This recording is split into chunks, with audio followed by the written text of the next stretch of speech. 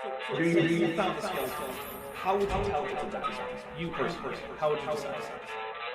Well, interesting question. I don't know. I'd have to do some research on that.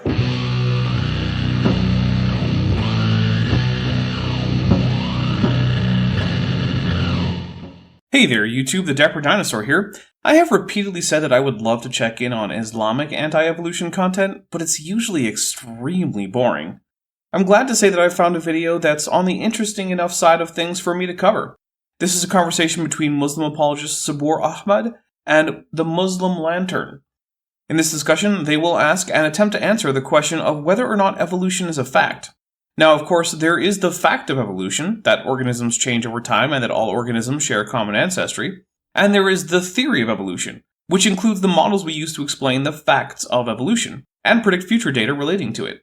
So the answer to is evolution a fact is both yes and no in different ways. That being said, let's let Sabur and Lantern take it away. The theory of evolution, fact or fiction. And I want to say something important here, right? What is a fact? That's actually a good question, and not one that's as easy to answer as you might think. In science, the facts are generally the data. The masses of things, the length of things, their emission spectra, etc. Those are facts. In common parlance, though, it's more along the lines of something that is so likely to be true that to disbelieve it requires some intellectual perversity. In philosophy, we might say that it's a true statement. I like to usually use the version of something that's so likely to be true that to reject it would be perverse. I find it's the version that most people use even if they don't mean it. And if I want to use the other definitions, I'll probably let you know I'm doing that. Right. Something that we need to keep in mind, right? Now, let's leave the definitions of philosophical definition, jargon, and all of this nonsense. We're not going to get into that. I feel like getting into the definitions of the word you're using as the very topic of the discussion is important. But maybe there's a hidden Quran verse that I've missed all the times I've read the Quran that says that definitions are for infidels. Generally, when someone says something is a fact, they say that there is no doubt in that thing. I disagree wholeheartedly. There are almost no statements that can be made with absolute mathematical certainty. I might say that it's a fact that I live in Arizona, but maybe I'm actually a delusional brain in a vat in Kentucky. I can't say with complete confidence that I live in Arizona. Just with so much confidence that the other possibilities would be rather absurd to entertain given the current information I have. Does this mean it's not a fact I live in Arizona? I would argue that it is, in fact, a fact. There is no doubt in it. We agree on it.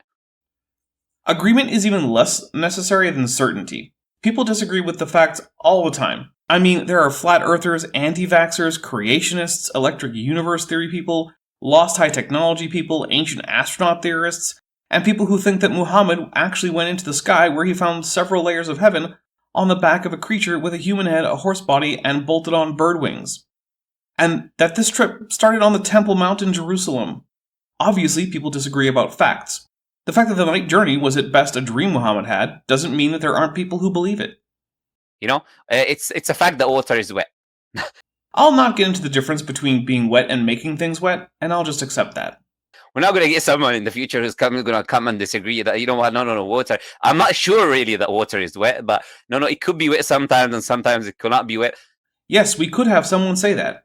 I mean, we have flat earthers that exist, and that disagreement won't make the water change in the least. Fact is a fact. That's not a helpful sentence. So what happens is in the scientific community, what they do is that they sell you evolution as a fact. I like the idea that there are evolution salespeople, and not just, scientists and science communicators. Science doesn't need dawah. It works and so it builds on itself. And if you want to learn what the facts are as best as humans have worked them out about the natural world, you look to science. If you feel like the Quran is going to tell you best what God wants from you as an individual person submitting to him, then great, look there. It has no bearing on the facts as determined by science. No doubt about that. You go to universities, if you study in university, study anything related to biology, it's already a fact. Yeah, it's the only unifying theory in all of biology. It's like complaining that your astrophysics class just assumes that gravity is real. They do that for a very good reason. All the evidence indicates that it is, and it's the kind of thing that ties the whole field of astrophysics together. Since, at those scales, matter is dominated by gravity. People believe evolution is a fact, right? Right. So, what I'm going to try to demonstrate now, is it really fact, or is it the opposite of fact? Is it fiction, right? That's not strictly speaking the opposite of a fact, I don't think. But who cares? And I want to say something important, right? There are a group of people, just before we get started, I want to make 2 points, right? First thing is that there are people who've already made up their minds. If you made up your mind, if you were willing to actually open your mind and to listen and to see what this person is going to present to me, then this kind of stream, I would say, is for you. Well, I went from anti-evolution to accepting evolution, and I'm okay with going back. But, you know, it'll be an uphill battle.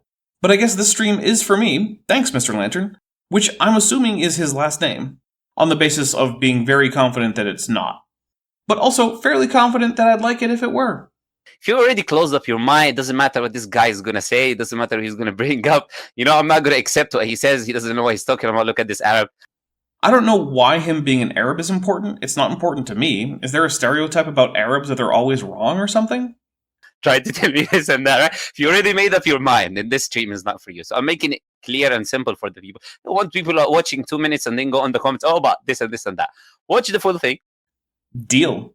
I will watch the full thing. Although I did cut out an invocation thing at the beginning, because my channel isn't about prayer, so I didn't include that. That being said, these guys and anyone else is welcome to pray, I don't care. That being said, even if I do cut out some things like that, rest assured, my dear audience, I'll be watching everything. Once you watch the full thing, then say what you want to say. Nah, I like my running commentary format. The second thing I want to say is that what we need to do as Muslims is very important here. We cannot be on the back foot. We cannot be on the back foot when it comes to evolution. What do I mean by that? That's my question too. I mean, I hope he means that Muslims can't as a group fall behind in terms of science literacy, and that they should stay active in science and spread knowledge of it within the Ummah. Unfortunately, I strongly suspect that's not what he means. Evolution is not our claim. Why are we trying to disprove something which is not our claim to begin with? I don't know. I kind of wish you wouldn't.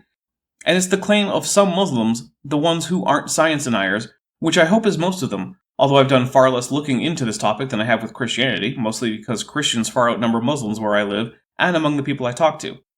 In fact, I don't think I've had regular contact with Muslims since college, when I was doing things like taking Arabic as my foreign language, and helping immigrant students with their English skills or correcting my comparative religions professor about who Waraqa bin Nawfal was. I'm saying from the beginning, if you're moving from this perspective, you've kind of already lost. What you need to do is to ask that other individual to demonstrate to you why this is a fact. I mean, genetics, homology, ERVs, cladistics, phylogenetics, and let's not forget everyone's favorite.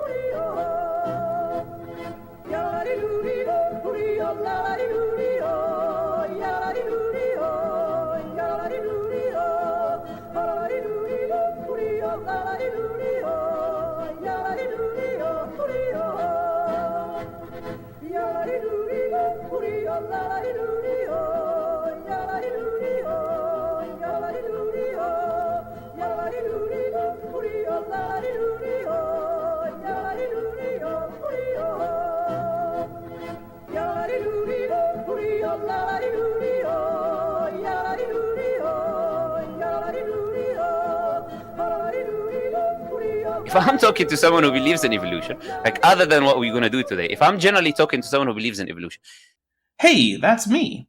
The onus of the claim is on him. He's supposed to demonstrate to me evidences why evolution is true. No, I'm not. The consensus in science is the consensus because it is currently the best evidenced option we have.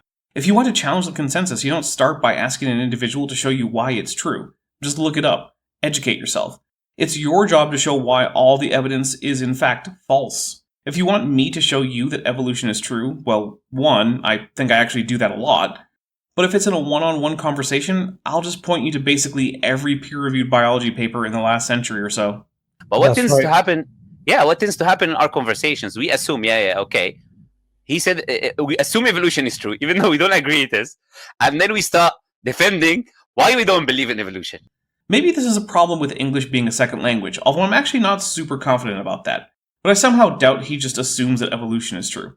What he more likely does is assume that it is the consensus, which is true. and that therefore it has largely met the burden of proof in the minds of most people who care to investigate the subject, which it has. Also, I say I'm not sure English isn't his first language because there is a tendency in Muslim apologists that I've noticed to adopt a kind of faux Arabic accent. It's not something that I've done a statistical study on, but I've seen a lot of Muslim apologists, including ones born in the Anglosphere, who have this distinct accent. No. You see, I see that's the biggest problem that we have today, right? We need to understand. Look, the other person needs to come and give me the evidence, demonstrable, can demonstrate evidence to me, in front of my eyes. Look, this is the evidence why evolution is true. Okay, how about the fact that endogenous retroviruses, which are defunct parts of the genome inserted anciently by viruses, line up with the same hierarchy we get from broader genetic studies, such that humans and chimps share ERVs with each other that no other organisms have, and together they share ERVs with gorillas that no one outside those three genera share, and all the way down. I have yet to see a way to explain that other than common ancestry, and if humans shared common ancestry with all other apes, then the ape family must have evolved over time to result in the diverse members today. Bam! I just provided evidence for evolution. And then I can maybe think about, okay, refuting the evidences that he's bringing forward, critiquing it, and this and that. Okay, but also, this isn't the situation right now. I know my audience is watching me be a somewhat agnostic participant, but for Mr. Lantern and Mr. Ahmed, I wasn't there. If they too, as anti-evolutionists, want to have a discussion about why evolution is fake, they need to provide reasons to not accept the evidence that is put forth in literature. There's very little point in saying how they would like this conversation to go if they were having a different conversation, since they're actually having this conversation. It's like me starting a conversation with an atheist and then him accepting the assumption, according to his worldview, that God exists, and then I ask him, disprove God. Would any atheist ever accept that? No. If you're an atheist, you should have some articulable reasons for rejecting the existence of gods. I know a lot don't, and that is a problem with them, and I am fully aware of just how dumb some atheists are. I mean, a bunch of them are fans of Richard Carrier, and he's the Richard Carrier of early Christian history. So why are we doing that? That's a good example. That's a very good example. Yeah, subhanAllah. Yeah. So why are we doing that? They're doing it because they're the ones going against the consensus in science. So they're the ones going against what everyone else sees as the evidence. You want to say something, yeah? No. Exactly what you said. I love the way that you put it. You know, if a Christian comes up to me and they are, sorry, not a Christian, sorry, a Darwinist comes up to me and they want to put the onus on me, I'm going to say, no, the onus is on you. You're the one that made the claim. Wow, they really are taking a leaf out of the online atheist handbook in just flatly rejecting any burden of justification for their position. Rejecting a claim isn't the default. You need reasons to reject it. Often those reasons are easy to find. Like if you tell me that you own a dog, but I know that you're allergic to dogs, that's a reason to reject your claim that you own a dog. If you want to reject a God claim or the claims of evolutionary biology, you similarly need reasons. So all Sabor and Lantern are doing is just being intellectually lazy. I'm the one who's silent. You're the one that's claiming there is a universal common ancestor. It was a blind random process. So what you did right now, I think will give a lot of people confidence. Good to know that Muslims as well as Christians just forget about the non-random parts of evolution. And yeah, going forward, that's going to be a theme. Because they know that they can just sit there, fold their arms, and they need to wait for the other side to give the presenting case. And all they need to do is challenge. That's the advantage of having a century or so of evidence and being well within the academic mainstream. When that's what you're doing, you have the presumptively correct position. Now, you should still be able to justify it, but the idea that all conversations about it need to start with you doing so is silly. The justifications are well known and published where it matters. That's not the case for anti-evolutionism, even if the claims of it are well known to me personally. I'm just weird like that. Okay, right. So we've got what we call quote-unquote evidence, right? Do you think he knows that all the laughing just makes him look like a fool? So I'm putting it in quotation marks for a very important reason, right? This is what people in the Darwinian field will present to you as evidence. Well, those things are part of it, although I have no idea what number 6 rational problems is supposed to mean. I don't know if there's anything else that we can consider to be evidence anyways, but let's say this is the bulk of what is considered to be evidence. This is the main topic, this is the most important thing. I mean, I would consider the twin-nested hierarchy of morphology and genetics to also be really important. Also, embryology and endogenous retroviruses treated on their own. Obviously, fossil record, vestigial organs. We'll go into what vestigial organs are if someone doesn't know. Homology, and obviously the natural selection is the blind processes that happen based on your environment for survival and reproduction, etc. I know that calling it blind natural selection is supposed to imply that it's unaware of the world, which is true. Natural selection isn't a conscious agent, but so what? The process of natural selection doesn't need senses. It's simply the outcome of differential reproductive success. Do you think Sabor and Lantern are going to say that all organisms reproduce at the average rate for their species? That would be hard to believe while also being a human who presumably knows people who didn't reproduce, people who only had one child, and people who had 2, 3, 4, or maybe even 5 kids. We've got random mutations. The mutations happen randomly and all of the story. And then we've got similarities in genes, humans and chimpanzees, and different animals with each other and all of that, right? Alright, so maybe 6 isn't supposed to be evidence for evolution. It's just their last talking point. Not sure why they wouldn't separate it into a new section so it's not under the heading evidence, but hey, I'm not in charge. Then lastly, we're going to talk about some rational problems that we have with the theory of evolution as a theory, right? Hey, I was right. And I'm going to go into an important thing later on, what I mean by the rational problems, okay? Let's go on to the first thing, inshallah. Okay, so the important thing is this. Darwin, when he put his theory, in chapter 6 of his book, obviously here, Origin of Species, chapter 6, difficulties in the theory, right? He put this chapter about the problems and difficulties that can come up with his theory, etc. And he said something interesting here. Ooh, my dino sense is tingling. I think they're about to quote the first edition of Origin of Species and not the 6th and final edition. He said, but as this theory, innumerable transitional forms must have existed. He put forward this thing, which every evolutionist comes up to us with as well. I will explain why they come up to us with this idea. They say that, look, there's thousands of creatures, there's thousands of animals, thousands of things which have evolved on a long, gradual period of time and gradual process that took billions and millions of years. Why is this important now? Because the people who will deny this today based on certain individuals, they still, when we ask them, can you show us a transitional creature today that have evolved? They always use this excuse of gradualism. No, actually they don't. Or at least I don't. I just show you transitional forms in the fossil record. Like here's Protoroctopus, a basal vampiropod, that's transitional between vampire squid and octopus. Also, it looks like the dino sense was a false alarm, and this quotation exists in both the 1st and 6th edition. I do think, however, that it's important to note that by the time of the 6th edition, chapter 10 is about the imperfection of the geological record, and in the final paragraph we read, quote, the several difficulties here discussed, namely that though we find in our geological formation many links between the species which now exist and which formerly existed, we do not find infinitely numerous fine transitional forms closely joining them all together. The sudden manner in which several groups of species appear in our European formations, the almost entire absence, as at present known, of formations rich in fossils beneath the Cambrian strata, are all undoubtedly of the most serious nature. We see this in the fact that the most eminent paleontologists, namely Cuvier, Agassiz, Barrand, Pictet, Falconer, E. Forbes, etc., and all our greatest geologists, such as Lyell, Murchison, Sedgwick, etc., have unanimously, often vehemently, maintained the immutability of species. But Sir Charles Lyell now gives the support of his high authority to the opposite side, and most geologists and paleontologists are much shaken in their former belief. So even at the time of the 6th edition, geologists and paleontologists were reversing course on this. And let's not forget that Archaeopteryx was found shortly after being a more or less perfect transitional form between what was then thought of as a reptile and a bird. So when it suits them, they say, oh, this takes thousands and thousands and thousands and millions of years. I mean, at a minimum, it can happen in a few minutes. But if you want to watch the whole thing from the first life on, then yes, it's thousands of millions of years of time.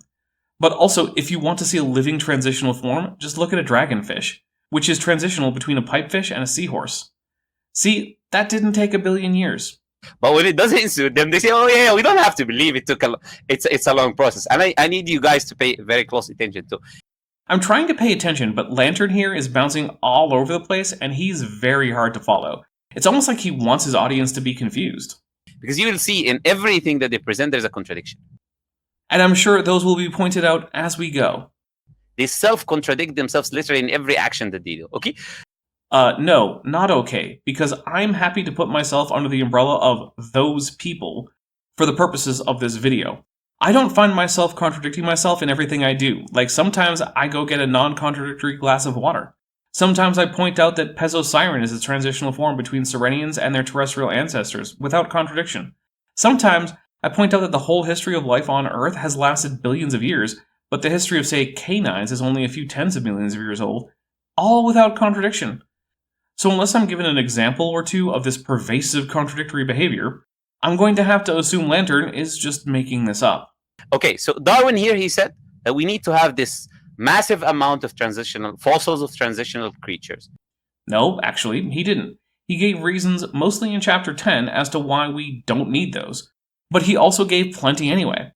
Let me know in the comments, do you think Lantern or Sabor have read the whole of The Origin of Species, and so know that the chapter they should be looking at is Chapter 10? And are they being dishonest by not doing so? Do you think that they have not read it and are just copying someone else's cherry-picked quotation? Or do you think that they're just complete morons? I'm leaning towards the first option. Further, of course, is the point that Darwin's book was published quite a while ago and isn't exactly cutting-edge science.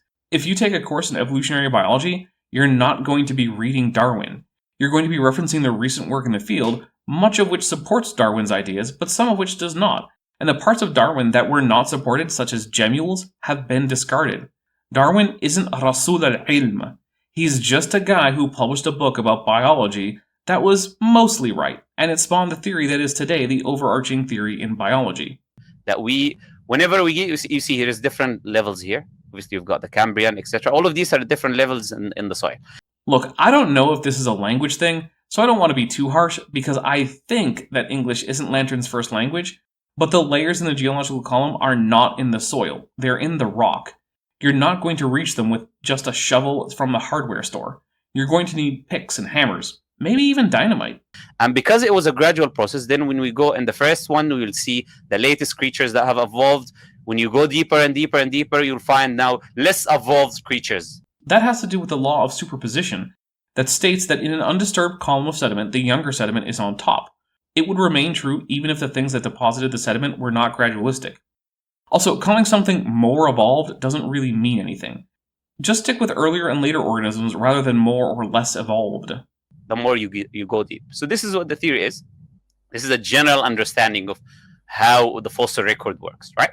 Very generally. Each of those periods are broken up into stages, and even the stages are often broken into parts like early and late. So Darwin himself knew that we're not finding all of these transitional forms. Yeah, we'll just ignore Archaeopteryx, which he knew about. That's unwanted nuance. So he continued to say, after saying that they must exist, so he is making the claim, not us, he's saying that they must exist based on the idea. Hey, in the very quote that they use, Darwin used the pluperfect, must have existed. This means that the action of existing was completed in the past, which means that Darwin is not insisting just that they were around, but that they seemingly are not now, and he then goes on to explain that.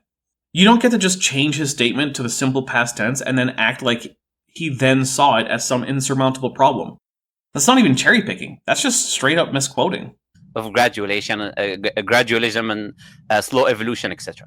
Then he says, why do we not find them embedded in countless numbers in the crust of the earth? He's asking a question on our behalf, right? Yeah, that was a big part of Darwin's style. He anticipated objections to his ideas and gave his counter-arguments in his own book so as to head off those objections at the pass. It's actually quite a clever thing to do. We don't need to ask the question, he's asking. Now, how did he answer the question? It is hilarious how he answered the question. He said, I'm going to talk about that. It will be more convenient to discuss this question in the chapter on the imperfection of the fossil record, basically. I'm not sure why that's hilarious. Like, is it hilarious that he wanted to answer most of the objections in Chapter 6, but he thought that the response to this one involved enough to warrant its own chapter? Like, is that the joke? It's not a very good joke. Do you think the joke is actually that Lantern didn't bother to read Chapter 10? He made a chapter and he said, the fossil record is not perfect. It's not, but he went to great length explaining why, and how it is that we also haven't found everything that's in it. And went on to note that paleontologists and geologists were coming around as more and more fossils were uncovered. And then, not long after the publication of the final version of the book, an unambiguous transitional fossil was found. How does that justify your theory or anything that you said? It doesn't, and it was never supposed to. It's a response to a criticism of the theory. It's an attempt to deflate an objection, not a positive indication of the truth of the hypothesis. But you know who can deflate objections to evolution like champs? People who subscribe to this channel. So why not check to make sure you're subscribed and have notifications turned on? While you're at it, hit the like button. That has nothing to justify everything. That cannot amount to the claim that you guys make. There is an innumerable amount of transitional forms and creatures. We need to find them. They have to be. When we finding all of these creatures, we need to be finding all of these fossils that lead us, for a fact, that evolution took place. Why are we not finding them?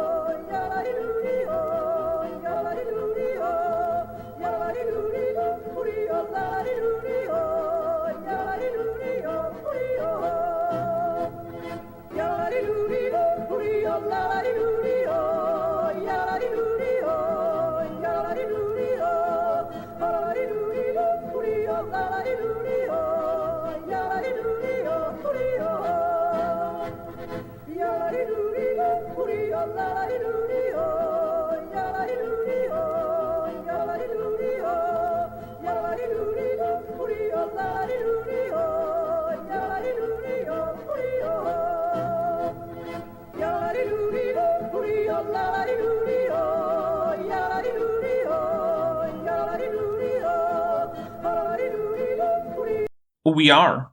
Right? Then we had what we call a very interesting thing that brought even more problems on this idea, which is the idea of the Cambrian explosion, right? Oh great, we're about to go full Meyer. So we've got this layer here, Precambrian and then Cambrian. We've got something called the Cambrian explosion. We found so many fossils from that period, and all of these fossils, they do not support the idea of gradualism, and that creatures took all of this time to evolve and this and that. I mean, they do. The Cambrian was a period of some 50 million years, and over that time, there is clear evidence of organisms diversifying and evolving. Even basic phyla aren't there at the very beginning, and what are there are stem lineages allied to modern groups, which is exactly what evolution would predict. And so we have stem arthropods like the radiodonts, which aren't quite arthropods lacking the key feature of jointed limbs, but are clearly very closely related. Similarly, we have bilaterally symmetrical stem echinoderms. All of this is an absolutely amazing confirmation of the theory of evolution. We found all of these creatures. So we find this... Trilobite, sorry. Fun fact, there are no trilobites from the first 10 million years or so of the Cambrian period. I guess they didn't just show up suddenly at the beginning of the Cambrian fully formed. Thank you. So this trilobite is an example that we found from the Cambrian period, right? Actually, no, that trilobite is not from the Cambrian. That's Urbinochile, which is from the lower to middle Devonian of Morocco. Cambrian trilobites tend not to be so heavily ornamented or have such derived eyes. It's almost like the group whose existence spanned virtually all of the Paleozoic actually managed to evolve during that existence.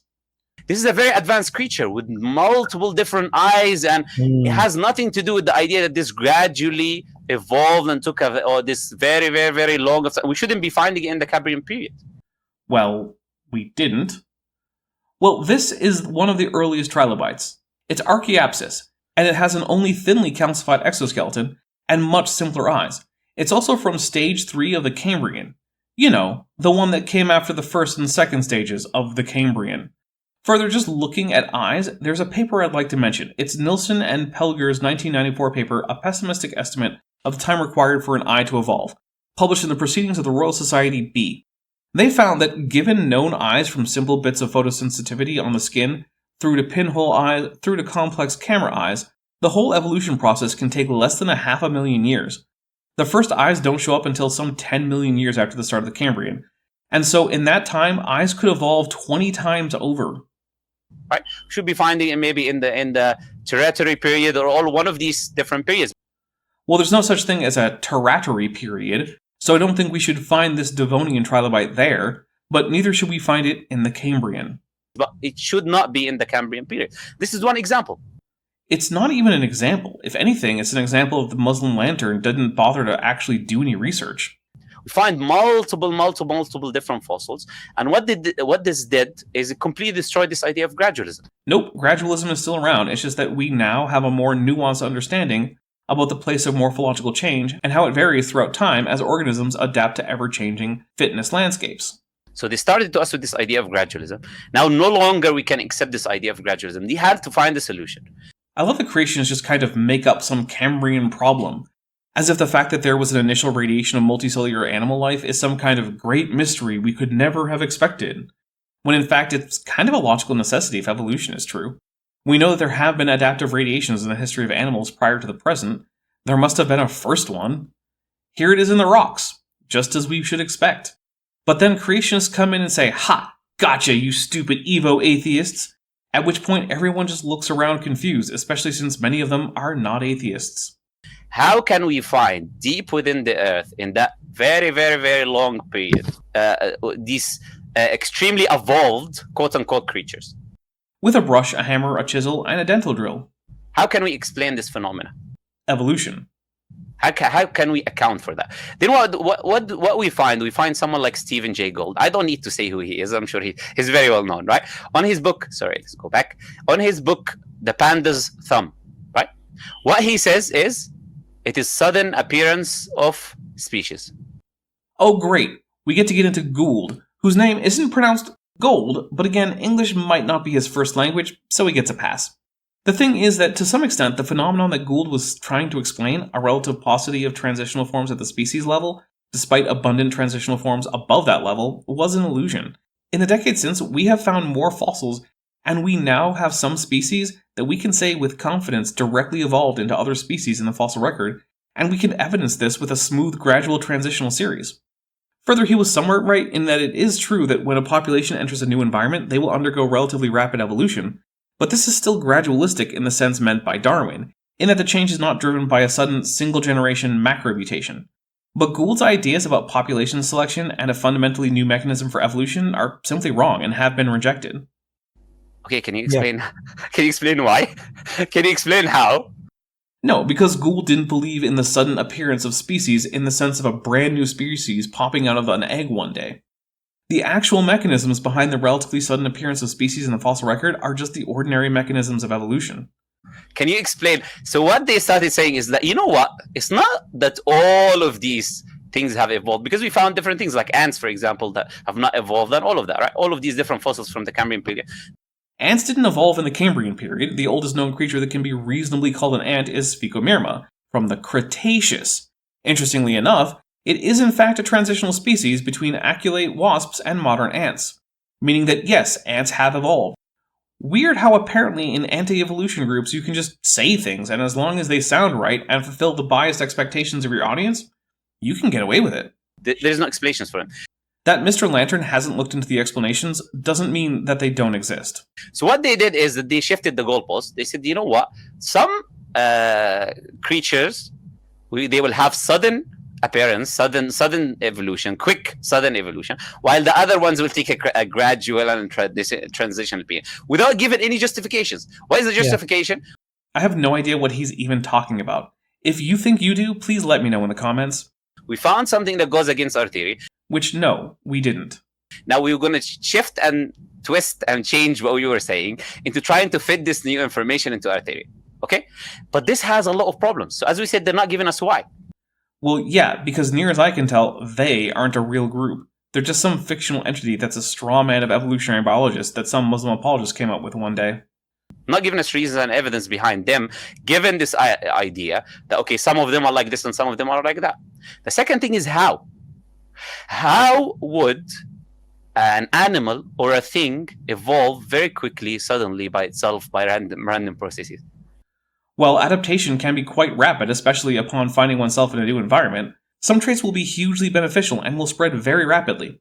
A recent example can be seen in Tasmanian devils, who have 2 forms of transmissible cancer, which are widespread in the population and lower the life expectancy of the animals from some 5 or 6 years to just under a year.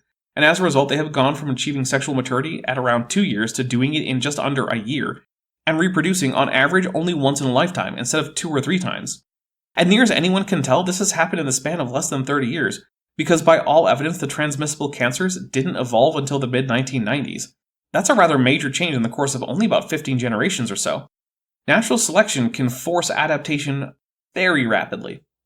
So you were given the excuse. This is a big issue now, right? Because they were given the excuse of natural selection. This happens in a long period of time based on the environment and this and that. A long period of time is a relative thing. On a human timescale, yes, it does tend to take a long time for observable evolution to happen. But when you're talking about the fossil record, 100,000 years is a very short amount of time. So natural selection is both gradual and can also be rapid without not being gradual. Because timescales matter. So how can you account for this very sudden, perfect evolution, if you want to use that term? I don't want to use that term because I have no idea what would make evolution perfect or imperfect. It's like saying we have perfect gravity. It doesn't mean anything. That happens at a certain time suddenly. How can you account for that? How can you explain that? It is the job of neither scientists nor science communicators to explain how a strawman version of a scientific theory is supposed to operate. I have already explained the real way evolution does operate, not just here, but across my channel. And what we would say is it's impossible to explain. For example, of course it's impossible to explain. It's an intentionally absurd strawman. Animals like giraffes, right? What they said is that they didn't have that long neck. Well, giraffes have always had somewhat long necks, but as you can see this Paleotragus, they certainly didn't always have the absurd stilt necks of modern giraffes. They were trying to eat from the trees, so they were extending their neck, extending, and through a gradual process, their neck started like stretching. You know how ridiculous these things happen when you start to actually listen to their claims, right? That's not evolution as it's currently understood. What's being described is Lamarckian evolution. That idea has been known to be largely false since the 1930s, so, almost a century. I think right now, when it comes to the triangle beam, we have someone who definitely did not choose well-informed. Honestly, I was under the impression that Sabor was a bit better informed than this, and I'm surprised he doesn't seem to be jumping in to correct Aho. And then it started to stretch, until it started reaching the leaves and started eating from the food. Now, what is the problem there? Is if we assume sudden evolution, are you trying to say to me that the blood vessels, the bones, tissues, the heart, everything related to blood evolved suddenly all together in the perfect manner that the giraffe is not going to die? No, because the evolution of the giraffe was neither sudden nor Lamarckian. We have a full transitional series of giraffes with varying neck lengths. Let alone now to go to speak about the breathing system of the giraffe and all of these things. I can't tell if he said the breeding or the breathing system of giraffes, but neither need much special explanation. They're pretty standard mammal lungs and mammal genitals. If there is a sudden evolution that took place, which there wasn't, at least not in the sense of being so fast it can't be accounted for by known evolutionary mechanisms. How come that happened that all of these organs and everything in the body changes in the perfect way, in the perfect time for that creature to survive without any external factors? I don't know what that means. If in embryo the neck of an animal grows longer, then the nerves, muscles, tendons, and blood vessels will grow along with it. That's how embryology works. These structures respond to various chemical signals and so grow towards certain parts of the anatomy regardless of whether the neck or the limbs are short or long. You don't need one mutation to make the cervical vertebrae long and then another to make sure that the blood vessels still get from the heart to the brain, and yet another to make sure that the nerves get from the brain down to the heart. Now that's a claim I want to ask Stephen Jay Gould if he was here. I would ask you that question. Stephen Jay Gould may not be here, but there are plenty of evolutionary biologists who are here and can be asked. I've had some on my channel. Can you account for how it is possible for an animal like a giraffe, which has all of these massive changes? If you looked at the blood system for a giraffe, how the blood goes from the heart to the brain. If we're here talking about the so-called valves in the blood supply that prevents a giraffe from fainting, they're just extra flaps of the same tissue that makes up the wall of the blood vessels, and even a little bit of extra can help with the backflow problem. So incremental evolution as the neck elongates is all that's needed to explain this. Neck gets a bit longer, so now it needs a bit extra resistance to backflow. So those animals that get a mutation that make a few flaps of tissue grow in the blood vessels are at an advantage. This pressure stays as long as the necks are elongating, so those two traits evolve in parallel. Natural selection is acting on the whole organism. It, unlike artificial selection, will not simply select for some gross morphological feature, like neck length, without also selecting against those animals who cannot maintain that morphology without serious problems like fainting. In all of this long neck, you'll be shocked. Are you telling me that, just random chances? Okay, this is the first thing that we want to talk about, okay? Well, mutations and genetic drift are more or less random, but selection is certainly not. So no, I'm not telling you that the giraffe evolved by random processes. I'm saying that there were both random and non-random processes at work, and that they were not Lamarckian. Let's move on. So the first thing we said is the Cambrian explosion. So what we said here in the Cambrian explosion is that they did not found those species. Which species? This isn't even an English as a second language thing. This is a basic how pronouns work thing. You can't just say those species after talking about giraffes and then just switching your reference to the Cambrian. I mean, we sure didn't find giraffes in the Cambrian. But also, we didn't find Devonian trilobites either. The Cambrian is chock full of stem lineages and transitional fossils, though. With the testimony of someone like Darwin and other people, they did not find those transitional creatures. If they did find them, we wouldn't have anything to contest anyways. Right? Right, and since they did find them, Lantern Man doesn't have anything to contest. And yet, here he is. It's almost like this was never about evidence or fossils at all. Instead, it was about a philosophical commitment to a literalist reading of the Quran. We would say, okay, then you've got all of these different fossils. Okay, that makes sense. Okay, now we'll look into what you guys are saying. Okay? And yet, despite science doing its part, apparently Sabor and Lantern have not done theirs and looked into it. But they don't have it. So what did they do? They went out and found the fossils.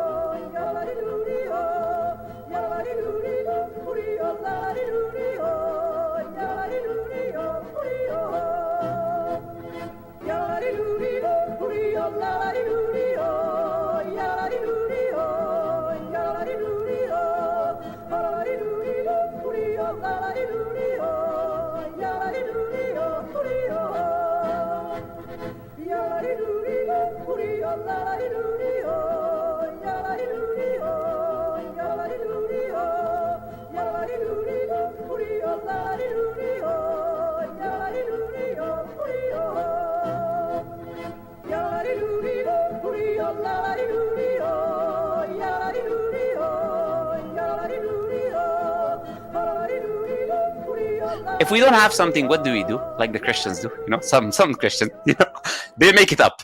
I mean, I keep showing the transitional fossils. None of them are made up. Sphecomyrma isn't made up. Hycoichthys isn't made up. Australopithecus isn't made up. Pakicetus isn't made up. Tenoimbricata isn't made up. And I could go on and on. So if I don't have a verse in the Bible that supports the Trinity, we will make up a verse that supports the Trinity. It's the same idea with science. Well, most theologically savvy Christians I know of would agree that no single verse in the Bible teaches the Trinity. Rather, the Trinity is an understanding that attempts to harmonize the various characters in the New Testament who seem to have divine attributes. I'm not here to say if it's a reasonable harmonization or not. It's certainly not the only one that Christians have come up with. Also, you know what's fun? There isn't a single verse in the Quran that supports the common Muslim belief that the Torah and Gospels that we have now have been corrupted. The author of the Quran apparently completely believed that it was in line with both, despite that not being true. On the other hand, science actually does have transitional species. We don't have evidence for this idea. What we will do is that we will make up evidence for this idea. It sure would be nice to see an example of something that is currently being used as evidence for an idea in evolutionary biology, which is also known to be a fake and made up by the scientists who wanted to use it as evidence. So let's go on to look at some of the links in what I would call clear-cut forgeries with their own testimony. And I want to say something very important. Look, all the magazines that I'm going to put forward here are magazines that actually support evolution. What does it mean? They accept evolution to be a fact. They are well-accepted scientific magazines in the scientific community. I'm not going to bring you creationists, quote unquote. I'm not going to bring you books of people who already deny evolution. I'm going to bring you their own testimonies about their own things. Well, this sounds like Lantern just got out of the quote mine after a long day of work. So if you're an atheist that accepts the scientific community, or you're a Muslim that you want to say what they say themselves about their own theory, we'll go on to look one by one. So let me open the first link, inshallah. Just give me 1 second, and then let me share my screen. Okay, so and I'm going to go quickly because I'm not going to go into much details. You can go later on, you can guys look at the links and go into much details of each single fossil and why it's a forgery, right? Oh, don't worry. That's my plan. It always was. This fossil that was announced as the missing link? Ah yes, Archaeoraptor, which was not forged by someone trying to prove evolution, but by some Chinese farmer who wanted to sell a fossil for money, because rural Chinese farmers are extremely poor and are generally kept that way by the Chinese Communist Party, who, like Answers in Genesis, are a bag of dicks, but unlike Answers in Genesis, are actively committing a genocide, not just advocating for it. No paleontologists published on it, because they all warned that it was in fact not a single fossil, but was two separate fossils glued together. Then it was published in National Geographic, which is not peer-reviewed, and then later retracted, because again, no one who is actually in a relevant field of science thought this was a genuine single specimen. As possible evidence is what is a forgery, okay? That's the first link. And while Archaeoraptor did not exist, part of the fossil was in fact an important specimen of the dinosaur Microraptor, which is in fact an important piece of the evidence in the link between birds and non-avian dinosaurs, and even made a prediction of evolutionary biology that early in their evolution, birds, before they were even properly birds, may have had wings on the hind and forelimbs, which Microraptor did indeed have. The actual Archaeoraptor saga's lesson is not that scientists are a bunch of dishonest hacks who make stuff up, like maybe a night journey to all the heavens after being magically transported to a Jerusalem you can't actually describe except to say it has tall buildings, but rather that scientists can identify fakes, and that even then, the actual non-fake elements of the fossil still give us valuable insights into the evolution of birds. This is a triumph of science. This is also a humiliation for National Geographic. Let's go on to the next link. Let's do it. I'm sure it'll be better than the Archaeoraptor one. Piltdown Man, infamous fake fossil. Okay? And all of these things that they talk about here, all things that no one is using as evidence for evolution, and we don't know who made the fossil. So even if it was made to bolster the theory of evolution, which is unlikely, it was neither needed nor was it really successful in doing that. Evolution in the broad sense of common ancestry and morphological change over geological time was already well accepted on the basis of the fossils that were known before Piltdown Man. Further, as more and more hominin fossils were found, Piltdown Man became more and more marginalized because it didn't fit into the clear evidence for an African genesis for humans, or with the apparent pattern of the evolution of the morphology of the hominin line. And of course, this prompted more examinations, and it was the evolutionary scientists, which is to say scientists, no modifier, who discovered that it was a fake. It wasn't some creationist on a crusade to show just how dumb evolution is. they were using as evidences. If you open the scientific textbooks, you'll find these things. No, you won't. Any modern evolutionary textbook that mentions Piltdown Man will do so only to note that it was fake. No one is currently using it as evidence of evolution in a current edition of a textbook. To, quote-unquote claim to be evidences for evolution, right? Yeah. Okay. No, it's not okay. I'm having trouble concluding that this is anything but a lie. I know for certain that Lantern didn't make this statement after a careful survey of textbooks that are currently in use in schools. So did he just make it up and say it? Well, I'd call that a lie. Is he just extremely credulous and believed it when someone else said it, but he didn't bother to check on it? That's at least not a lie, but it's unbelievably lazy. And good reason to not believe anything he says. Which is not to say it's good reason to disbelieve anything he says. It's not good reason to do that. But you know what? That's all for me today. Ah, yes, come in. No, Dapper is gone again. Sorry, it's only me here. But it's nice to have an audience of such delicious-looking humans. But I promised Dapper that I would eat before I did this for him, so you don't have to worry. At least, not yet. Anyway, when Dapper left, he was talking about two Muslim apologists, Sabur Ahmad and the Muslim Lantern. Only the latter of which was bothering to speak much last time, and that's not about to change. Lantern Man is in the middle of telling us how his various links that he put up on StreamYard are actually evidence of biologists faking evidence for evolution, and then that they're still using this faked evidence to bolster the theory of evolution. The first two examples were Archaeoraptor and Piltdown Man, and neither fit the bill as described by Mr. Lantern. So, let's see what other buffoonery these two have for us. Let's go to a third link. I think that's what's called a smoke alarm low battery chirp. Seems like Mr. Lantern needs to check his alarm. We wouldn't want someone burning down whatever building he's in. I've seen what happens when a city's on fire, and I do believe he would not be happy with such an event. So, baboon found in famous Lucy skeleton, right? Ah yes, a partial cervical vertebra long associated with Lucy was found to actually belong to Therapithecus, a baboon. If anyone knows about the Lucy skeleton, we're going to talk about it in depth as well. Oh, good, a whole in-depth ad hominid discussion.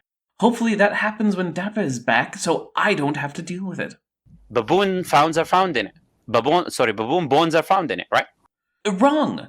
One baboon bone was found, and the same paper went on to affirm that the entire rest of the skeleton was in fact part of a single Australopithecus, and also went on to note that this did not actually affect any reconstruction of Australopithecus afarensis, meaning that it doesn't affect Lucy's place in the human family tree at all. Okay. Now, coming back to the slides. Let's come back to the slides for a second. What? No actual discussion of what meaning we're supposed to take away from this misidentified bone in the Lucy specimen? That's disappointing, just like humans so often are.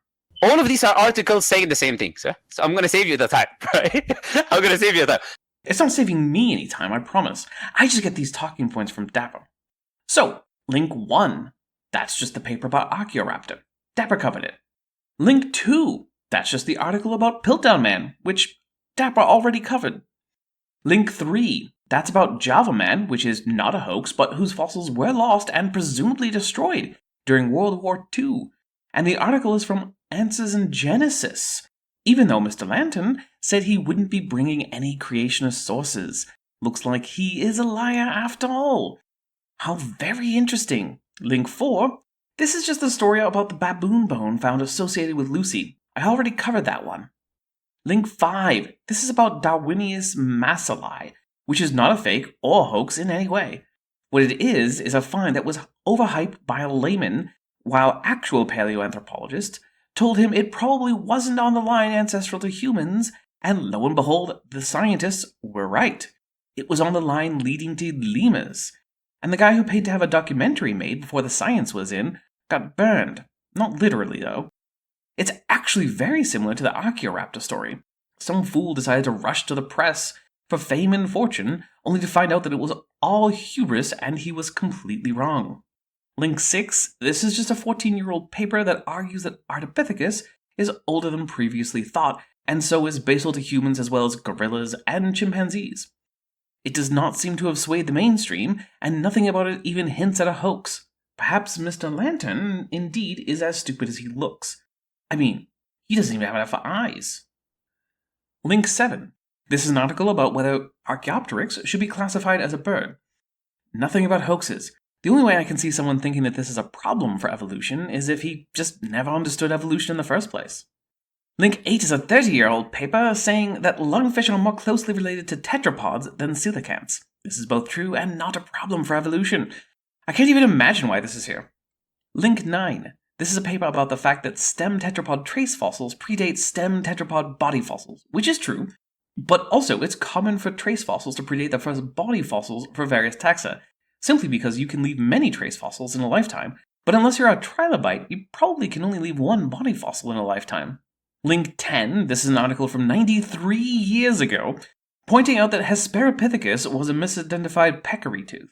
It wasn't a hoax, it was a layman not knowing how to tell the difference, and being corrected quite quickly after he went to the press about his alleged find. So once again, we have scientists correcting a layperson who rushed to the press, just like with Darwinius Massili and Archaeoraptor. It's almost like there's some kind of common thread of fate among the amateur fossil hunters. Link 11, this is just a paper saying that the Orsay skull, something I'm sure most of you humans have never heard of, wasn't a hominid skull, it was an equid skull. I don't know of anyone saying this was a hoax. I also don't know anyone using it as evidence for anything, except that you need to be careful when you examine fragmentary fossils. Link 12, this is yet another article from a creationist.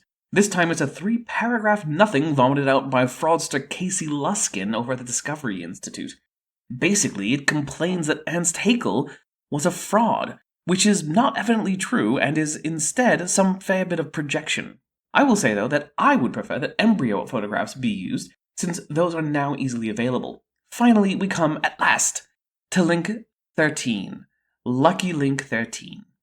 This is just a series of 5 case studies of 3 people who had what looked like tails but weren't, and 2 people who did in fact have true tails, which is an atavistic trait that is really only explained by evolution. This seems like it might have come back to bite Mr. Lantern had he bothered to talk about it. Some of the look, why Ada fossil is not the missing link. You can find it even in the link of the thing. Say some statements about these things, right? So all of these are talking about the same thing. All of it are forgeries, right? Explain in the comments how anyone is supposed to take that as anything but a lie after actually visiting all those links.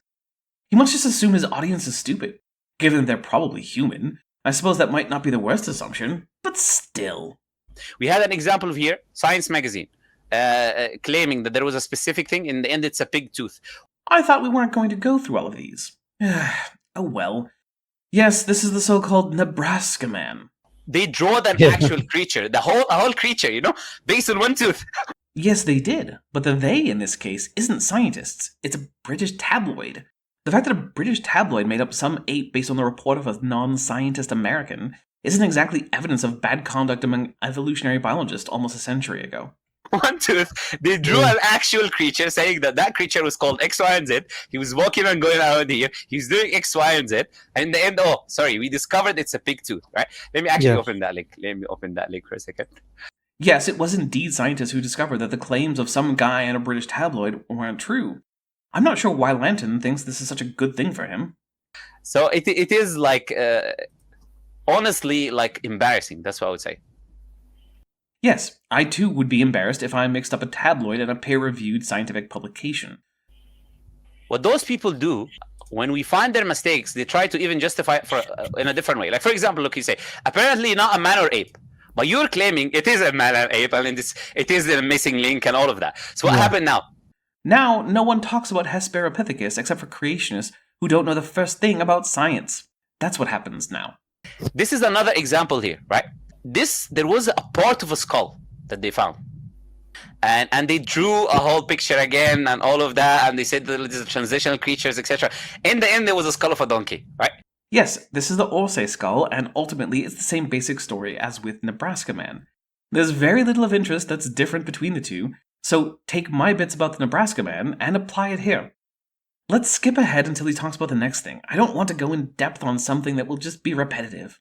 Which shows how these people use all of these false evidences to try to justify, as if they have evidences for what they say, when in reality they got nothing supporting what they say, right? Oh, so all the species of Australopithecus, Ardipithecus, Sahelanthropus, Paranthropus, and all but one species of Homo are fake. Where's the evidence of that?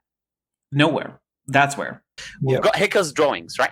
If you speak to someone today, as I said to you, someone who a little bit learned about evolution and this and that. If you talk to him about Haeckel's drawing, all he's going to say to you, this is a long time ago, disputed, and this. That's what they say. But these are used in medical textbooks. I don't know about medical textbooks, but I would expect them in general biology textbooks. And no, I don't like that they're being used. But the point about evolution being evident in embryology is true regardless, even if it's not exactly how Haeckel thought it worked. Photographs show the same evidence Haeckel was showing in his drawings. Also, it wasn't a hoax or a fraud. There's not a trace of evidence of Haeckel ever being convicted of fraud. And even the people who first proposed that he was a fraud retracted the claim after further investigation. Yeah. Until 2013. This link I have, it's showing you how many textbooks it is used in, up to 2013. Even though this idea was refuted in 1909. No. The idea that embryology exactly capitulates evolution was rejected, but evolution is still evident in embryology, and it can be seen in Karl Ernst von Baer's laws of embryology, which are in fact still alive and well. So, Darwin's time, So this idea was refuted at Darwin's time to be forgeries. They have never been shown to be forgeries. They did use other drawings for reference for embryos that Haeckel couldn't get a hold of himself. That's not forgery, but it's also a good reason to replace the drawings with actual photographs, as Dapper has long advocated for. But they're still using today in scientific textbooks and medical textbooks until 2013. Are you now saying to me that they did not know this basic information that me, someone who's not specialized in the medical field, knows? No, that is not what I'm doing, because I don't think Lanton knows any special information. He instead thinks he knows things, but rather he has just bitten off some misinformation and swallowed it whole. So I know that this is a forgery, but the people who are doctors, professors that are writing books, medical fields, professors teaching students, they don't know that this is a forgery? The only way Lanton could know if these drawings are a forgery is if he has new evidence. I suppose that's possible, and I would encourage him to publish that information somewhere besides on a YouTube live stream. And they still have it in their medical textbooks? Or is it that they know, but they don't care? Neither. It's that this pseudoscience advocate is wrong. But that's not something that he'll think up. He must almost think as highly of himself as I think of myself. And that's not easy to accomplish. Or is it that they know this is fake, but they don't care, and they want to push forward whatever they believe in? This is the other idea that we had of the human tail. I bet he lies and says that none of the tales were actually tales, even though 40% of the ones talked about were called true tales in the paper. Right? Say humans are born with tails, and these tails used to be from apes and from all of these different types of animals. And in the end, it is a disease called lipoma, and there's many different names for that specifically. It's skin disease, where you have an extra part of the skin coming out. Yes, that was 60% of the cases. What about the other 40%? We shouldn't mention that, should we? The true human tail, it is true, does not contain vertebra or spinal tissue, but it does indeed develop from the tail that is normally absorbed in the week 8 of human gestation, meaning that while it lacks many of the features of a tail you might expect in a dog or a cat, it simply is not true to say that it is unrelated to such tails. It develops from the same tail that all mammals have as an embryo.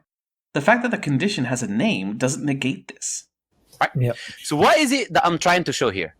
That he doesn't care about Surat an-Nisa ayah 107, one of several ayat that says not to lie or support those who do?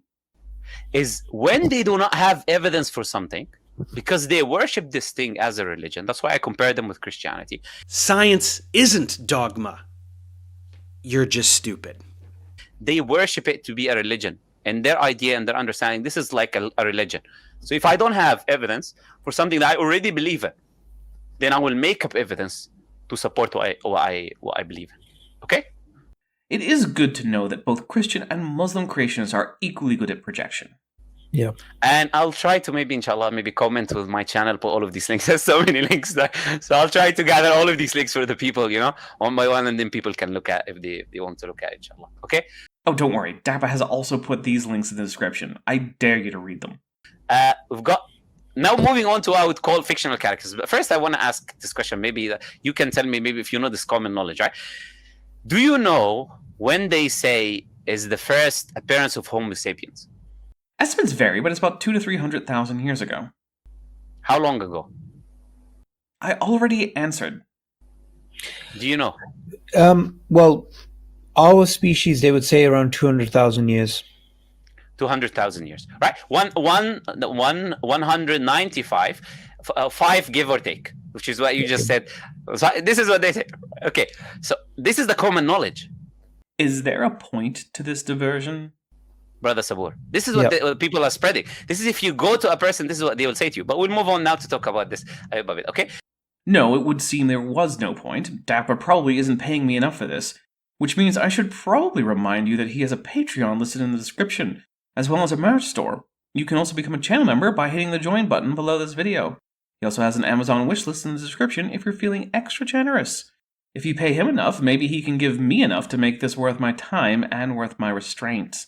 Well, I'm going to say also I'm calling them fictional characters, but not now. So Nature magazine research is what you said here, right? Yeah. Earliest appearance is 195, give or take 5 years. It's in this article by Nature, right? No, not give or take 5 years. 5,000 years. There's a difference. Further, that was for particular specimens of Homo sapiens which were radiometrically and stratigraphically dated. It's not even an attempt at an age or for the origin of the human species. Again, I'm sure Dappa put the link in the description, but it's also on screen in Lanton's video. Now we have a next article here by Nature. Actually, let me open this article.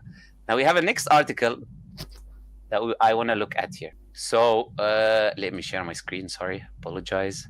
So we said what? 200.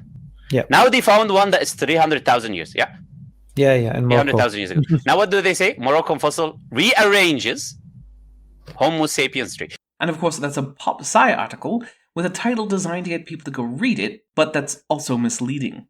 Nothing about this rearranged the family tree of humans. It's simply the then oldest identifiable Homo sapien remains, which were tentatively dated to 300,000 years ago. So what they found, by the way, this 200 years that they had. No, that they still had. Because finding older bones doesn't mean that the bones from 200,000 years ago are somehow older. Let me close this for a second. This 200 years gap that they have. There's no gap. Lantern just cherry-picked finds from 100,000 years apart. He's being some kind of orange-furred cartoon ape. If your elitist East Coast evolution is real, why has no one found the missing link between modern humans and ancient apes? We did find it. It's called Homo erectus. Then you have proven my case, sir. For no one has found the link between apes and this Homo erectus. Yes, they have. It's called Homo habilis. Aha!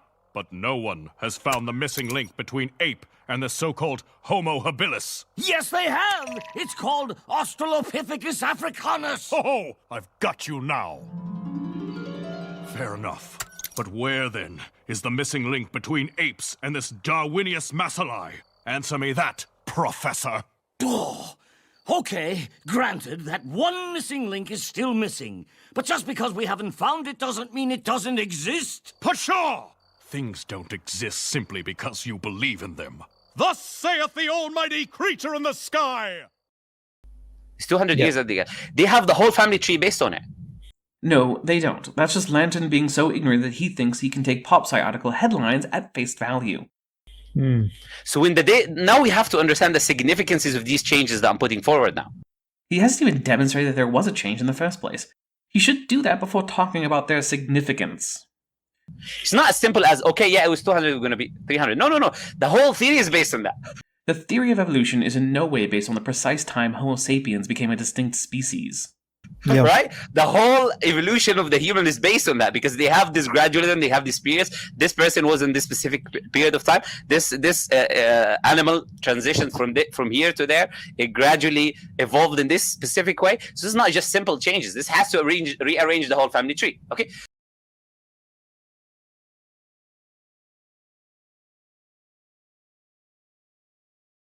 So they said 300,000 years. Let's move on to the next thing that they say. Okay, let me share my screen. So it's not 300,000 years.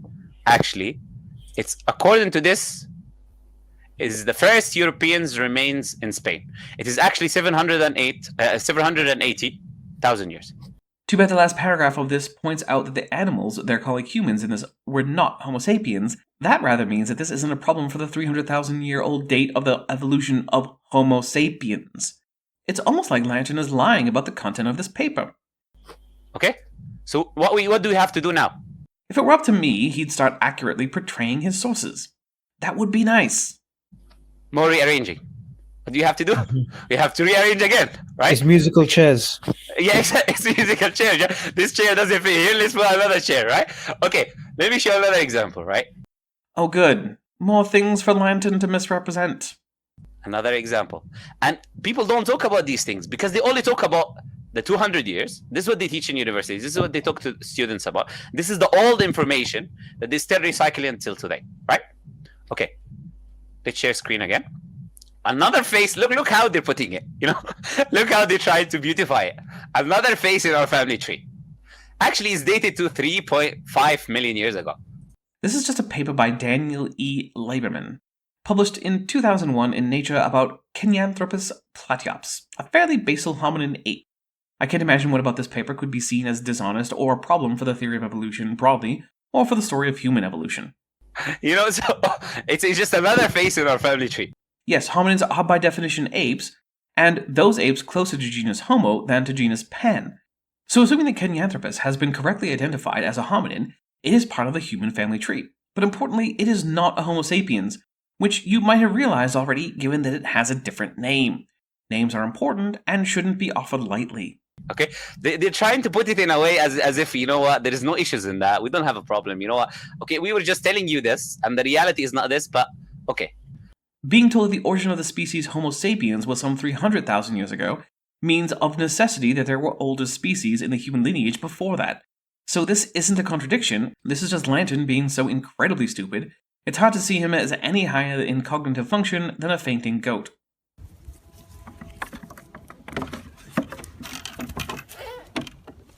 Let's do another one, okay? Because I want to read a little bit of what it says here as well.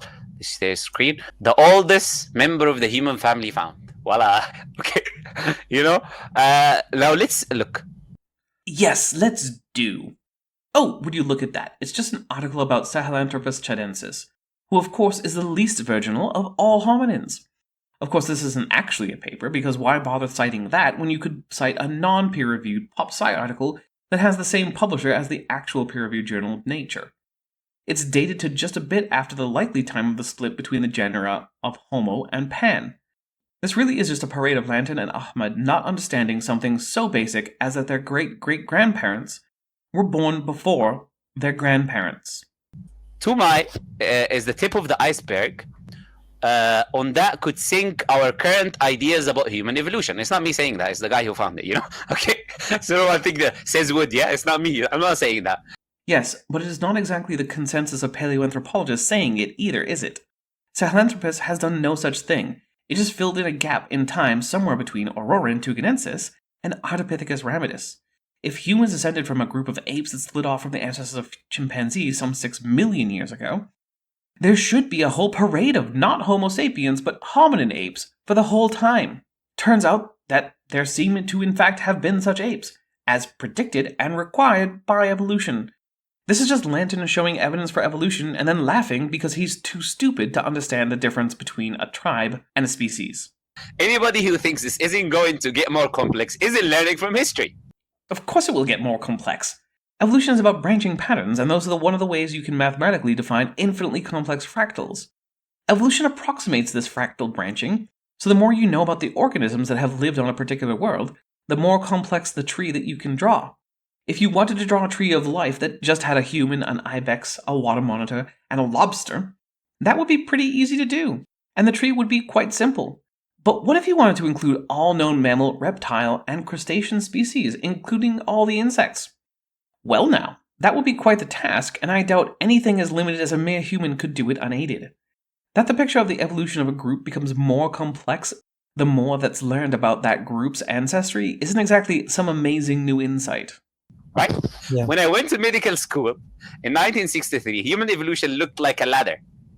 He says the ladder stopped from monkey to man through a progression of intermediates, each slightly less ape-like. Now human evolution looks like a bush. Oh, you mean like the kind of branching pattern that evolution is all about? How unexpected. Okay, we have a mingling of fossil and hominized group. Okay, so what is he trying to say here? That paleoanthropology, like most things when you learn more about them, end up being more and more complex than you thought, and that the whole of paleoanthropology has been finding this to be true about their own field. What is he trying to say? He's trying to say, okay, we had when I went to university, we had this family tree. Now, because of all of these things that people are trying to avoid. Yes, they're trying to avoid them so much that they go out looking for them in Africa and bringing them home with fanfare fit for a prince returning from a conquest. Yes, that's what's happening. That's the thing that makes the most sense. One thing that actually does make sense is liking this video and subscribing to Dapper. Why not go ahead and do that now and make sure that you have notifications turned on? Because as he says, that you cannot avoid this, you cannot escape this. Don't think this is not an issue. This is what he's saying, someone who believes in evolution, who's propagating evolution. He himself is telling you this is an issue. No, that's not what that quote means. It means we've learned things that are more complex than we first thought, which is pretty normal in science. At one time it was thought that light was just a wave that waved some medium, and that's all there is to it. But then the medium kept on not being detected no matter how hard people tried. And then light waves didn't interact with electrons in a way that made sense for a wave. Then along came Einstein and proposed that actually light is both a wave and also a quantized discrete particle, even though traditionally those were seen as mutually contradictory. Oh, and he also decided to use this insight to also do things like solve the black body catastrophe, and in so doing made everyone realize that the nice model of a more or less Newtonian subatomic world was wrong, and that reality at those scales was far stranger and more complex than anyone had ever thought. Now, do you think that this means that atomic theory is wrong? Hopefully not, but that's the kind of argument Lantin is using here. He himself is telling you this is rearranging all of what we had. As you said, musical chairs, rearranging everything. So first we found a problem with the idea of the fossil record. They make it up. The fact that fossils can be identified as forgeries and misidentifications mean that there are real fossils that are not misidentified. Otherwise, there would be nothing to compare them to. Just like art forgery doesn't make sense unless there's a real art to forge. The same thing with the forgery of artifacts. Let's compare this to Islamic history. You see, the Encyclopedia Iranica notes that There have been numerous forgeries of Arabic manuscripts, including Quranic manuscripts. Alislam.org notes that stories about the Prophet of Islam have been forged during his lifetime and ever since. So, do you think that Lantern would for this reason say that Islam is just made up? I doubt it. And whether it is or not, that would be a bad argument for it. The majority of the manuscripts we have are not forged, and the fact that forgeries can be detected helps with the whole idea that there are authentic manuscripts. Otherwise, how would you tell the difference? Also, since Arabic has what I consider to be the best calligraphy in the world, you're looking at some Arabic calligraphy. They have any idea which is a contradiction, they change the premises. Ah yes, how dare science abandon disconfirmed ideas? I suppose this is a tacit admission from Lantern that he'd stay a Muslim even if Islam were shown to be false. It's a strange thing to boast about, being obstinately wrong and wanting others to be. They change whatever they used to believe in into something completely different, and they claim as if, oh, there is no issues, right? No scientists are claiming that there are no issues. That would be the same as saying there is nothing left to learn about the topic. Good luck finding such a topic in science. Also, new conclusions are rarely, if ever, completely different from old ideas, because old ideas in science were held because they had explanatory and predictive power. The new ideas need to have more of both before they're accepted, but that also means that they predict and explain the same data as the old ideas, making it very unlikely they're completely different. Relativity isn't completely different from the ether theory of light, and that's why light is still relevantly described in the parameters of a wave. Now, this is another example of Nature magazine, 1.8 million. We found a human hand bone, right? Yes, and on screen it says Homo antecessor, which is not Homo sapiens, so I see no need to go again into a repetition of the same points. Lantern still has the reading comprehension ability of a dried out sea urchin. Speaking of which, it's been far too long since I've had some delicious raw sea urchin scooped out and served with some savory sauces. It's hard to come by here. 1.8 million, so it's not 200 years. It's not 300, it's not 780, it's not 3.5, it's not 6.7, right? Right, because it's not the same species. And also in Asia, because some of them are saying all of these bones are found in Africa. No, there is an Asia. There is a Chinese bone that is found that is also older. I bet it's Homo erectus, which left Africa long before any populations of Homo sapiens did. And of course, on checking, yes, it's about the so-called Peking man, which is Homo erectus. This is getting sadly predictable. So what we have here is fictional stories. You might notice that he didn't even pretend to try to show how Sahelanthropus, H. erectus, or H. antecessor were fictional. This is somehow worse than asking if humans evolved from apes, then why are there still apes? Of fictional trees, of fictional transitional creatures in fictional times that they put forward to the people, and they start drawing and they start rearranging for you one by one, telling you that, look, this is now the tree of the human family. You know, I think the tree of Pokemons have been rearranged less than this. You know. Yes, because Pokemon is made up, and so doesn't really need much of a revision, because whatever the Pokemon company says is what Pokemon is true. Simply because they said it. I find it interesting that Lantern seems to prefer looking at the world as if it's a lore from a fictional world, more than as if it's a real thing that can be studied and that people can be wrong about, requiring a reconsideration of previously held beliefs. I wonder if that says anything about his relationship to his religion. Let's move on to the next fictional characters, right? So we have here fictional characters. I'm not gonna even bother to read the first name, yeah? I'll bother. It's Australopithecus afarensis. It's not fictional. There are hundreds of individuals known to the species. The closest Lantern has come to saying it's fictional is that one bit of vertebra was assigned to this species incorrectly. Of course, he neglects to say that the same paper in which the discovery was announced confirmed that the rest of the skeleton in fact belonged to Australopithecus afarensis, meaning that his own source for this says that it is very much a real species. Also, I must say that I'm very disappointed in Sabur Ahmad here. I've seen him in debates, and he doesn't strike me as nearly as incomprehensibly stupid as his friend here, and yet there's no pushback. Now, that's not to say I think Sabur is right about most things. He's clearly wrong about much of science, and even how science works. But generally, he has seemed to at least have the reading ability of a normal human adult, but perhaps I was being too optimistic with him. He also just seems to be here for emotional support, which I suppose is sweet in a cloying sort of way, but I was hoping for more of a discussion in the video, rather than a largely incoherent rambling monologue punctuated with too much repetition and annoying laughter.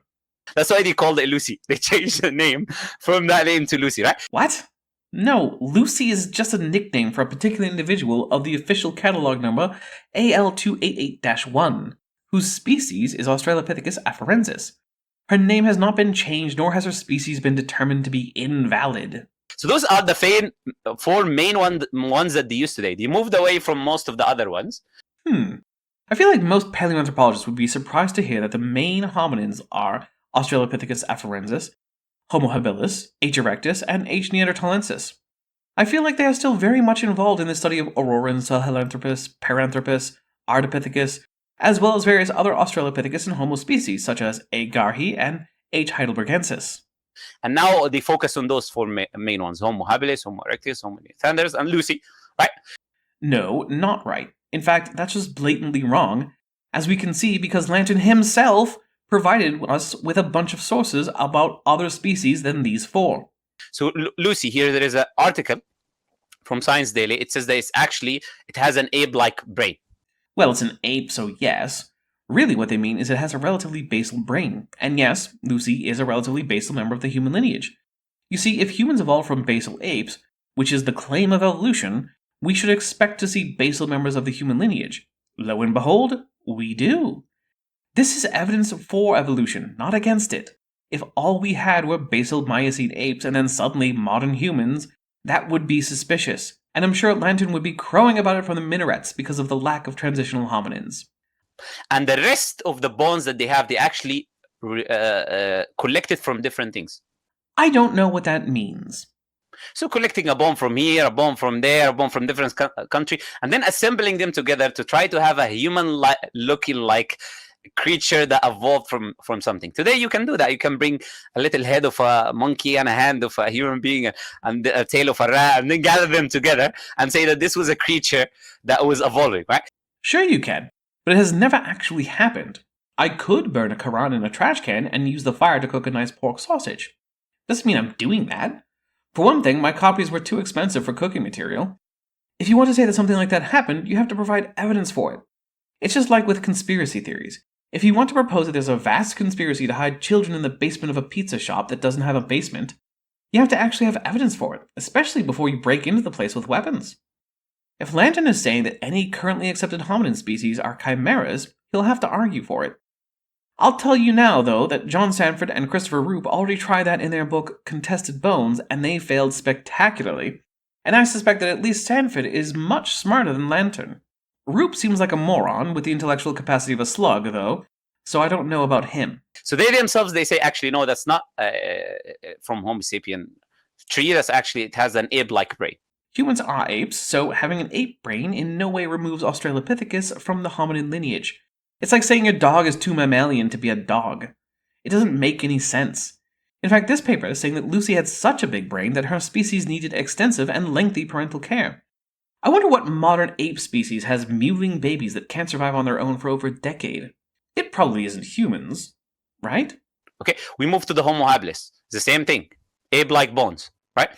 This is a link to a paper by Walpoff et al. From 1994, in which the authors argue that there are too many species of Homo and that they should mostly be combined into Homo sapiens, which would presumably also bring in H. antecessor, H. neanderthalensis, and a number of other late members of genus Homo into Homo sapiens. Ironically for Lantern, one of the reasons for this is because of how transitional Homo erectus is. Basically, this paper is just arguing for a different name, and Lantern, being either too stupid to read the paper or just too dishonest to represent it correctly, is instead saying that this paper is trying to overturn Homo erectus as a part of the evolutionary story of humans, which it is in no way doing.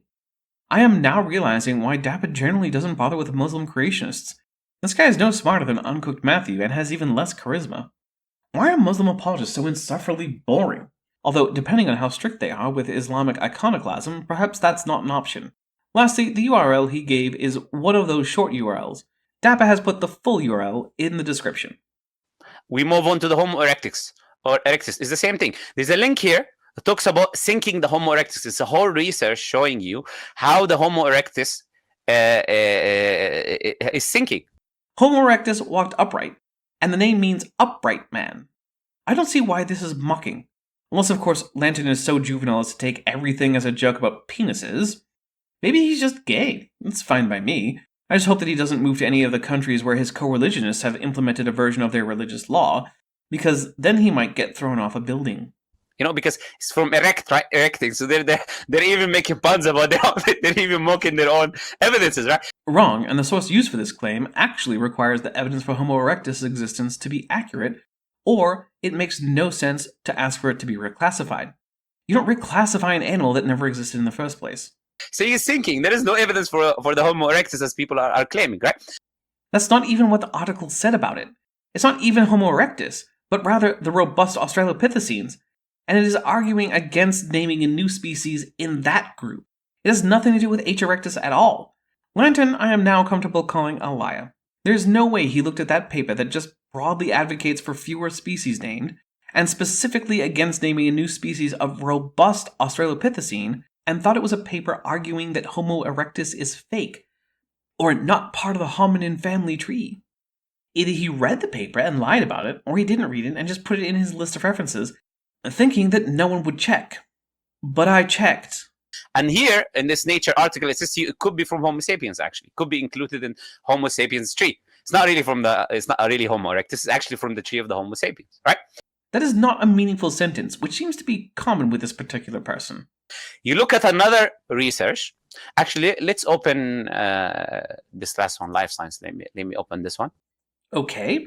An article about Homo erectus is very similar to modern humans in terms of morphology and ecology. It also directly calls H. erectus ancestral to modern humans. Let's see how Lantern ruins it. Because I want to read some of the phrases that they have in there. Well, at least this way we can be sure he's actually reading things in the article. This might count as a literacy test for Lantern. And I want everyone to bear with me, by the way. I know, look, I'm going to present you a lot of things, but point I want to do is this, is I don't want to leave anyone excuses later on, coming and saying, okay, but what about this, but what about that? I'm going to give you a crazy amount of forgeries, a crazy amount of lies, a crazy amount of what they claim to be the evidence, how they themselves admit that it's not evidence for anything. So far it's been 2 forgeries and 3 misidentifications, then lots of lies from Lantern. I suppose it's crazy just how much one man can get so many papers wrong. And they still come to you trying to convince you that this is some sort of a accepted fact, okay? Again with not providing clear reference for pronouns. What's the word this referring to? If it's that Piltdown Man is real, then no, it's not an accepted fact. If it's that Australopithecus afarensis and Homo erectus are real and a part of the story of the human evolution, which actually happened making humans a kind of ape, then yes, it is indeed an accepted fact, and no matter how many articles Lantern misrepresents or misunderstands, that's not likely to change anytime soon. Let's look here, sharing this one, okay? Homo erectus, facts about the upright man, yeah? Let's look about the facts that they say, no thank you, okay? And I want to say something important here. Let me see the part I want to talk about. Okay, bird mother only fell 200 years, Homo erectus upright man had longer range. Oh yeah, what I wanted to say is this. Do you see this part called lineage? Yes, I do. Anyone who's watching and not blind can see it because it's being shared. Does Lantern also not understand how videos work? Yeah? I opened the same link a while ago. This part here called lineage was in the beginning. It may well have been, although there's no indications of a revision on the website that I can see, so I doubt it. But what they did is they took this part and they changed it with this. I'll tell you why, because you're going to start reading now what it says. So he's claiming that they changed the order of the sections of this article to hide the lineage section. The article itself is quite short. I somehow doubt that anyone rearranged it to prevent people from reading one part of an article that would barely take up 2 pages in a magazine. Right? Why did they remove it from the beginning of the research? Because they don't want people to be reading this in the beginning, right? The lineage of evolutionary history of Homo erectus and other Homo sapiens is unclear, and it has been muddied further by recent finds. Okay? Okay. Homo erectus was once thought to have evolved from an earlier human ancestor known as the Homo habilis, somewhere in East Africa is the start to it. Okay, false information. Just saying it's false doesn't make it so, and given how badly Lantern has misrepresented all the previous articles, I think it would be safe to say he's automatically wrong about everything he says on this topic, than to say his statements provide evidence for the truth of his claims. And yes, I know that technically that's the genetic fallacy, but guess what? People use heuristics that are technically fallacious, but good enough all the time. And that's why I said safer, rather than indicating this is an actual reliable logical guide to truth. However, there is much disagreement about whether these populations are actually Homo erectus. Confusing matters more. After analyzing the new skull, okay, scientists also do not agree about Homo erectus directed. I can go on and on and on, right? He could, but that might undermine his point. Let me go on and on by just reading the article. The lineage and evolutionary history of H. erectus and other Homo species is unclear and has been muddied further by recent finds. Homo erectus was once thought to have first evolved from an earlier human ancestor known as Homo habilis, somewhere in East Africa.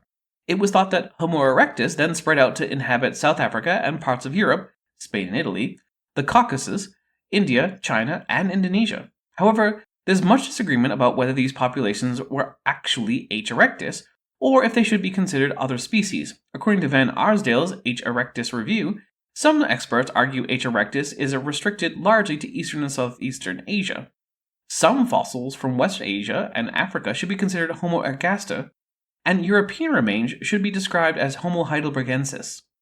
Confusing matters more, after analyzing a new skull, called Skull 5, in 2013, researchers made the controversial argument in the journal Science that various contemporary Homo species, including Homo rudolfensis, Homo habilis, and possibly Homo ergaster, were actually Homo erectus. Scientists also don't agree on whether H. erectus is a direct human ancestor to Homo sapiens. I will put it as an ancestral living to humans, Van Arsdale said. That doesn't mean that every fossil is an ancestor to humans, but that the species as a whole is. It doesn't seem like this is saying that Homo erectus isn't a part of the story of human evolution at all. Point is, they don't want that to be in the first page. There is only one page to this article, and that was on it. It just wasn't at the top of the page, and I just read it out to everyone watching. I have no qualms about people reading it. Because if that is in the first page, what you see is just further confusion upon further confusion, okay? So let's close this page. Let's go back to the research. And I'm sure, look, people have heard these names. That's true. Yeah. This is what atheists come up with, talking to you about. They assume they existed. Well, first, this has nothing to do with atheism, but also if you find a body, it is not an assumption that a creature with that anatomy existed. That's what bodies are evidence of.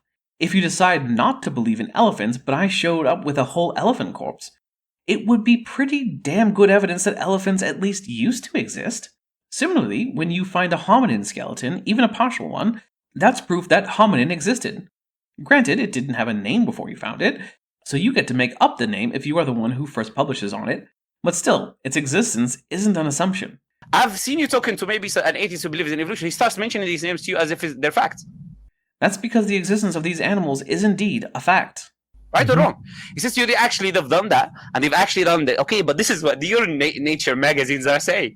Yeah. This is what your own research is saying. Okay? Yes, okay. The fact that Lantern can misrepresent articles and papers isn't exactly a problem for evolution. Nor is it good reason for people who don't promote pseudoscience and deny science to stop accepting human evolution, regardless of whether they are atheists. Now, the Homo, I'm not going to even mention the name. I'm not going to bother, right? The last one. Homo neanderthalensis. This is called the demise of that, whatever that species is called. It's the demise of it. It's the research here showing how it is demise. It is 151 research reviewed, put in that research that I'm putting for you, showing you how it is the demise now of this idea of the existence of the Homo neanderthals, etc., whatever they're called. Right? No, for the love of all the gods, no. It's a paper arguing for a particular model of Neanderthal extinction.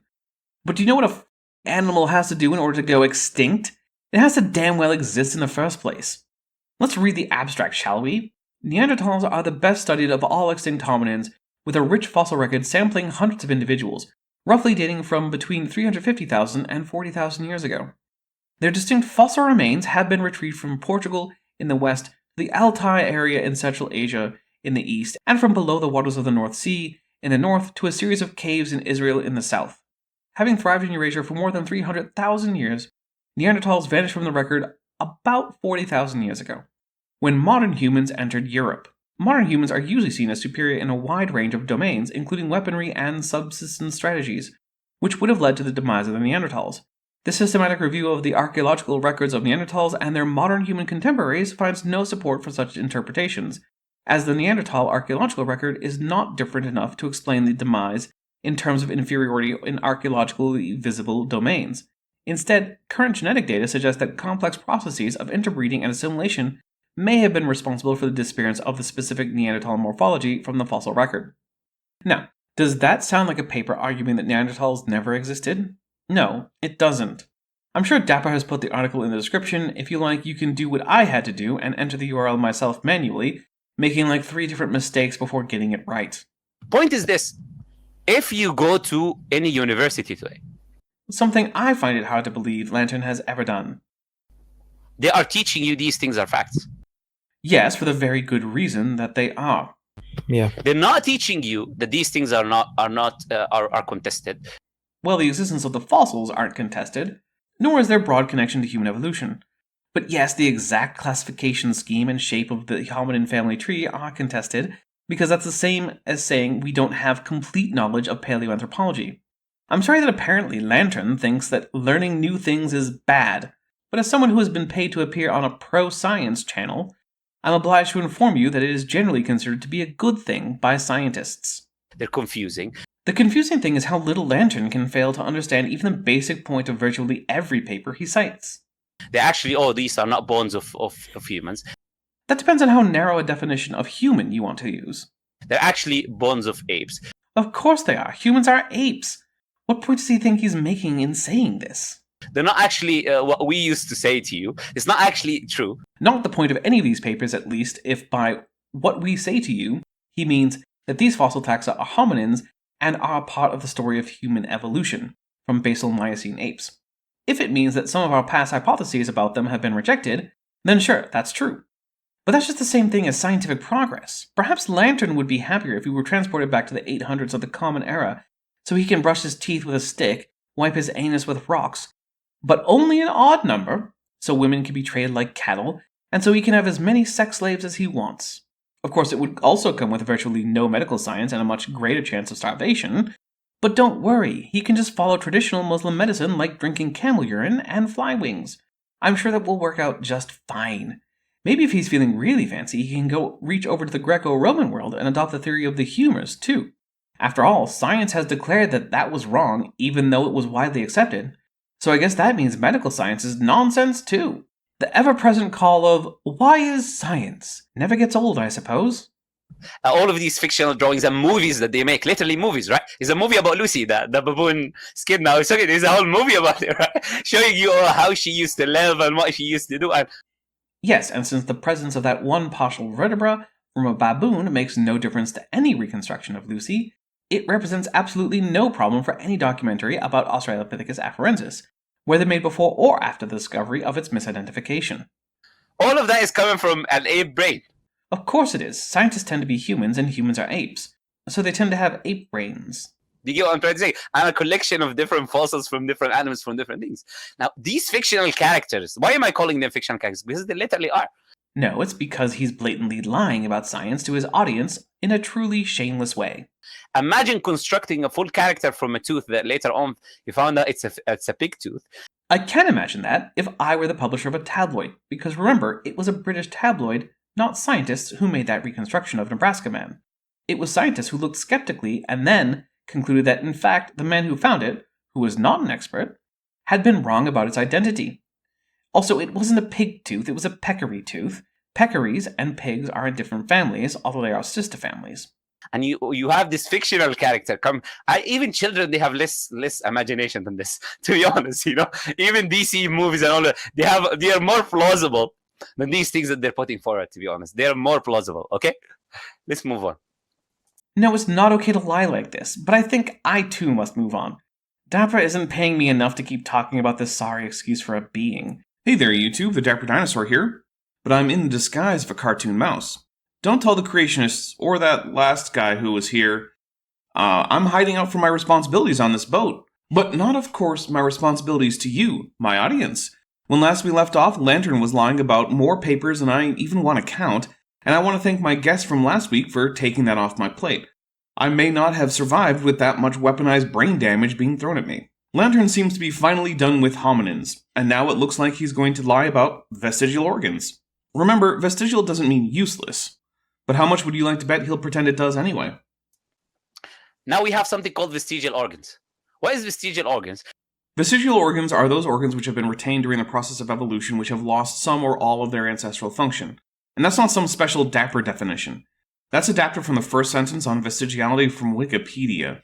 That's just the normal definition. As you know, I don't normally use Wikipedia as a source in my videos, but I'm doing so now because my point is just how ordinary the definition is. And if anything, Wikipedia is going to give you the stock, standard, boring, and ordinary view of things like this. So I'm using it to emphasize just how standard that definition is.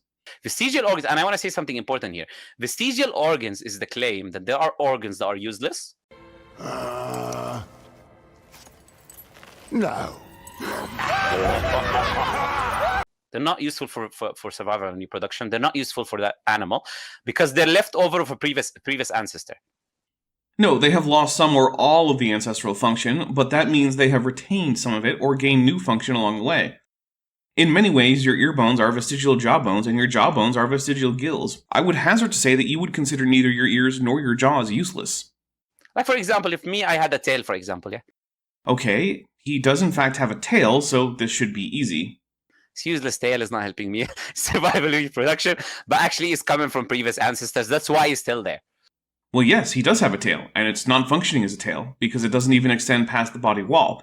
So yes, it's vestigial, even though it retains muscle attachment sites. So that is the claim. Now, the first thing I want to put forward, and it's a very important thing to look at when it comes to this idea of vestigial organ, it is based on circular reasoning. Creationists love to say that things that aren't circular are. So let's go ahead and see what Fresh Hell Lantern has for us. Why is it based on circular reasoning? Now, that's very important to look at now. Because they claim these organs are vestigial, they're useless. Why? Because evolution is true. No, that's not why. First, they're usually not completely useless. That's a straw man of vestigiality. They're of diminished function because they manifestly are when compared to the same structure in similar animals. For example, ostrich wings are very clearly wings in their anatomy, but they are useless for flight. Human ear muscles are clearly the same as the muscles that let your pet dog or cat swivel its ears to get a better fix on the position of something making a sound. But they can't let humans do that, so they are of diminished function, and I would argue, in this case, of no function. Why organisms would have such structures, which clearly in similar organisms are fully functional, is hard to explain apart from evolutionary theory. And evolution says that all organs must be used for survival and reproduction. No, it doesn't. That's why some vestigial organs don't really have a use, they're just leftovers. But it's also why so many retain some function or have gained new ones. Because evolution is true, they're vestigial organ. And because they're vestigial organ, they're evidence that evolution is true. Nice draw, man, you've got there, Lantern. It would be a shame if anyone noticed that it can't fight back while you're beating it up. No, I want you to look at this circle. Ah, the braying of a pack of hyenas. People don't think about that, but this is circular reasoning, literally.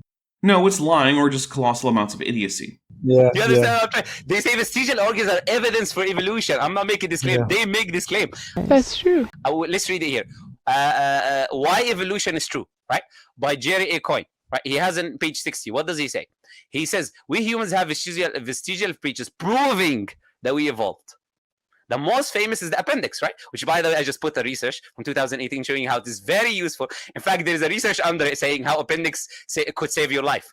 Yep, it could. And it's probably not vestigial because it's probably not homologous with the vermiform cecum. We learn this by doing this thing called science, something that apparently Lantern and Sabor are fundamentally opposed to. How it actually saves you from certain diseases that will kill you. But the point is that this is circular reasoning. Saying it repeatedly won't make it true. They're claiming they're vestigial because evolution is true, and they're vestigial, therefore they're proving evolution is true. How are we not challenging this nonsense? You know? They're not challenging it because they fundamentally do not understand it. Now, the claims that they make is also lies. Now, that's what I call projection. Like the appendix, for example, is a claim. Another claim is the inverted retina in the eye. I have never heard the claim that the retina is in any way vestigial, and that paper certainly does not claim that it is. It's in the description.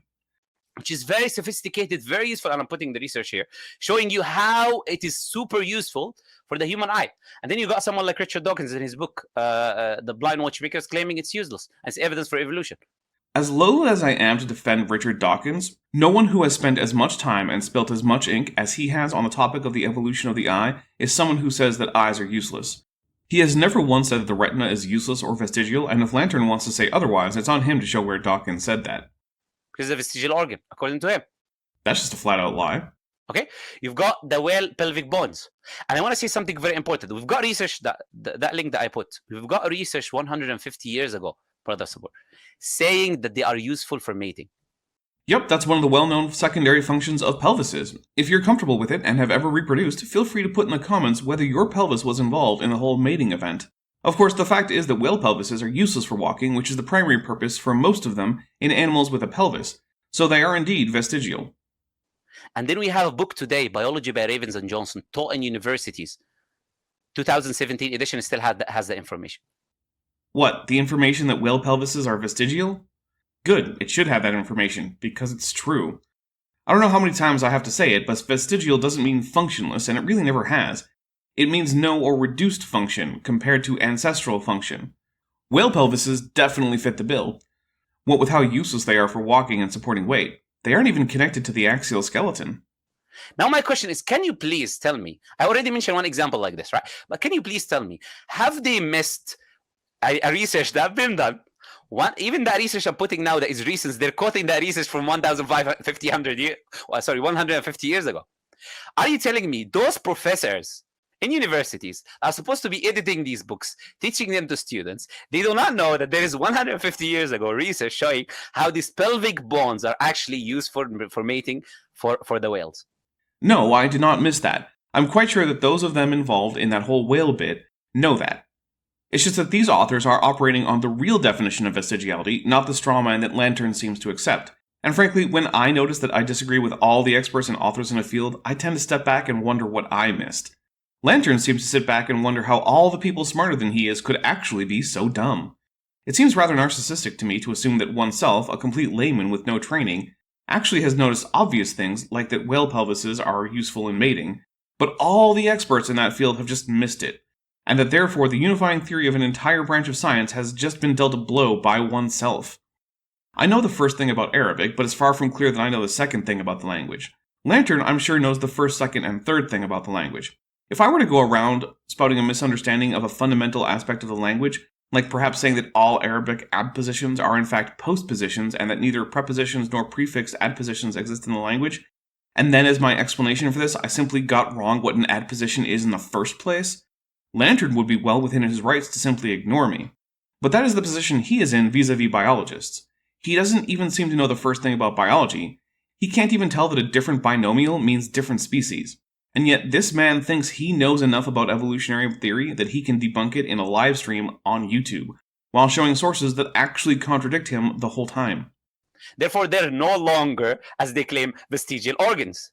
2017, this book is being taught in universities. The fact that Lantern doesn't understand something isn't good reason for it not to be taught. My guess is that he'd be really bad at tensor calculus, but my guess is that physicists are still going to learn it anyway. Okay, and you've got someone like Richard Dawkins. He's claiming, oh, look, this is evidence for evolution. You got Stephen Jay Gould. He's saying the same thing. Well, yeah, they're right.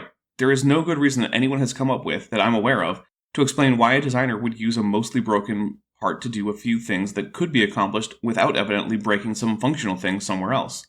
Like penguin flippers. They have wrist and elbow joints that are completely locked, despite having the anatomy of a wing with mobile wrist and elbow joints. The flipper would be stronger without these joints, so why do they exist? It's hard to see why, except if they are in fact evolved versions of wings which have been co-opted as aquatic flippers. All the people that you see, you hear the biggest names propagating evolution. If you open their books, these are the things they're using. Brother and sister, I'm not bringing you something from last century. Yeah, I'm bringing you that what they write in their books claiming this is evidence for evolution. It's still amazing to me that Lantern can look at all the people who know more about this topic, all agreeing on something, and then think that no, he's the one who knows what's up. They must just be dumb. It's even more amazing that he can read the papers he links and not realize they actually say mostly the opposite of what he says. In fact, I'm not positive he's not simply lying and isn't as monumentally stupid as he seems. And I'm bringing you their own magazines showing you how these quote-unquote evidences are actually not evidences, and how they're lying, ignoring research 150 years ago completely as if it doesn't exist. No one is ignoring research on whale pelvic muscle attachment. It just doesn't mean what Lantern thinks it does. I want to be honest, this is not an in-depth research that I put forward, by the way. Yeah, that was pretty obvious. I organized this because Brother Sabur recently just told me that he wants me to come on. I literally organized all of this today. A few hours, I put everything together. It took me many hours to read the papers he has cited. I couldn't possibly have done it in only 2 hours. So I guess we know that Lantern did not read the papers, as that would be impossible. Even just reading the abstracts as well as finding the articles would almost certainly take more than 2 hours. Clearly, all Lantern did was check the headlines. I consider that dishonest. Muslim Lantern, in the very unlikely chance that you bother to watch this, I want you to explain this to me. You can come on my channel and we can chat about what it means to cite a source, because I guarantee it's more than reading the title of an article or paper and assuming that you just know what that means. If you really want me to put an in-depth research of the amount of lies that these people put forward, I can do that. Yes, I would. That would be far, far better than just vomiting out links to papers with headlines that he thinks are useful to him, but which not only does he think no one in his audience will check, but that he himself did not check. I can't imagine how his argument couldn't be improved by actually bothering to do the first bit of research. Even if he doesn't change his conclusions, at least he could talk about them with more sophistication. This is not an in-depth research, brothers. This is a basic surface level showing you how these people are lying, okay? And ironically, it showed how Lantern is lying, but also massively uninformed about very basic aspects of evolutionary biology. Let's go here and share this link. Let me show you one thing here. Interesting. I want to show you what they're saying, okay? In order for him to do that, you'd think he'd have to know himself, but clearly he doesn't because he has only spent a couple hours looking at what they say, and it wasn't to find out what they actually said, it was to get headlines that he thought would work for him. This is cherry-picking and quote mining at its finest. What they say, where reproduction is all in the hips. New study, look, that we said 150 years ago there is information about this. Yeah, welcome to science, where the fact that some study came out a century and a half ago doesn't preclude new studies on the same or similar topic. New study that turns a long-accepted evolutionary assumption on its head. That's what they're saying. No, that's what Robert Perkins, a pop sci writer for the University of Southern California, said. It's not what the study said. The study does contrast its findings with the claim that whale pelvises are useless vestiges, but not with the idea that they are vestigial at all. The study is Sexual Selection Targets Cetacean Pelvic Bones by Dines et al., published in Evolution, Volume 68, Issue 11, the 1st of November 2014, and it's linked in the description. Brothers and sisters, this is not what I'm saying. This is what they're saying in their magazines. Well, it's a website, not a magazine, and it's a pop sci article that is once again using a clickbait title that does not accurately reflect what's in the paper. Let's read from the paper just a bit. The ancestors of whales and dolphins were four-legged, land-dwelling mammals, returning to the aquatic environment roughly 54 million years ago. Concomitant with the loss of external hind limbs and the evolution of a streamlined fluke-powered swimming, the cetacean pelvic girdle evolved to a highly reduced state, over the span of roughly 7 million years. Cetacean pelvises no longer share a symphysis at the sacrum, no longer contact the vertebral column, have lost their acetabulum and obturator foramen, and evolved such a small size that there is still no general consensus as to which of the three fused bones found in their terrestrial ancestor, ischium, ilium, and pubis, they derive from. This is significant because we later read, the ischiocavernosus muscles attach to the pelvis in all mammals, but cetacean pelvic bones are unique because they are no longer constrained by sacral and hind limb attachments or by hind limb locomotion, potentially freeing them to diverge according to penis morphology. It seems like this paper fully acknowledges that whale pelvic bones do not retain their full ancestral function, and in fact depends on this fact. Far from the vestigiality of whale pelvises being overturned, this paper would be impossible if not for their vestigial nature. In fact, the paper only uses the word vestiges 3 times, twice quoting Curtis and Barnes, 1989, to indicate that they are not useless vestiges as those authors thought, and once to point out that whales also, in some cases, have the vestiges of femora. It's saying that it's turning this evolutionary assumption, while 150 years ago, I'm telling you, this information has been already, people have been sleeping and they know this information, you know? Odd that as evidence of scientists sleeping on this information for over a century, we are now presented with a paper from only a decade ago that is doing the very opposite of that. It seems like rather than sleeping on this information, it has been the basis for ongoing research in biology. The actual professors, they know this nonsense, okay? Now, we've got another example of snakes, pythons. You got a book, Essentials of Biology. Again, taught in universities. 2018 edition. I wonder what this will be about. Probably not hand limps, as Lantern has on his slide, but I suppose that might be a hard-to-explain typo for hind limbs. There's a research 50 years ago already showing how the hand, what they call the hand limbs. I'm pretty sure nothing is called a hand limp. In fact, checking the paper, yes, it's about hind limbs. Are actually hooks used for fighting and mating by the pythons. Yeah, because these hind limbs have only one joint, the pelvic joint, and are now useless for locomotion, making them vestigial. The fact that they are still useful in aligning the cloacas of male and female snakes and in lifting the scales near the female's cloaca to allow mating in no way invalidates this. Also, the link that Lantern provides just lists the paper and the articles that cite it, but doesn't actually provide a way to access the paper even for money, which means I doubt that Lantern read the paper, which was a short but interesting paper about an experiment with captive Burmese pythons and their mating behaviors. While they will claim to you today, in 2018, in their books, and what you learn in university, probably some people watching this, they might be learning in the university. Yeah, I want you to open your textbooks that you're learning from, and you go to the page of vestigial organs, and you will see these things I'm telling you about in these books. Yeah, 2018. Probably in 2024 too, which is when I'm writing this. 50 years ago, there is a research debunk. 40 years ago, there is a research debunking that, but they're still lying in 2018 in their books. Man, Lantern might be peak projectionist, given that there's every indication that not only can he not understand these papers, but that he didn't even try. This is so lazy and a great example of the bullshit asymmetry principle, where it takes far more effort and time to debunk nonsense than it does to spew it. Here I am actually bothering to find these papers and go further than their headlines to see what they actually say, and Lantern here just gets to grab their titles or even the titles of pop sci articles about the papers. Life must be so much easier as a creationist where it doesn't matter if you're right, and no one who likes your work will be likely to fact check you. Claiming that, you know what, this is evidence, this is vestigial organs. You've got penguin wings, you've got the ostrich wings. I can go on and on and on, right? Yes, I'm sure he can go on and on, because he can keep failing to understand vestigial organs. It's not really hard to misapply a certain principle to all the objects that are affected by that principle. And given how long the evolutionary history of Earth is, there are a lot of vestigial organs out there, nearly all of which I'm sure will have some minor function. But so what? They're still vestigial. They're still only well explained by evolution, and Lantern is still a lazy liar. Let's read the meaning of Quran 2, 9, and 10. They seek to deceive Allah and the believers, yet they only deceive themselves, but they fail to perceive it. There is sickness in their hearts, and Allah has let their sickness increase. They will suffer a painful punishment for their lies. It's almost like this was written to Lantern. Point is, as I said, I just collected some of them. I don't want to go into extensive detail.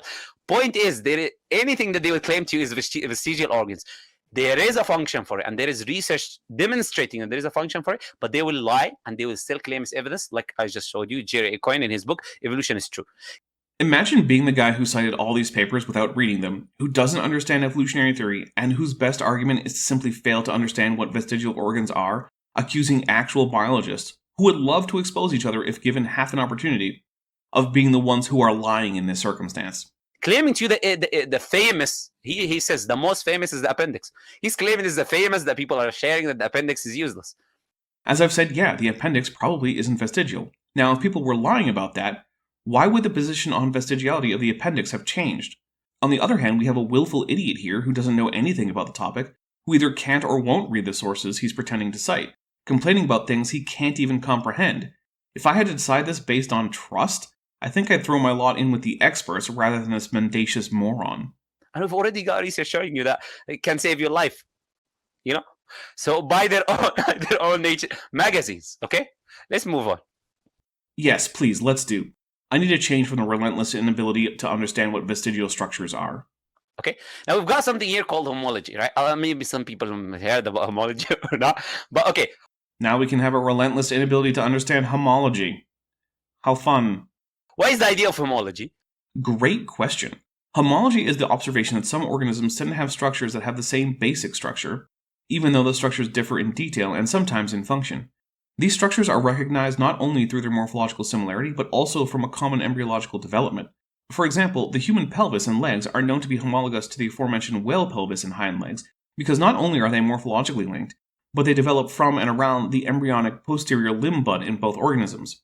Homology can be accommodated by common design, but only evolution actually retrodicts this feature of life that was noticed well before universal common ancestry was accepted in the scientific community.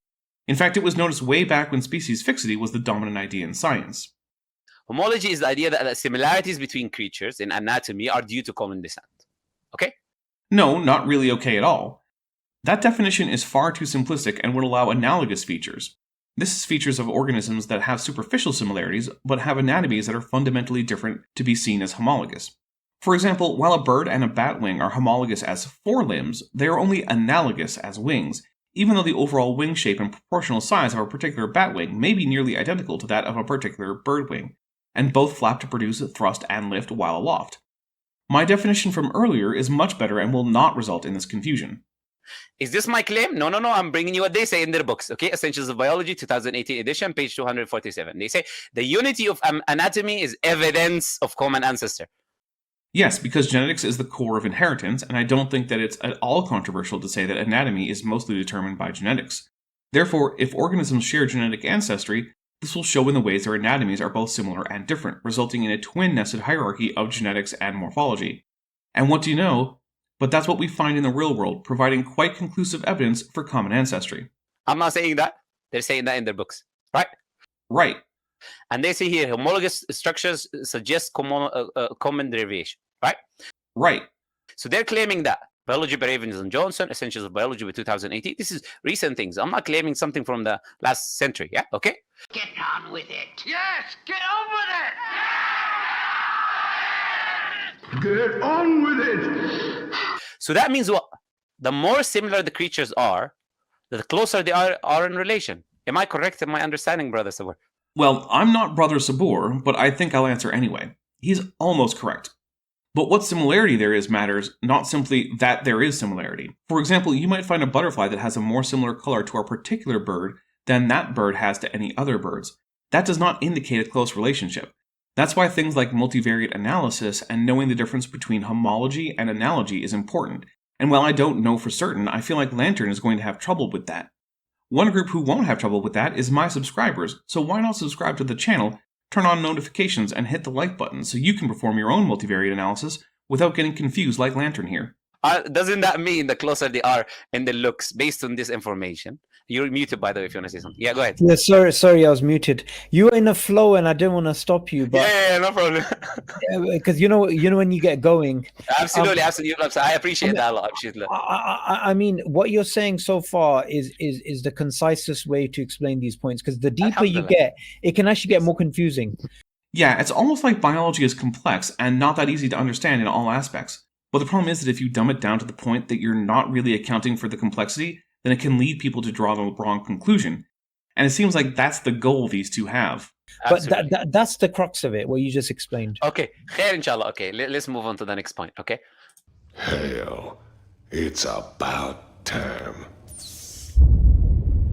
Okay, so here what do we have? Can you spell these two, because it's easier for me to say Mashimiyat and Jirobiyat. You can spell the two on the top. Yeah, you can spell. Marsupials and placentals. Can you explain to the people the difference between the two? I'm not sure if Sabor can, but placental animals are those that have an extensive term of pregnancy and have complex and long-lasting placental structures. Marsupial mammals have an only rudimentary placenta, and their young are born relatively underdeveloped, usually hairless and blind, and who then attach to a teat firmly, where they grow externally feeding on milk rather than nutrients supplied by the placenta. Placental mammals also lack an epipubic bone, which is present in other mammals, including very basal mammals.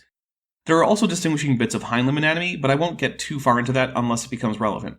Marsupials also have distinguishing features such as a foramen lacrimale just anterior to the orbit of the skull, split or double penises, and split or double uteri or even vaginas. That should probably be enough to cover the differences, although obviously, this being biology, it does go deeper than that. Okay, so you have two different types of mammals here, and these are geographically distinct. Kind of. Marsupials evolved largely in Gondwana, and placentals largely in Laurasia.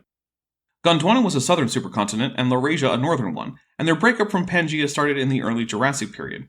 This is why fossil marsupials are found in South America, Antarctica, and Australia. In modern times, the only continents with long-standing native populations of marsupials are South America and Australia.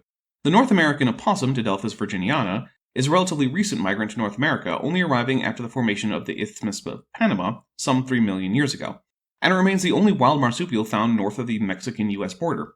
Obviously, there are no more Antarctic marsupials, but they remain the majority group of mammals in Australia, with the only placental mammals there being humans, animals introduced by humans, and various native bat species.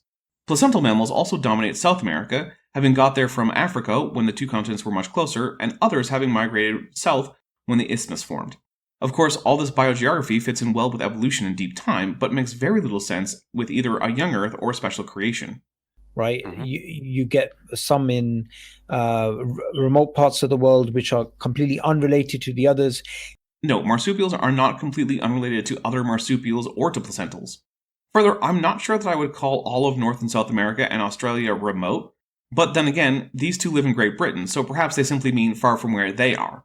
But hey, opossums are highly adaptable scavengers with a quick rate of reproduction. It wouldn't surprise me if someday a population of them were introduced to Great Britain and were able to thrive, since they can survive quite well in even dense urban environments, much like how parts of Spain now have a raccoon problem. Also, before anyone mentions it in the comments, yes, a common variation in the United States and Canada calls this animal a possum without the O. And yes, that's also the name of an only distantly related Australian marsupial. That doesn't make it wrong for people to call D. virginiana a possum. That's just how language works. Yet they have similarities in terms of their traits and anatomical features, which to the untrained eye, you would say these two creatures are related, but it's actually, according to them, independent convergent evolution. Well, they're both related, and examples of common ancestry.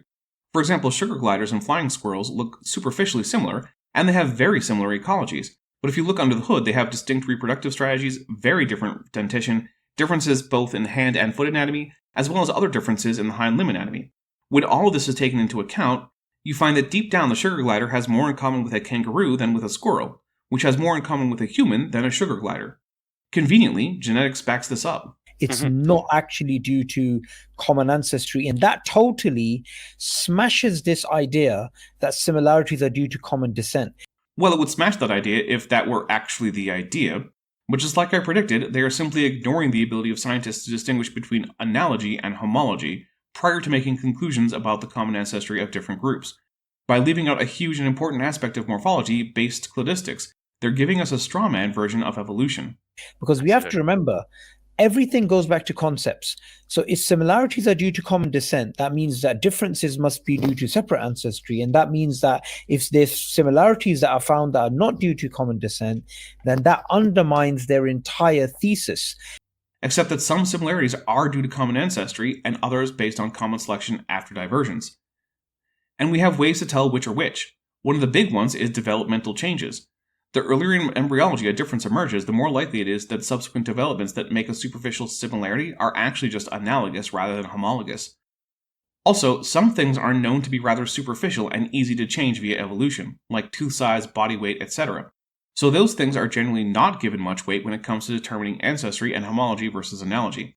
Only in cases of closely related organisms is it really hard to figure out if a feature is homologous or analogous. For instance, pigs and cows both walk on two hooves, but they have dew claws that rarely touch the ground, and while not completely useless, are vestigial. On the other hand, peccaries do not have dew claws, but do walk on two hooves. So we have a few possibilities. Perhaps pigs and cows and peccaries all evolved from an ancestor that walked on two claws and had two dew claws, but peccaries lost their dew claws after they split with pigs. Or perhaps all three evolved from an animal that walked on four claws, and cows and peccaries plus pigs independently evolved to walk on two claws, with peccaries then losing the outermost fingers entirely. These animals are closely related, and it may be difficult to figure out which option is true. However, this does not do anything to remove the conclusion of common ancestry of, say, even-toed ungulates or artiodactyls as a whole. The development of primary weight-bearing structures from digits 3 and 4 are fundamental to these animals and occur at a similar stage in embryology in all of them, and their genetics back up common ancestry. This is something I, funnily enough, had a debate yesterday with Skydive Phil in the park. Never heard of him, but that's a cool name. My name isn't nearly as cool as that. Because they don't tell us about these probabilities. They don't tell us about the assumptions that they're making. I mean, unless you bother to read the papers, the fact that Sabor isn't familiar with the literature isn't because someone is hiding it. It's because he hasn't bothered to educate himself, which is a him problem, not a problem with science. Most scientific fields contain complexities that lay people will never grasp, simply because it won't matter to their lives and they're busy. That's okay, that's simply how it has to be. One human lifetime isn't enough to become an expert in everything. I'm pretty well informed about some things, but I'm never going to become an expert in Swahili literature. Even if I started learning the language right this minute. That doesn't mean that such experts aren't out there. It doesn't mean that they're hiding things from me. It doesn't mean that if I don't understand or like their conclusions, that they're wrong. Because the fact is, if you start off with assumptions, whatever conclusions you make are going to be based upon those assumptions. Let's see what assumptions are needed in evolutionary biology that aren't already firm conclusions from prior science. That the universe works according to consistent principles. That's basically it. Sure, there are things that are assumed in evolutionary biology in the sense of not needing to be demonstrated in every single paper, but rather being taken for granted. Things like DNA being the molecule of heritability, the basic functioning of biochemistry, the ancient age of the Earth, etc. But all of those things are assumed not because they are unevidenced but necessary for evolutionary theory to make sense, but rather because they have been in evidence for a long time and have not been meaningfully challenged. That's what assumptions in science usually are. Firm conclusions from prior science that have yet to be overturned. When you're writing a paper about astrophysics, you don't need to rederive all of Einstein's field equations. You can just take them as a given. Similarly, you don't need to go and measure the mass of every element. You can just grab that from a reference. This is how we can let science build upon itself. Without this ability to use these so-called assumptions, science would always have to start at square one in each paper. Further, these so-called assumptions are also not hidden. So a lot of these examples that you're actually giving, these examples only go on to highlight the assumptions that they have in the beginning, why they're erroneous. But even if, Muhammad, you never had these examples, it would not change the conclusions that we're currently arriving at. Well, yeah, Sabor is coming to these conclusions despite and without regard to evidence. So of course evidence is irrelevant, except as a rhetorical device. That's not a good thing. That's a bad thing. That's how you end up wrong, and you stay wrong. Also, I guess Lantern's real name is Muhammad. I'm going to keep calling him Lantern. It's what I'm used to, and if he wanted to be called Muhammad, I presume he'd use that as his display name. Absolutely. And the basic difference between these two types of animals is, for example, kangaroos, they have the baby, they still hold it in the sack, and then it still feeds and comes back until it's ready to come out. While other animals will give birth, and the animal will be able to go by itself and after the birth is given, right? Well, yes and no. Most marsupials have a pouch, but not all do. In fact, the short-tailed opossum, genus Monodelphis, has no pouch, and given that different groups of marsupials have pouches that open in different directions, it seems that pouches are actually something that evolved more than once in marsupials. Marsupials are not defined by their pouches, even though they are extremely common. Also, at a basic level, a pouch is simply a fold of skin, which means that it is not a major change to evolve one, or for it to evolve to open to the front or back. So it's the kind of feature that is of only limited use in determining the shape of common ancestry. For example, wombats and kangaroos share a common ancestor, but given that wombats have a backwards-facing pouch and kangaroos have forward-facing pouches, it's very unlikely that their common ancestor had a pouch. And since their common ancestor was more recent than the common ancestor they shared with opossums, as evidenced by things like the syndactyly shared by marsupials in Australia but not with American marsupials, the common ancestor of all three species probably did not even have a pouch, even though most opossums do. This means pouches probably evolved at least 3 times in marsupials. See what I mean about how just a bit of investigation can show you that pouches are analogous across different groups of marsupials, meaning that this similarity isn't just naively chalked up to common ancestry, but instead more factors are taken into account to give a more nuanced and full picture of evolution? It's almost like scientists know what they're talking about when they use homology and can distinguish it from analogy. So that's the difference between these two types of animals. And they look the same. Now, the same book that I quoted, Biology by Evans and Johnson, in the previous page, that said to us here that these homologous structures, they are evidence for common descent. The same book is giving you an image of animals that look exactly the same, but it claims that they're not for common descent. Yes, because this book is trying to explain what I'm trying to explain, that analogy is also a thing and that it can be distinguished from homology. That's the whole point, and clearly Lanter did not read this book either. Look, the label on his own slide says, Figure 21.18, Convergent Evolution. Many marsupial species in Australia resemble placental mammals occupying similar ecological niches elsewhere in the world. Marsupials evolved in isolation after Australia separated from other continents. Convergent evolution is how you get analogous structures. That's the whole point of this section of the book, and Lantern, rather than just engaging with it, is simply saying that it is a contradiction that scientists either haven't noticed or are simply lying about. It's hard to even comprehend just how dishonest Lantern is in this tactic. What bigger contradictions can you have reading this book? I don't know how people are opening these books, reading them, and they're not realizing, you know what, man, what's going on here? In the previous page, you were telling me, the more they look similar, the more evidence that they are for common descent. The picture they gave me later on is, they look exactly the same, but you know what? They're not actually from common descent, right? And you've got all of this picture that I put here, the picture next to it, showing you where they separated. The way they're reading this and not noticing the contradiction is because there is no contradiction. And they can tell because they are actually reading the book, not looking for bits to cherry pick and dishonestly present as a contradiction despite not being in any way contradictory. But sure, if you decide to present a book as contradictory, you can find ways to do that. For example, numerous verses in the Quran say both that Allah guides people and that He leads them astray. Does this mean that the Quran is contradictory about Allah? I'll leave the broad question for others, but I would argue that these verses are not a contradiction, because if you read them in their context, Allah is guiding different people from those he's misguiding, and he is doing it primarily for reasons that are couched in moral terms, in that he tends to guide the righteous and misguide the evildoers. But if I wanted to be an Islamophobic dick, I could pretend that there is a direct conflict here. Or worse, I could pretend that Allah is portrayed as simply a deceiver in the Quran, and cherry-pick the verses that support this. If I did that, though, I'd be doing to Islam what Sabor and Ahmad are doing to science. Right. So, according to them, go ahead. Yeah, no, I just wanted to add to that point that the same problem that you just highlighted exists at the genetic level. You get sequences which are so similar. Okay, I'm gonna come to that. No worry, I've prepared for them beautiful things today. Don't worry, right? MashaAllah. So, oh, good. Visions of horrors to come. Okay, moving on now. Like, first, they said to us what? Similarities are due to common descent. We gave them an example that the homology doesn't work, and they're lying. No, that's not what happened. Lantern misrepresented both homology and his source text. Whether through intentional malice or incompetence, it's hard to say. Homology remains both excellent evidence for common ancestry, compatible with analogy, and not circular. And that's what most laymen, they think, oh, these two things look the same. Therefore, that's what the guy was saying to me in the video if you watch it. Oh, they look the same. Therefore, they're from common descent. That's what laymen think it as evidence, right? Okay. Yeah, because most lay people, like Lantern, aren't well educated enough on the topic to be aware of all the complexities of the situation. Instead, they get a basic version of the science that is simple enough to understand, but is far too simple to be operational on the ground in an actual academic setting. But if those lay people want to understand more in depth, perhaps resolve what seems like an apparent contradiction, what they can do is learn.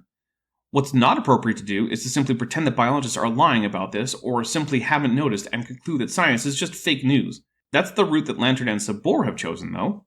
Okay, moving on now. Moving on to more of the same topic. Not the kind of moving on I'd hoped for. We said similarities are due to common descent. We've got this research from Nature showing you how they separated 160 million years ago, those two types of animals, and that they're not closely related because they separated a long time ago. Yep, as mammals, they're pretty distantly related. They separated in the Middle Jurassic. The Jurassic sure was a cool time. Well, not literally. It was actually quite hot. But hey, humans are trying to bring it back.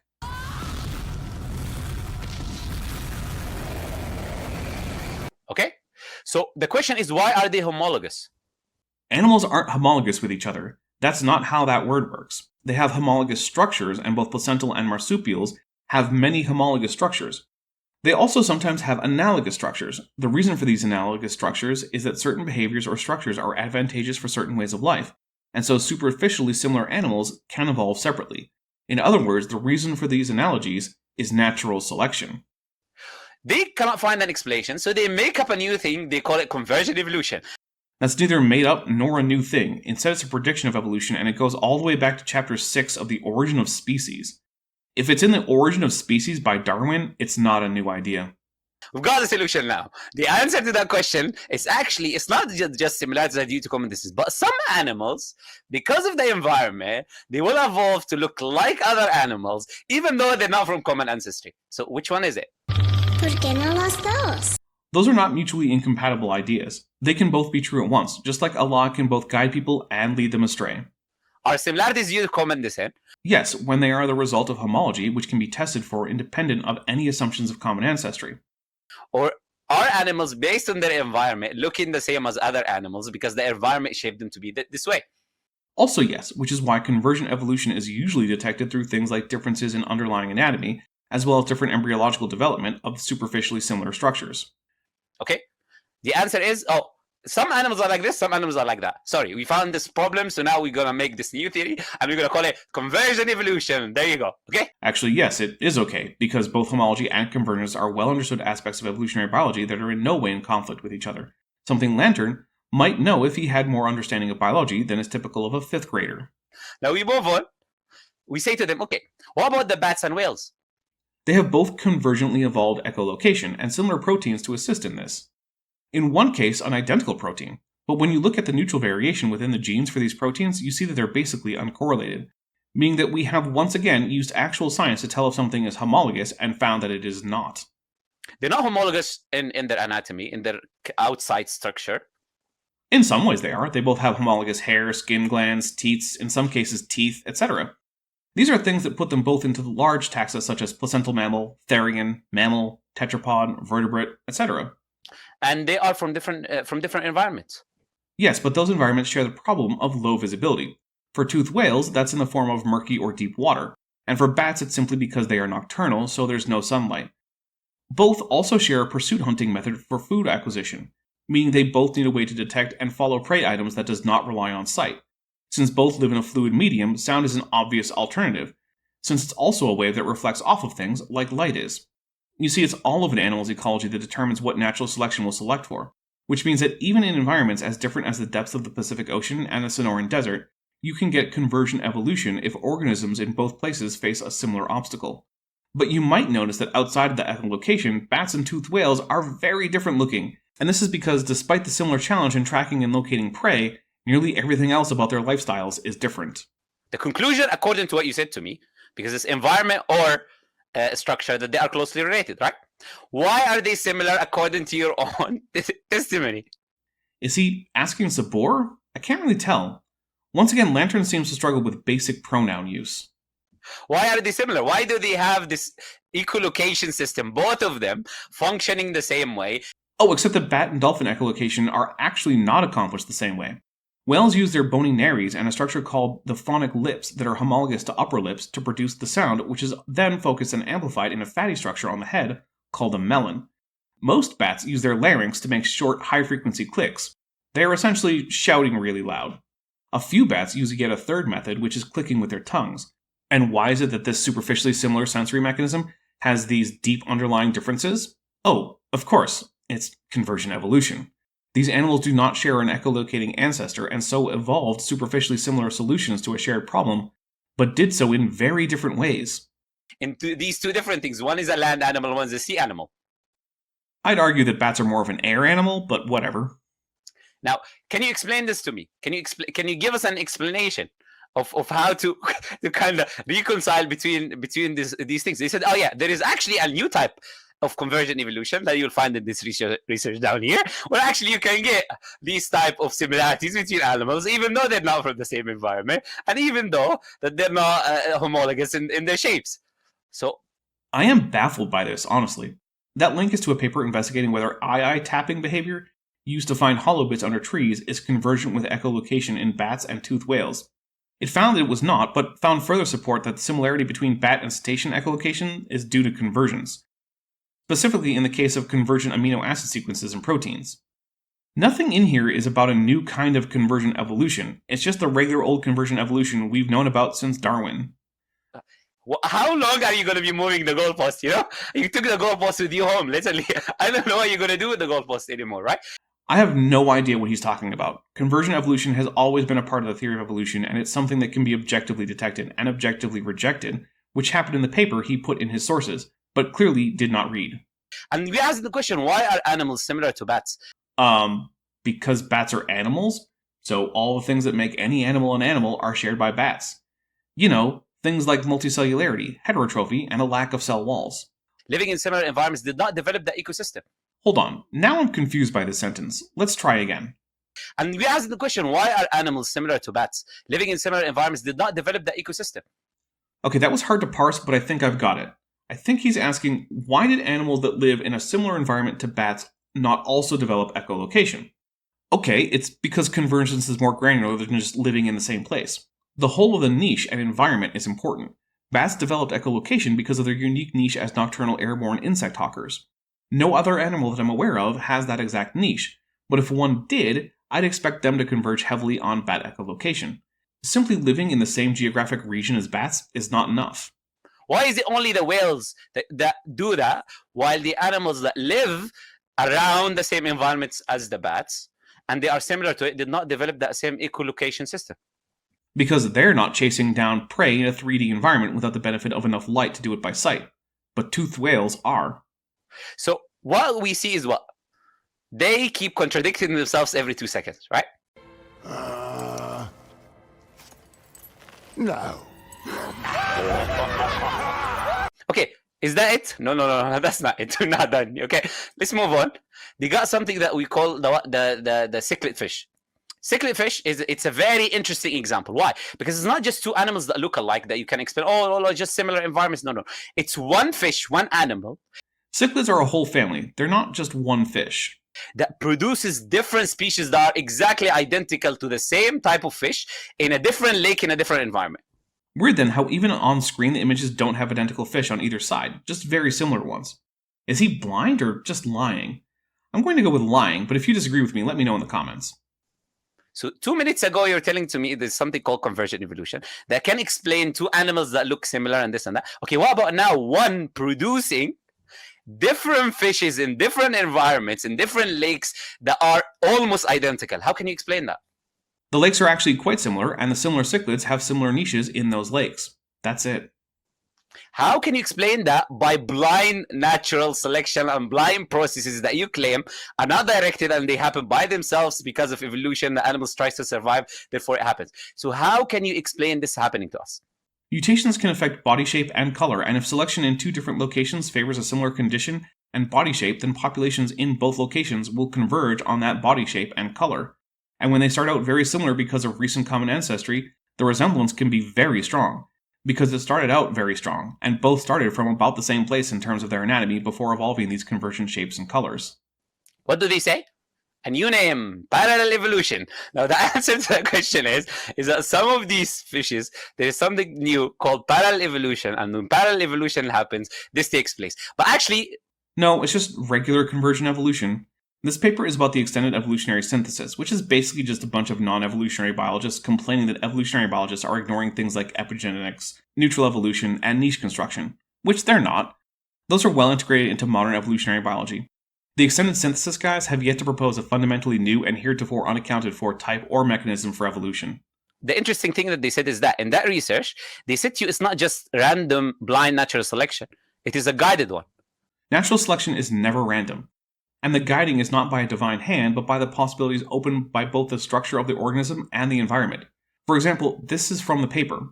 A more succinct hypothesis is that development bias and natural selection work together. Rather than selection being free to traverse across any physical possibility, it is guided along specific routes opened up by the process of development. Not exactly arguing for an intelligent design, is it? But also, it's not really arguing for anything that evolutionary biologists aren't already aware of. That research I'm putting for you here, in the Nature magazine, they will say to you, developmental bias and natural selection work together rather than selection being free to transverse over any physical possibility. It is guided along specific routes. My question is, guided by who? By those possibilities opened up by the process of development. It's right there in the paper. He's apparently reading the paper right now. Why is he not just answering his own question? It couldn't be dishonesty, could it? Who's guiding this natural selection? It's not a who, it's a what. They just put a fancy name, parallel evolution, and they say to you that it has to be guided, and they don't give you an explanation.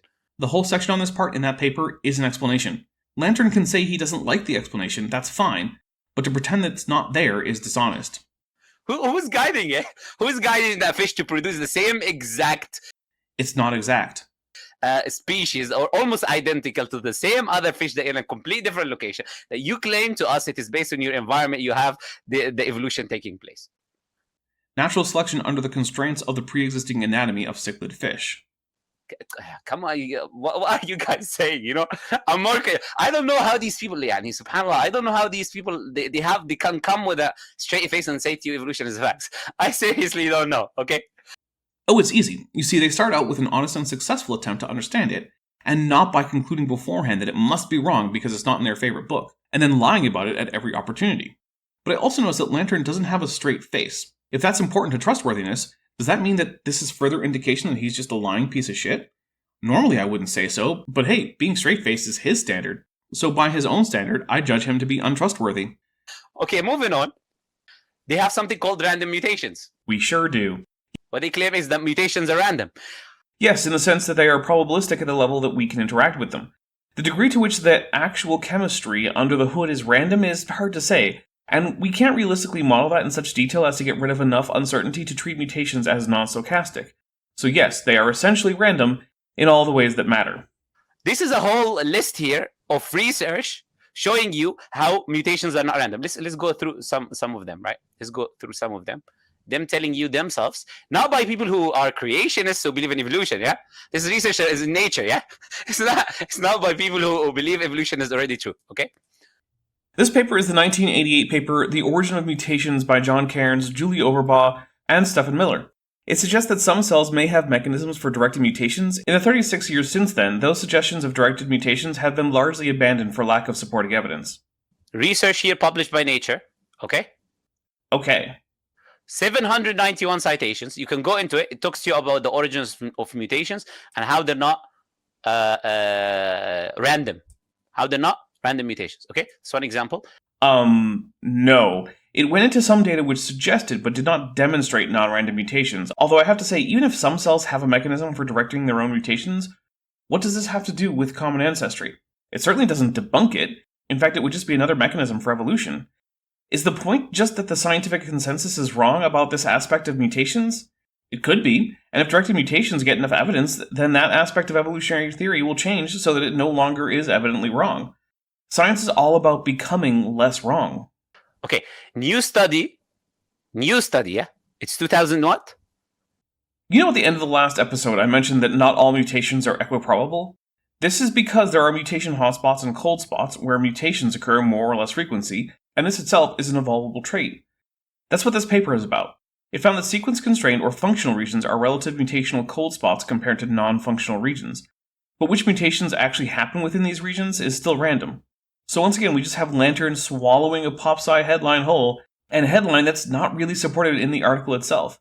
The original paper, Mutation Bias Reflects Natural Selection in Arabidopsis thaliana, by J. Gray Monroe et al., is also rather inappropriately full of itself, claiming that epigenetic aspects of the genome that reduce the mutation rate in certain regions is a paradigm shift for the theory of evolution. Since epigenetics has been long integrated into the theory of evolution, I am rather unimpressed by this apparent paradigm shift. 2022, okay? By Harry Baker, okay? 2022. New study proves first, the claim first, but we're going to prove that now that it's not. I just showed you a research that is before it, like showing opposite to that. The word is not proves, it's provides. Lantern is apparently of only limited literacy in English, which means he probably shouldn't be trying to do this in English with English language sources. Granted, I don't know what the state of science reporting is in Arabic, as I've never bothered to look into it, but clearly he's out of his depth both in his understanding of what science is, but also just in how to use the language he's chosen for this talk. First evidence of non-random mutations in DNA. It's not the first, but this is the lie that they will bring for you. This is just recent research, yeah, last year. I don't know if Harry Baker is lying about this, although he is wrong near as I can tell, but Harry Baker is also just a science reporter for Live Science. He's not one of the authors of this paper, nor is he an expert in this field. That's why going to pop-sci articles as if they were going to give you the state of the science will never work.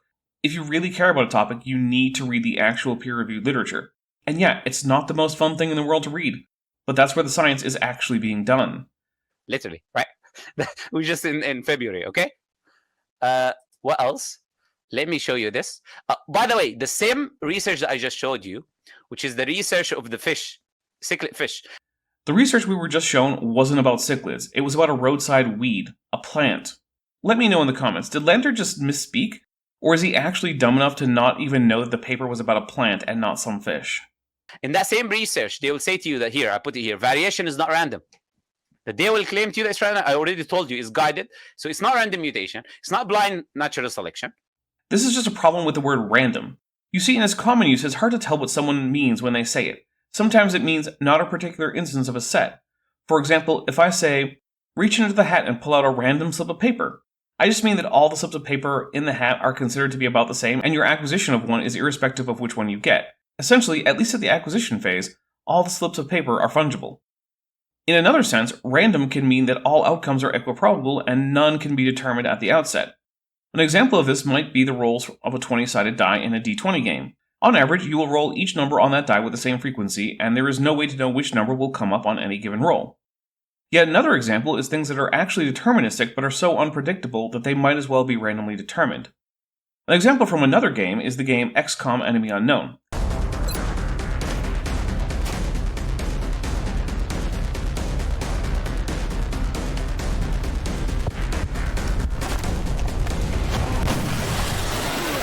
In that game, your chances to hit an enemy are determined by things like range to target, cover, the skill of your soldier, and the accuracy of the weapon. But at the start of the level, a seed number is generated with a pseudo-random number generator. From that moment, all chance-based events pull from that number table which is in the background and not available to the player. The exact outcome of every possible action of the player and the computer is deterministic, but short of looking at the code running in real time, the player has no access to this. This means that while the chances displayed on screen to the player are accurate, it's already determined if that 98% chance to hit will actually miss, because the number used to see if it will is already set in stone. This is why saving before taking a shot, then reloading when you miss won't actually make you hit. The random number table for that mission is saved, and it will simply pull the same number. You, the player, have to actually perform a different action for the outcome to be different. But if you're just playing the same game in real time, it's hard to distinguish the actually deterministic process from a random process. Yet another kind of randomness is the randomness of multiple linked actions. Take, say, the roll of 3 6-sided dice. This will give you a random number from 3 to 18, but 10 and 11 are each 27 times more likely than either 3 or 18. Mutations are random in a couple ways. There are no places in the genome which cannot suffer a mutation, and there is no way to predict what that mutation will be with a high degree of accuracy. However, some places in the genome are more likely to have a mutation than others, and some kinds of mutations are more common than others. This makes it kind of like the dice rolling. You can make statistical statements about mutations, and you can predict the approximate rate, likely locations, and likely proportions of different kinds of mutation, but that's it. You can't actually go in and say for sure what mutations will occur in a particular instance. But fundamentally, this doesn't make mutations not random. All of it is guided, it's not random, okay? But like with the word random, it's not clear what the word guided means in this context. If you simply mean that some areas in the genome have more or fewer mutations, then sure.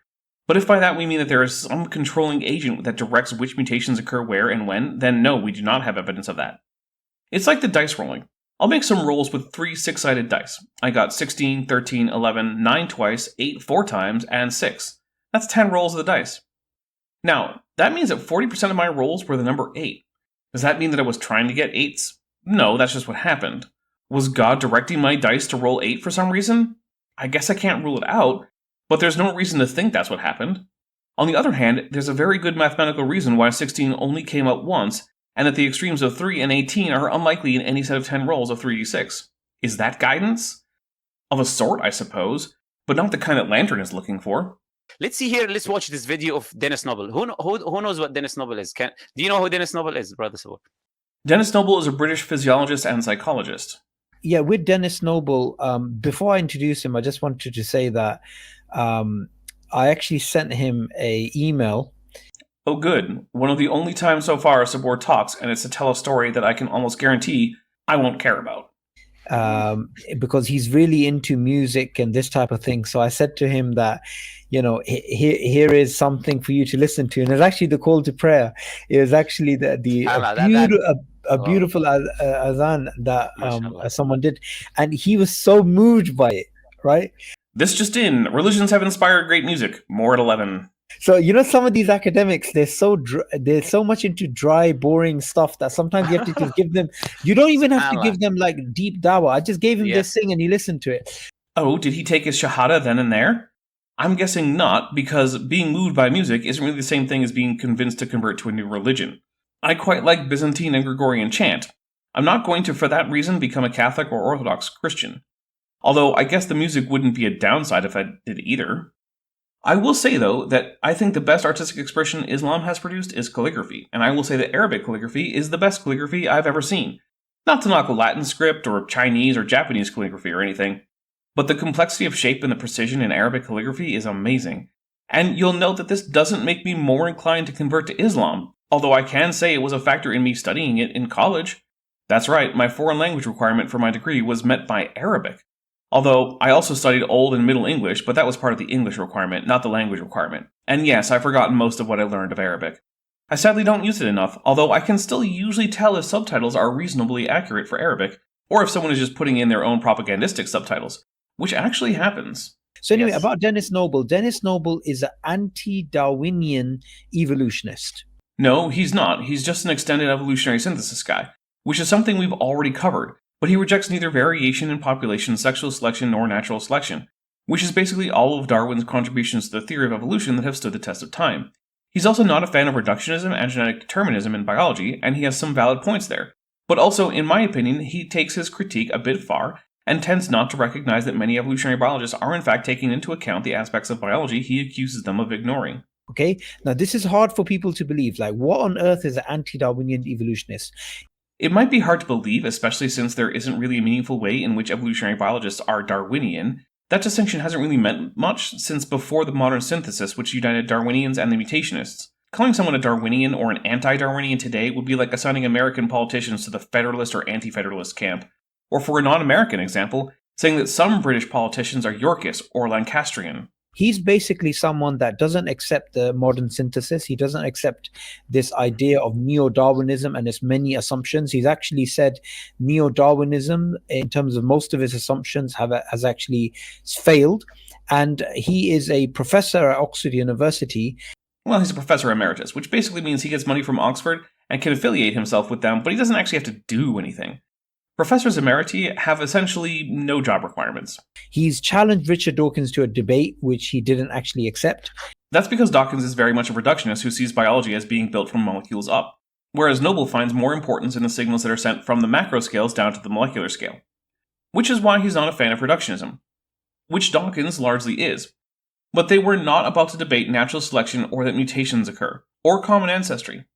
Dennis Noble, from my understanding, and this is on the public record as well, he's not a Christian, he's not a Muslim, he doesn't actually believe in any religion. I neither know nor care what religious tradition Dennis Noble aligns himself with, nor do I know or care if he does so with any such tradition. Yet he is somebody that is well respected. What does he mean, yet? People in scientific fields don't get respect based on their religious affiliations or lack thereof. They get respect for doing good work and making contributions to the field in which they work. Francis Collins isn't respected because he's a Christian or in spite of it. He's respected for his work in public health. And as you pointed out, he's against this idea that random mutations, along with selection, can create the biodiversity that we actually have.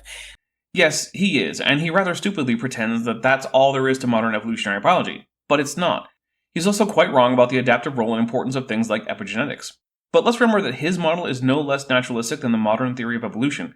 And even if he were right, it wouldn't help creationists a single bit.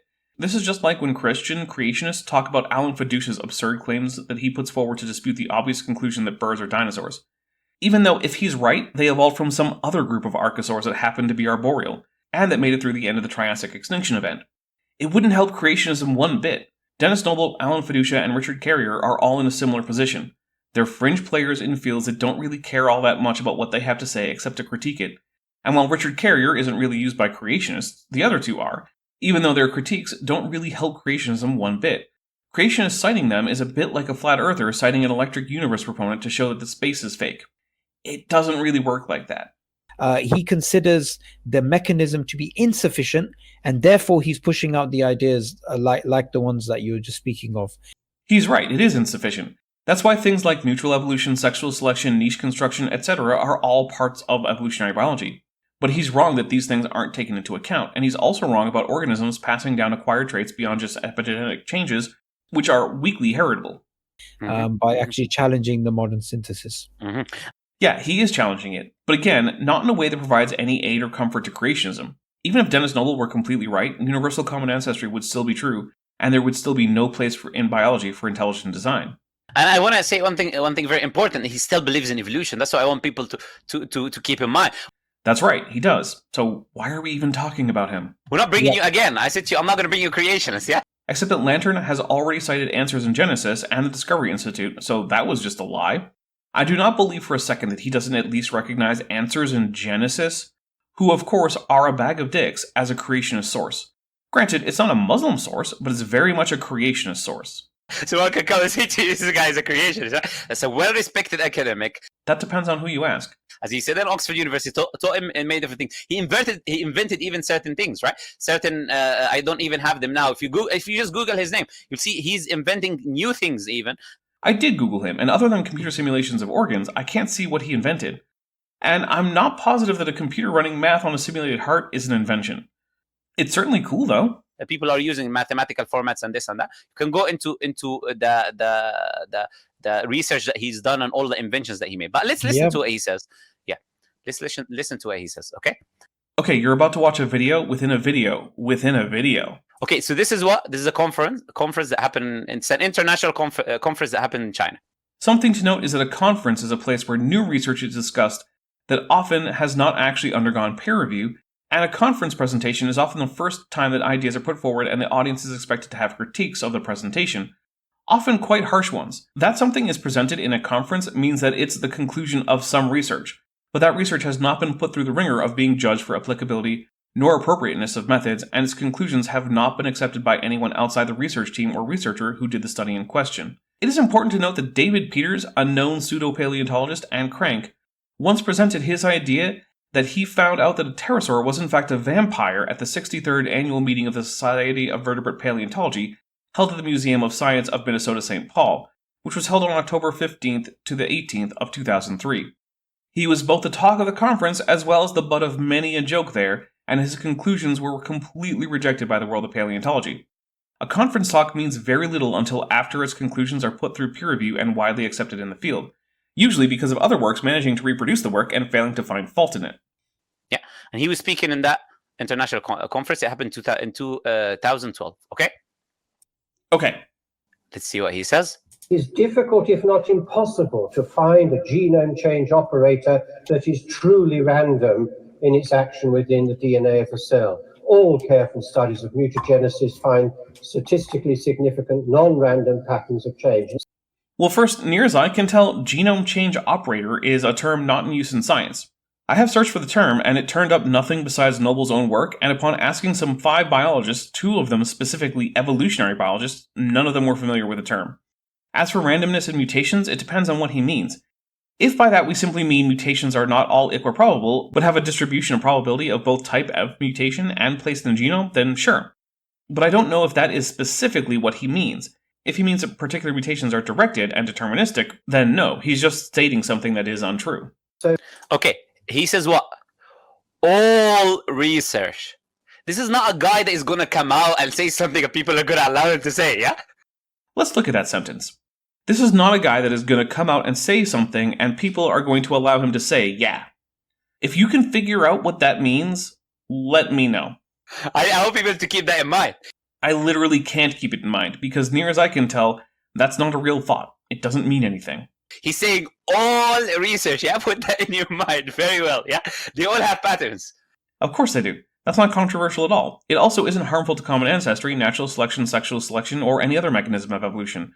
Nor is it helpful to disputing evolution.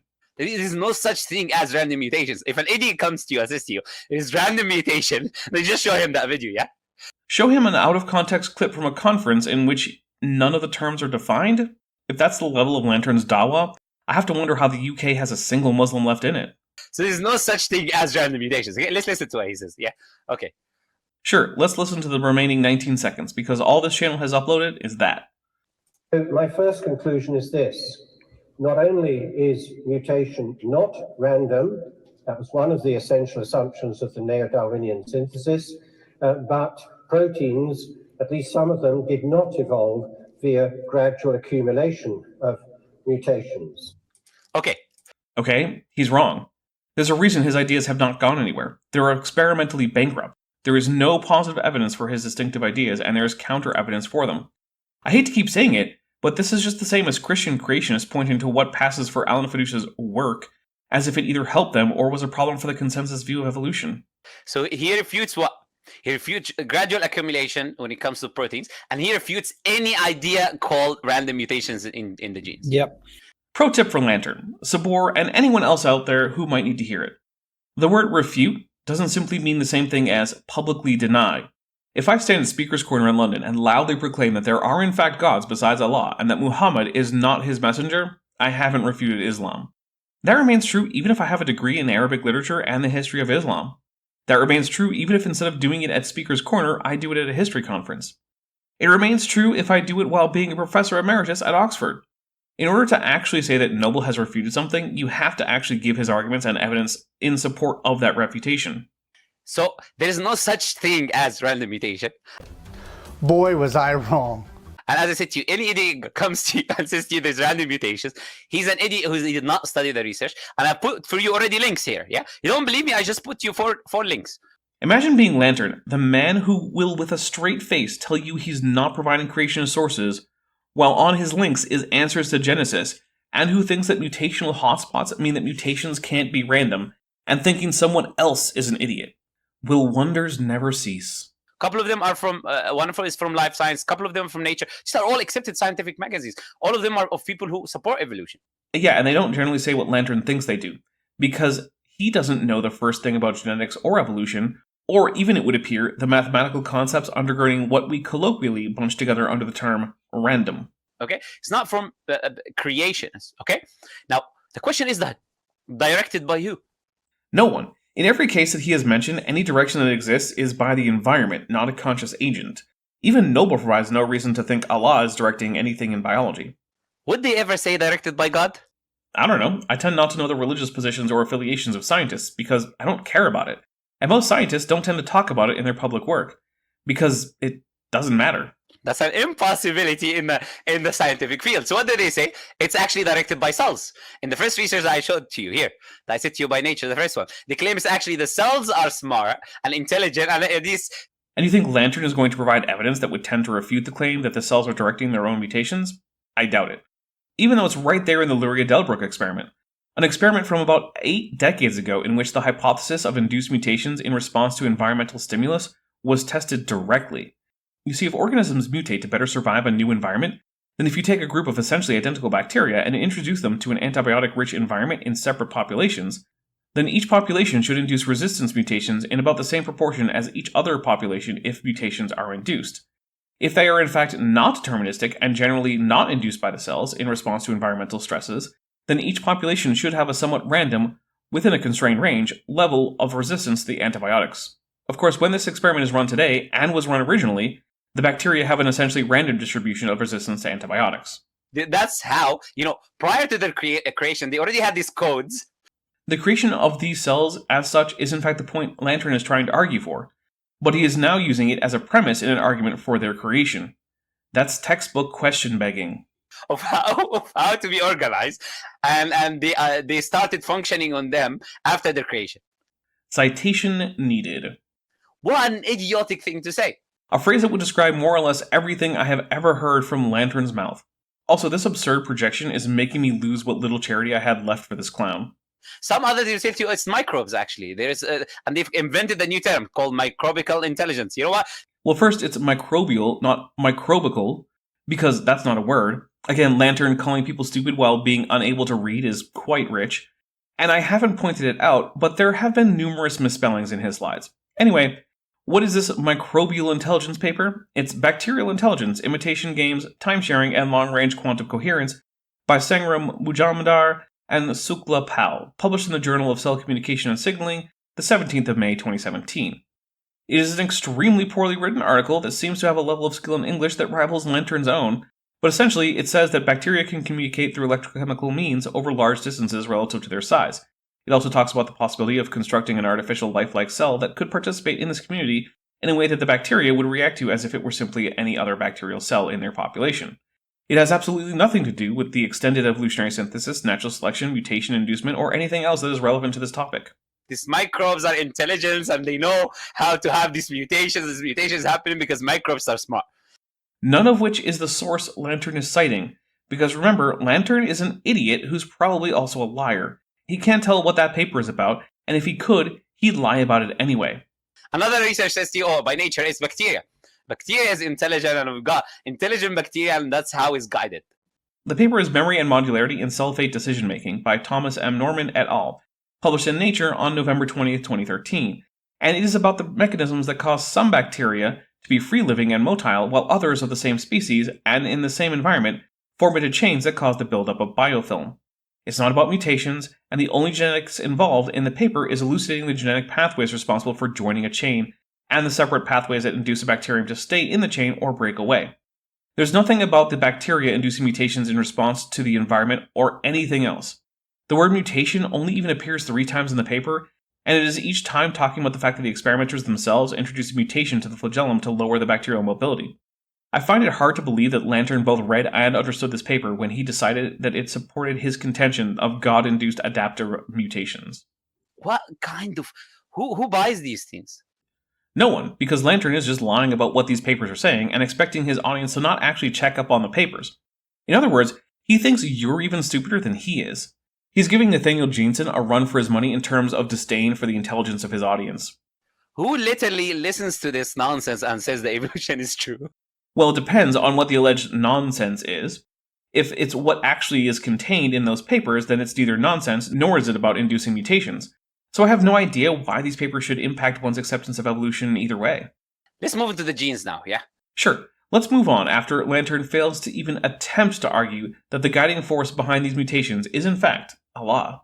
Let's go to the pool of the genes. We already spoke about random mutations and how it doesn't exist. Let's go a little bit to some research talking about genes and genetic similarities. This research I put here, right, which is by the National Library of Medicine.gov, right, well accepted. There is no doubt about it. Everyone hears about it. 98.8% identical between human and chimpanzees. Specifically in alignable coding regions. When the full genome is used, depending on techniques, it is a bit lower, but not by much. But the important thing for the idea of human evolution and the place of humans in the tree of life is that humans are genetically closer to members of genus Pan, that is chimpanzees and bonobos, than they are to anything else. That means you, listening to this, presuming you're a human, have more in common with a given chimp than that chimp has with every gorilla alive. This means that in addition to having all the morphological characteristics of an ape, humans are genetically nestled right inside the family Hominidae, next to chimps and a bit farther from gorillas and yet still farther from orangutans, with the gibbons of family Hylobatidae being yet farther still. Everyone hears this research, right or wrong. If you speak to anyone in the basic, even laymen, if you go to them and you say to them that they're 99 or 98, they'll all say to you, yeah, they're 98 or 99% identical. Yes, as far as I know, it's a reasonably well-known fact about science, although I doubt most people could tell you how this comparison was made or how it works. The question is now, are humans and chimpanzees actually 98.8% identical? Is that claim true? Yes, as long as you understand what's being compared. I'll use the Quran as an example. Suppose I find a codex in the basement of some 12th century mosque in North Africa. And while not itself a copy of the Quran, it contains the entirety of Surat 1, 5-7, 78-85, and 112. But in each, except perhaps the first and last, there are a few variations in pointing and even in the rasm, or shape of the letters, which is more significant in ways that you'll understand if you're familiar with Arabic. But just know that it's rather more significant than the pointing. But I compare these Quranic sections to a modern edition and find that the pointing matches 98% with a modern Egyptian Quran and the rasm matches 99%. I can say without any dishonesty that the similarity between the Quranic text I found and the modern Quran is about 99.5%. But also, it's important to note that much of the Quran wasn't found in my fancy codex, so it wasn't included in the count. There's no identity match for, say, Surat al-Baqarah or Surat al-Nisa. Similarly, this 99.8% match didn't even look at some parts of the DNA. And this fact isn't being hidden, it's just part of the science that most people who aren't giant nerds aren't too interested in. And yes, I am indeed switching from Bible analogies to Quranic analogies, specifically because the speakers here are Muslims, not Christians. Now, how do we understand this? By going into the methodology that these people use to come up with this conclusion of 98.8 identical. Yeah, that's exactly right. I'm kind of surprised Lantern got this one. We absolutely need to look into how this number was arrived at in order to see what exactly it means. Now, and I want people to pay close attention with me. Yes. Can I just say something just before we get into that? I just want everybody watching to just be aware of something. Let's hope the something is interesting and not stupid. Which is super important. Muhammad's going to go over the reasons why the comparison of 98% is misleading and is lying by omission, and this is well known and established. However, so yeah, it's stupid. Great. By the way, the paper Lantern is referencing is in line with the 98 to 99% similarity. I want to give a counterfactual. What if it's not 98.8%? What if it's 100%, right? Or 99.999%, and they're not wrong? Then humans would just be the same thing as chimpanzees. Because this is just asking, what if humans and chimps had no more difference between them than humans have with other humans? Well, that'd make them the same species, and they also shouldn't really have a very different morphology. Similarities in of themselves do not prove anything. Right, that's why we have a theoretical framework, so we can make predictions and interpret data in a way that's useful and makes it meaningful. The whole point of a theory is to explain otherwise disconnected data points and to make predictions about future data of that kind. On their own, any of the datasets that go into making a theory don't prove the theory. Science works on the basis of correlating many sets of data and points of fact. Similarly, on its own, the fact that apples fall doesn't prove that gravity exists. Also, the fact that the planets orbit doesn't prove gravity exists. But you put them together into a theoretical framework, and suddenly a single equation ends up explaining both as well as other phenomena, such as the attraction of mass to other masses in the Cavendish experiment. Evolution works the same way. No one fact or set of data demonstrates it on its own. You need the transformation being done by a mechanism, and you need the origination probability being close to zero. Without these two things, even if the similarity was even closer than 98.8%, it would make no difference to the claim between human-chimp ancestry being true or it actually being false, because you need the background information to do that. So just as the upshot of what I'm saying is, similarities simply mean similarities. They don't mean anything else unless you have background assumptions. That made absolutely no sense. Let's try that again. You need a transformation being done by a mechanism. What transformation? Does he mean the evolution that occurred from the common ancestor of humans and chimps until the two species exist as they are today? Well, if so, we have all the mechanisms we need to explain it, but there may have been more in operation that we don't know about. And you need the origination probability being close to zero. The origination probability? What the actual does that mean? Neither I nor the internet seems to be familiar with this phrase. I think Sabor probably means something when he says it, but I can't really imagine what. If you think you know, put it in the comments. Without these two things, even if the similarity was even closer than 98.8%, it would make no difference to the claim between human-chimp ancestry being true or it actually being false. Do we have these things, whatever they are, when we do paternity tests? Because the idea behind paternity tests and these tests is basically the same. DNA is what's passed down through sperm and egg through the generations. The same way DNA can help you track down your relatives on a genealogy website, it can help you track down your relatives in an evolutionary tree. There's no reason for organisms to share things like neutral mutations in a nested hierarchy unless they're related by common ancestry. Humans and chimps are so linked, as they are to the rest of the great apes. Then the rest of primates, then to the colugos, then the rodents and lagomorphs. Because you need the background information to do that. So just as the upshot of what I'm saying is, similarities simply mean similarities. They don't mean anything else unless you have background assumptions.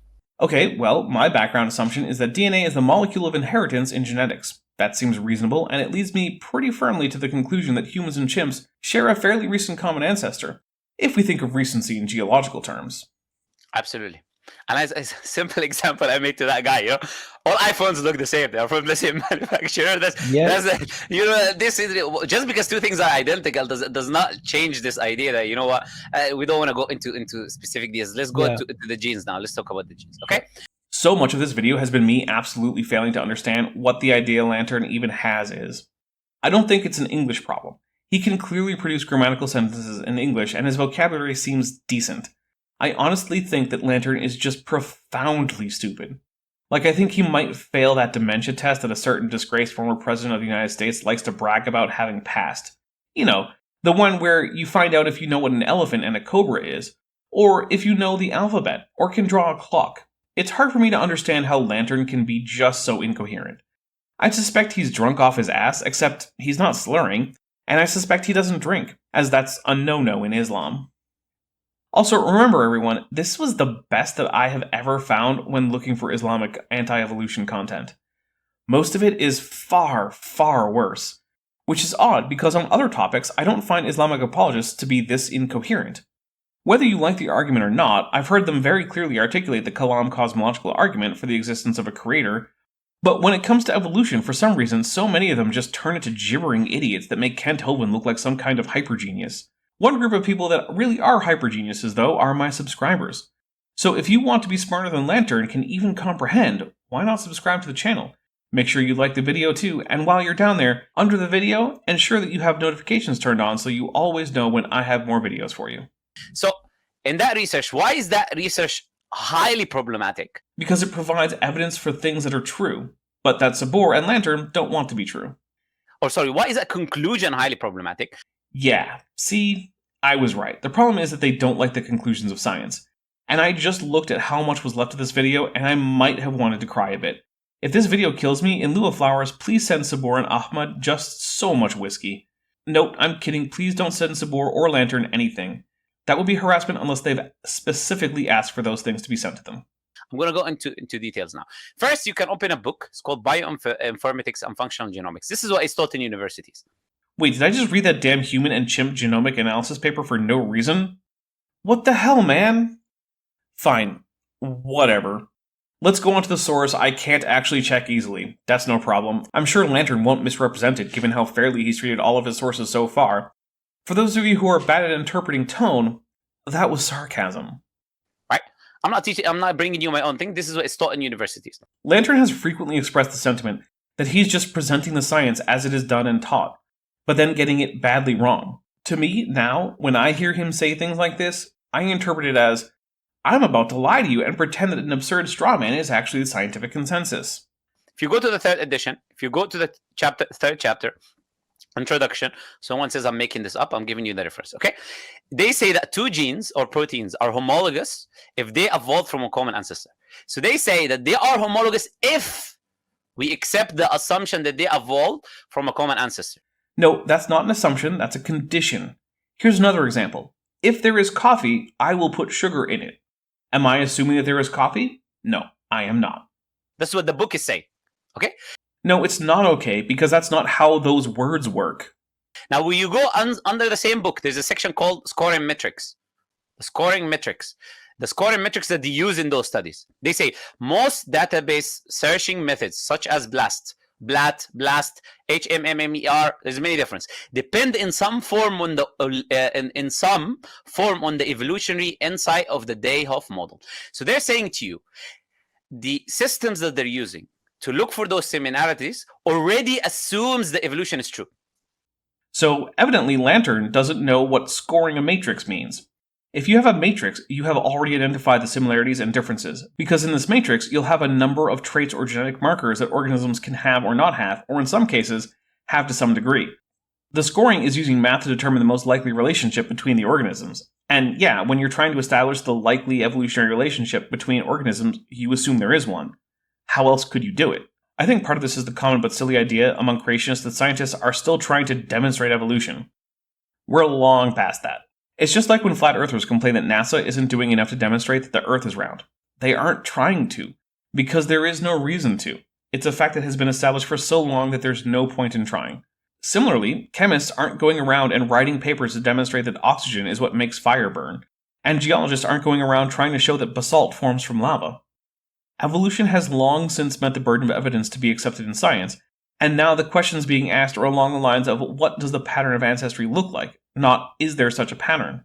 That a theory is so well established that no one is really looking to demonstrate its validity is not an argument against that validity, but for it.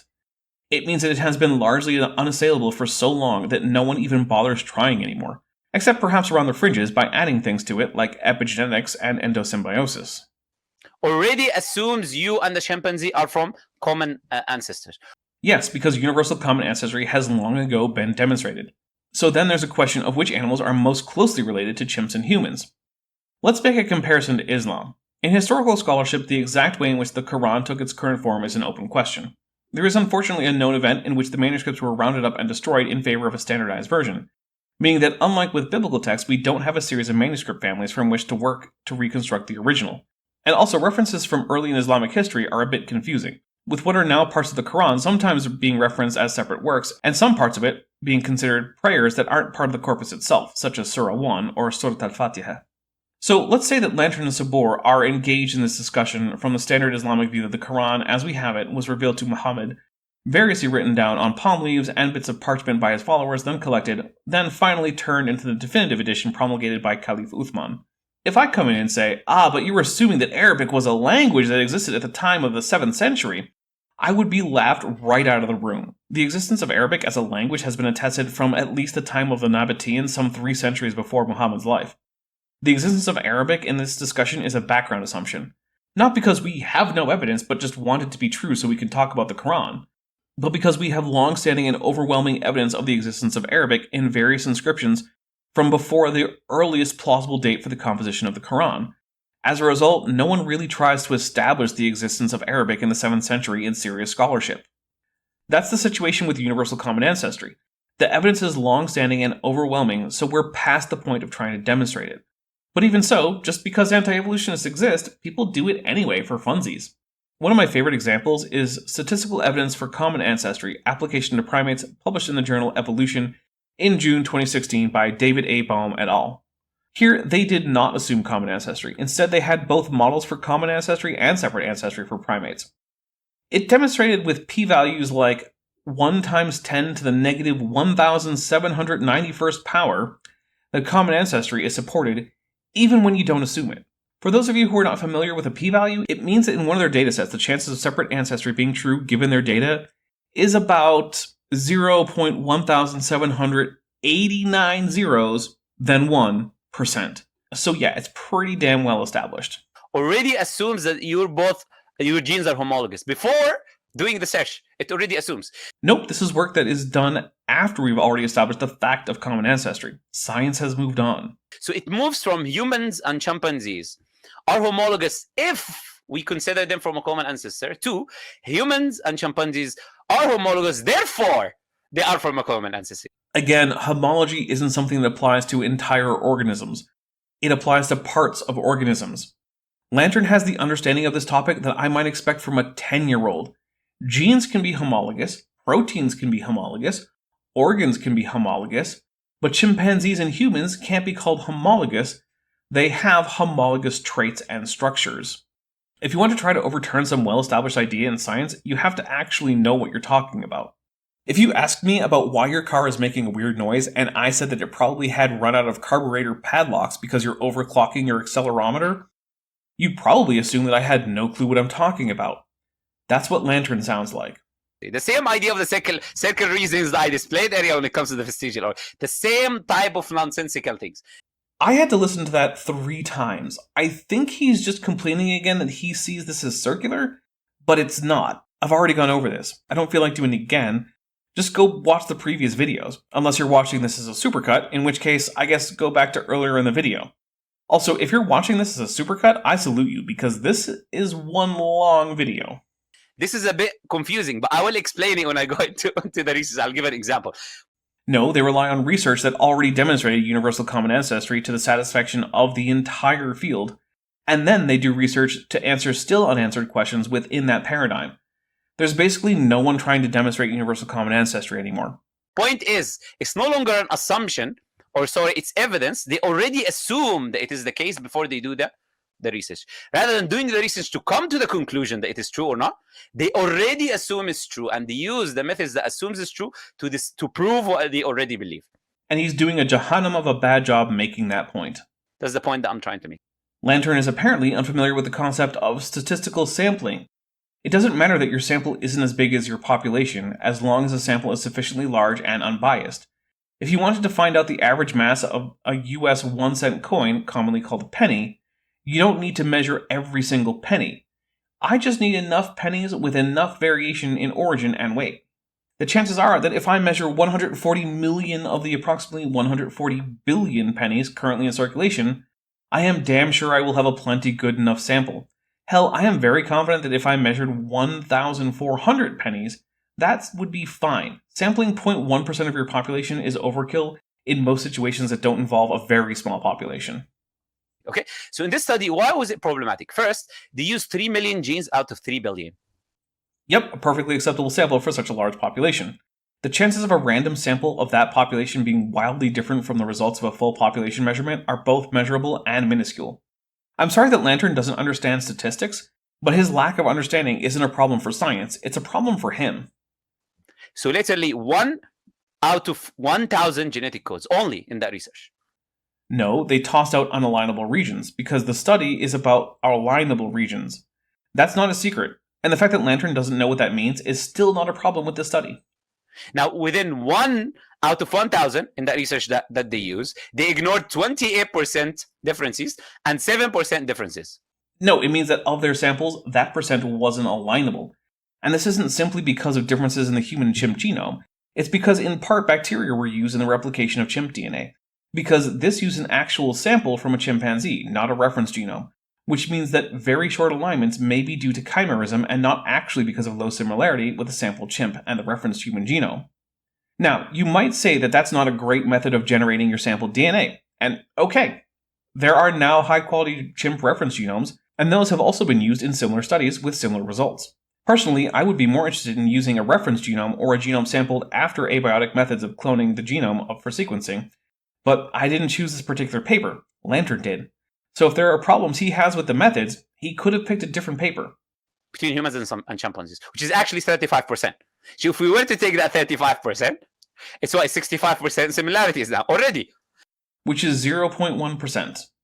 And given the fact that we only taken 3%, 3 million out of 3 billion. No, they're taking a representative sample. That's a thing that happens in basically all fields of science. It also happens in industry. For example, factories have QA departments that are in charge of making sure that the factory isn't shipping defective product, because that's how you get returns and lose business. So do you think the QA personnel check every single item that comes off the factory floor? Of course not. They don't have the time or numbers for that. Instead, they sample each batch to see what problems a particular batch may have. If the number and severity of the problems is low, they ship the batch. If there are problems, then they will either not ship or recall the batch. Statistical sampling is done in both science and industry for a simple reason. It works. The math isn't lying to you. Of the genetic codes. So first, they're ignoring majority of the genes, number one. No, it's not what they don't like. It's a combination of that which they are not attempting to measure, along with parts of the sample they have good reason to think are actually not representative. To continue my penny example, if during my measurement of the mass of pennies I notice one with a couple maple leaves on one side and a picture of a young Queen Elizabeth on the other side, I'd probably throw that one out. Not because I don't like Canadian coins, but because that's not what I'm trying to measure. Similarly, if I found a coin that was silvery and had Franklin D. Roosevelt on it rather than Abraham Lincoln, I'd toss that out of my sample too. Again, not because I hate 10-cent coins, but because that's not what I'm measuring. Number two, they're excluding that which they don't like, which is 28% and 7 differences. Analysis was restricted to alignments with greater than or equal to 60 compared bases. Chimpanzee clones carrying greater than or equal to 60 consecutive unaligned bases, in addition to an aligned segment, were judged to be potentially chimeric. To identify the human counterpart of the unaligned sequence part, lower-ranking alignments were analyzed. In cases where alignments of two sequences of a potentially chimeric clone shared greater than 10 identical base pairs, the entire clone was excluded from further analysis. To further avoid sequences that display multiple matches to the human genome, the alignment scores were compared with the scores of the second best alignment in each case. Only when the difference between the scores was greater than or equal to 10 were the alignments used for further analysis. To minimize the influence of potentially undetected non-orthologous comparisons and the sequence comparisons, we included 2.5% of the alignments with the highest extent of sequence differences from the analysis. This corresponds to a threshold of 96% in the sequence similarity. When lowered to 95%, 1.7% of all alignments are excluded, and the mean chimpanzee-human sequence difference changes from 1.25 to 1.27. What part of that was, we didn't like it? It was no part of it. Which part of it was comprehensible to Lantern? Also probably no part of it. And they say in the same study, why they excluded it? They say, we excluded it because there's no similarities. Oh, you don't say? Correct, they don't say that. You know, so that which is not similar you ignore, and you bring that which is similar and you claim that there's identicality 98.8. You know, BLAST is freely available, as are reference human and chimp genomes. Lantern could simply run the test himself after learning to use the program. Of course, if he did, he'd find that the conventional similarity numbers are what he gets, because they're what basically everyone gets but Tompkins, and he's the creationist who couldn't pass an 8th grade algebra test, so I tend not to trust his numbers. And now they do this beautiful, very beautiful, nice things that they call deletion, substitution, and insertion. What does he mean by they do these things? Those are types of mutations, not things that researchers were doing. I still cannot get over how obvious it is that Lantern doesn't understand this paper in the least. It's like we're at 5,000 millihovens. And in every, it is between 1 to 65 codes in the sequence. That is not a sentence that means anything. I know all those words, but in that order, they don't form a coherent thought. That they will do deletion, substitution, and insertion in. And I will explain what deletion and substitution and insertion in. We're going to go into that, okay? No, it's not okay, because apparently Lantern doesn't know that those are kinds of mutations, not operations that researchers are performing. This is like complaining about your mechanic because he keeps doing transmission fluid. It doesn't make any sense. And I want to say I want to make a very important point. Here, the research that I put in Scientific American, if you just search hidden treasures in junk DNA. Hidden treasures in junk DNA. Okay, sure. I'm not going to go Google it just yet, because I suspect I won't have to. Right? They used to have this stupid belief that there's something called junk DNA and it's useless and all of that. Richard Dawkins and these people were talking about it.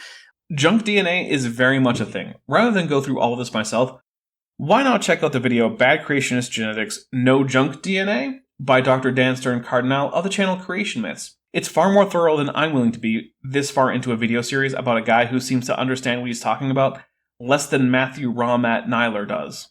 And today we know this is nonsense. You can't be serious, man. You cannot be serious! And all types of genes are useful and important for the human being, okay? Okay, but if it's a gene, it's not junk DNA. Those are mutually exclusive categories. Genes are specific parts of the genome. They're the parts that encode the nucleotide sequence, which is then transcribed into RNA and read by ribosomes to produce proteins. Yes, I skipped a bunch of steps there for the sake of the soul of wit. Something Billy Shakesman talked about. Now, the important thing is this, is that changing one gene, one genetic code in certain situation can be fatal. You can die. I mean, yeah, some small mutations are fatal. Those are the ones that tend not to be passed down. But also, most mutations aren't fatal. Also, what the heck does Lantern think a genetic code is? He seems to mean nucleotide base pair, but that's a really dumb way to express that concept. And he's so monumentally stupid that I hesitate to even propose a potentially rational meaning. I feel like if you played Lantern in Call of Cthulhu, he'd basically never take more than the minimum sanity damage, because intelligence score would be like a 12, and he simply can't actually comprehend the terrible truths of the universe. He's like the epitome of head empty, no thoughts. Now, the point is they're claiming thousands, if not millions, of changes in these studies, but they ignore them. They do insertion, deletion, substitution. They ignore all of these different things, right? No, that's not right. That's exactly why there are differences between the human and the chimp genomes. Those are 3 kinds of mutation, and when they occur, they cause genomes to differ. If they were to ignore these, then it would mean they would, rather than doing the study, just write that humans and chimps have the same genome and go home under the impression that humans and chimps are exactly the same thing. And they substitute, literally, they change, they delete certain genetic codes. They delete them. Even though, as I said to you, one of them can be fatal. They delete them in order for them to push this narrative that is actually 98.8% identical. Okay? I don't even know what the claim is. Is he saying that researchers were deleting nucleotides from their samples in order to push a bogus similarity? Is he saying that they mutated their own children with fatal genetic diseases somehow? What the heck is even happening right now? Usually with creationists, I at least understand the point they're trying to make, even if it's usually extremely stupid. This is just actual word salad. Lantern doesn't understand any of the terms here. So this is the nonsense that they do to come up to this conclusion, 98.8. Is that it? No. I don't even know what that was, so I guess it's good that it wasn't. Right? What they did in that study, they ignored all the insertion and deletion that they did. Okay, look, I'm going to go ahead and look at the rest of this genetics similarity talk, and if it stays completely incomprehensible, I'm going to skip past the rest of it. There's nothing for me to talk about when the person I'm responding to won't even be coherent at a basic level. But also, before I go, remember that Lantern said he wasn't going to bring any creationist sources, but his last source on his current slide is from the Institute for Creation Research, which, as you might know or be able to infer from the name, is a creationist organization. Good to know he remains a liar. Proceeding on the crudely conceived idea of an instrument that would not only provide inverse reactive current for use in unilateral phase detractors, but would also be capable of automatically synchronizing cardinal gram meters. Such an instrument comprised of Dodge gears and bearings, Reliant electric motors, Allen Bradley controls, and all monitored by Rockwell software is Rockwell Automation's Return Calculator. Okay, so the rest of that was him continuing to not understand that deletions, substitutions, and insertions are mutations. Him not understanding what it means to construct a hypothetical ancestral genome, and then complaining that when people measure different things about the genome, they get different percent identity numbers. I see no point in doing a point-by-point refutation, given that this guy doesn't even know what mutations are. We're cutting back in with Sabor giving his own take on this whole genetics thing. No, you know, the point that you're raising here, I think, because some people, they'll look at these particular pictures, they'll look at the insertions and the deletions and the different numbers you're going over, and they'll get confused. Well, that's certainly true, although perhaps not for the reason that Sabor thinks. But I think a way to summarize it is they are subjective in how they come to their conclusions. Yeah, nothing says subjectivity like data tables and statistical analysis. They can pick and choose what they want, and because of that, that's why you have all these discrepancy. That's an interesting hypothesis. You know, there are in fact statistical techniques that can be used to uncover biased reporting in data. Additionally, Sabor could just download the necessary programs and files to run his own comparison and publish a critique if he finds that the work of others is wrong. But no, that would require him to actually know what he's talking about. It's so much easier to just go live on YouTube and pretend to know more than all the people who have spent nearly their entire adult lives doing nothing but being engrossed in genetics. And even if these discrepancies... not just pick and choose, they change. Shut the fuck up, Mo. You have no clue what the fuck you're opening your cock holster about. You are by far the dumbest person I've ever featured on this channel, and I responded to goddamn Roger from Mud Fossil U, the guy who thinks caves are fossilized vaginas. Just let Sabor talk. At least he doesn't bray like a hyena on cocaine every time he thinks he made a point.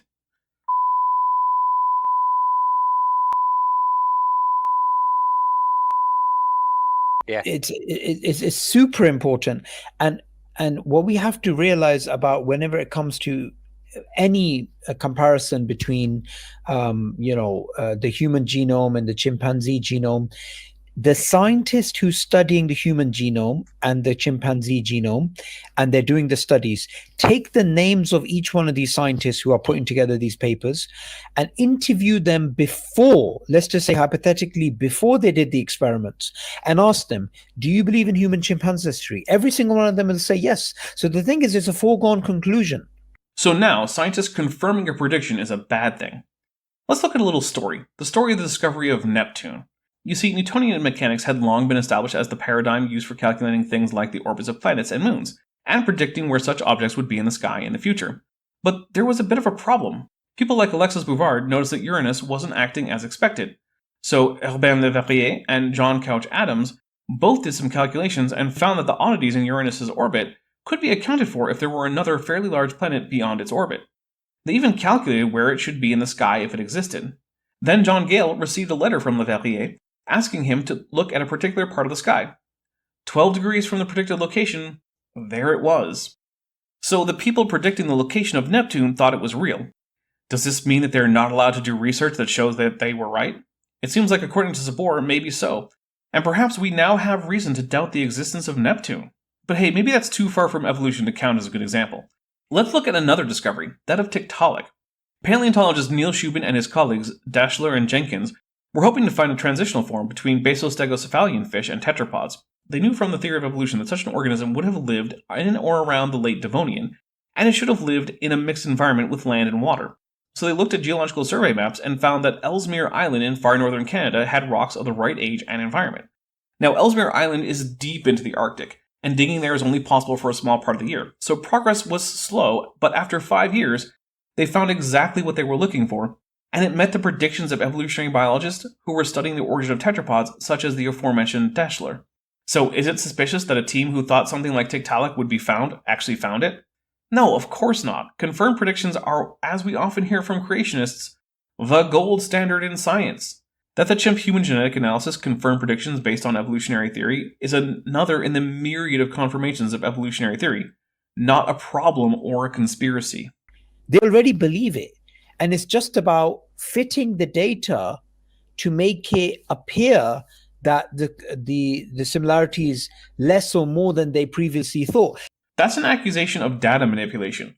A serious accusation, but one that can be demonstrated.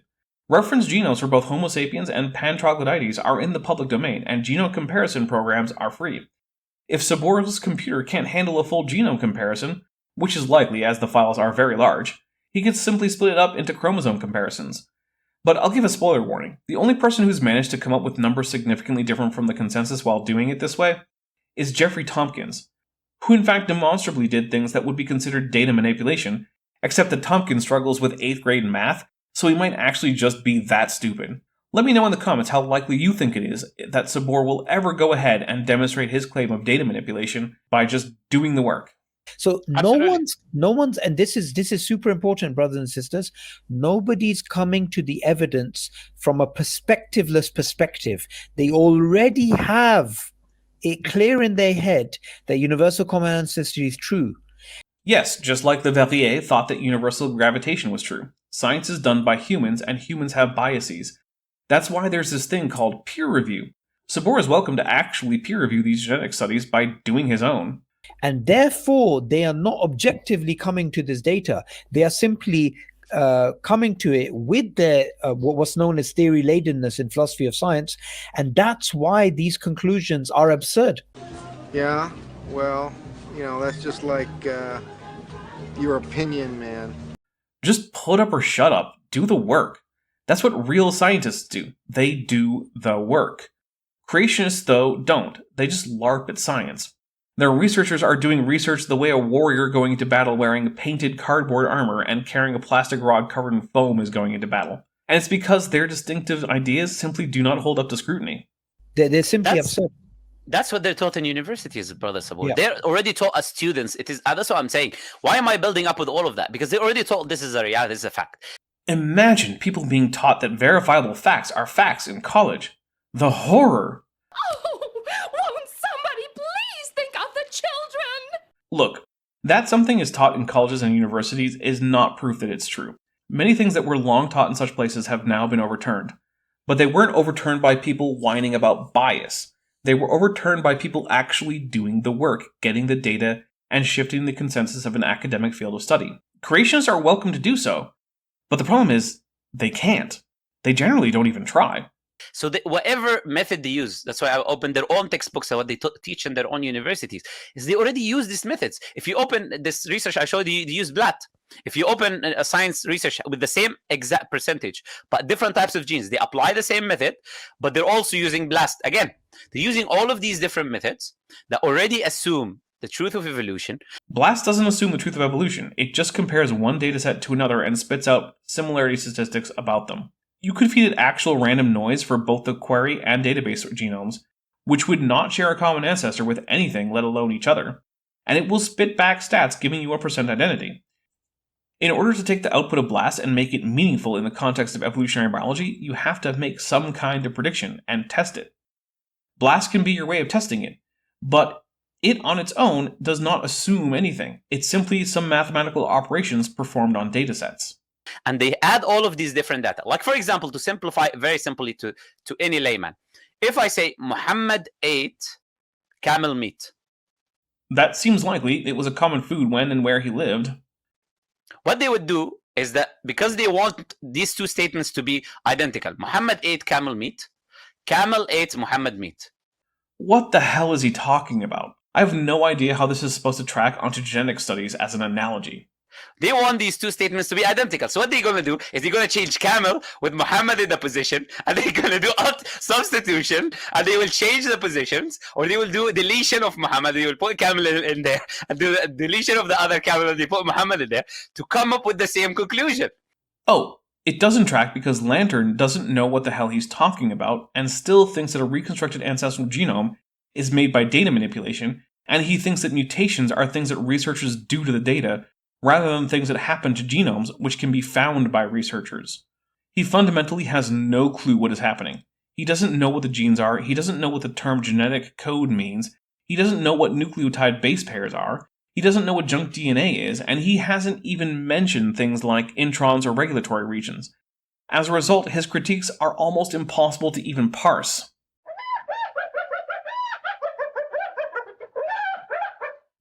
See what I mean? Completely incoherent. Muhammad ate camel meat and camel ate Muhammad is complete opposite, right? But they will do these methods now to simplify, very simple for the people, right? Rather than doing all of this, they will do substitution, insertion, deletion, and they will say to you, look, it is 100% identical now. Wait. Is 98.8% the same thing as 100%? Doesn't seem like it. So if these scientists are manipulating their data to come to 100% similarity between chimps and humans, which would be weird since it would invalidate much of biology including evolution, then why aren't they reporting that as their result? It's actually 99% identical. By this method, I can make anything 100% identical. Yeah, that's true, but of course that method has nothing to do with the study he's citing, because he doesn't understand the methods. The human and chimp genomes were not manipulated, and the creation of a hypothetical ancestral genome to both changes neither of them, nor does it change the percent identity numbers that would be spit out by programs like BLAST. Literally. I can make any gene between any human and anything as 100% identical. That's why you have this banana and human being 50% similarities, because of the methods that they use.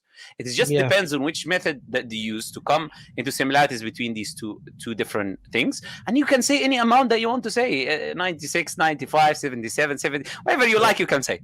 I love that Lantern has just discovered that you can study different things with different methods, and despite the fact that they all spit back out answers with percent sign, because they're testing different things in different ways, they get different numbers.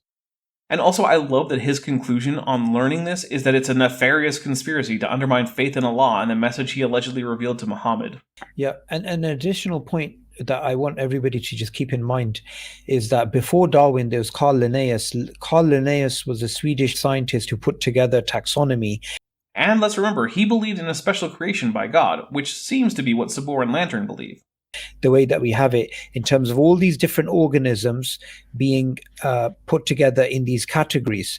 And he put humans and chimpanzees together because of their similarities in anatomy. Yes, because while believing in special creation, Linnaeus wasn't a liar or an idiot. He was an intelligent scientist whose work is still cited to this day in some cases. But he didn't believe they had a common ancestor. That's true. It's almost like this whole idea that humans are apes and nest within the great ape family is something that is obvious without a prior belief in evolution, but that evolution explains the patterns that Linnaeus observed and described but could not explain. So it's pretty bloody obvious that things are similar, but that doesn't mean they have a common ancestor. Which is why common ancestry wasn't accepted on the basis of just taxonomy. It required things like transitional forms being discovered, a mechanism or two to be discovered, and a method of inheritance to be found. And the other thing to keep in mind, and this is something that atheists, they pull out as if it's some sort of miracle. They say, well, if humans and chimpanzees are not related, why are their genomes similar? It's a good question, and when it occurs within the species H. sapiens, everyone sees significant genetic similarity as evidence of common ancestry.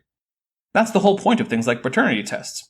If some woman came to Sabor or Lantern with a baby claiming it was theirs, you can be damn sure that they'd find a lack of genetic similarity a good reason to not have to pay child support.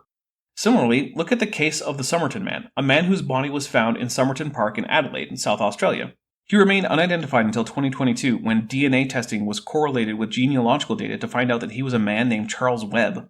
Of course, Charles Webb never submitted his DNA to testing under that name.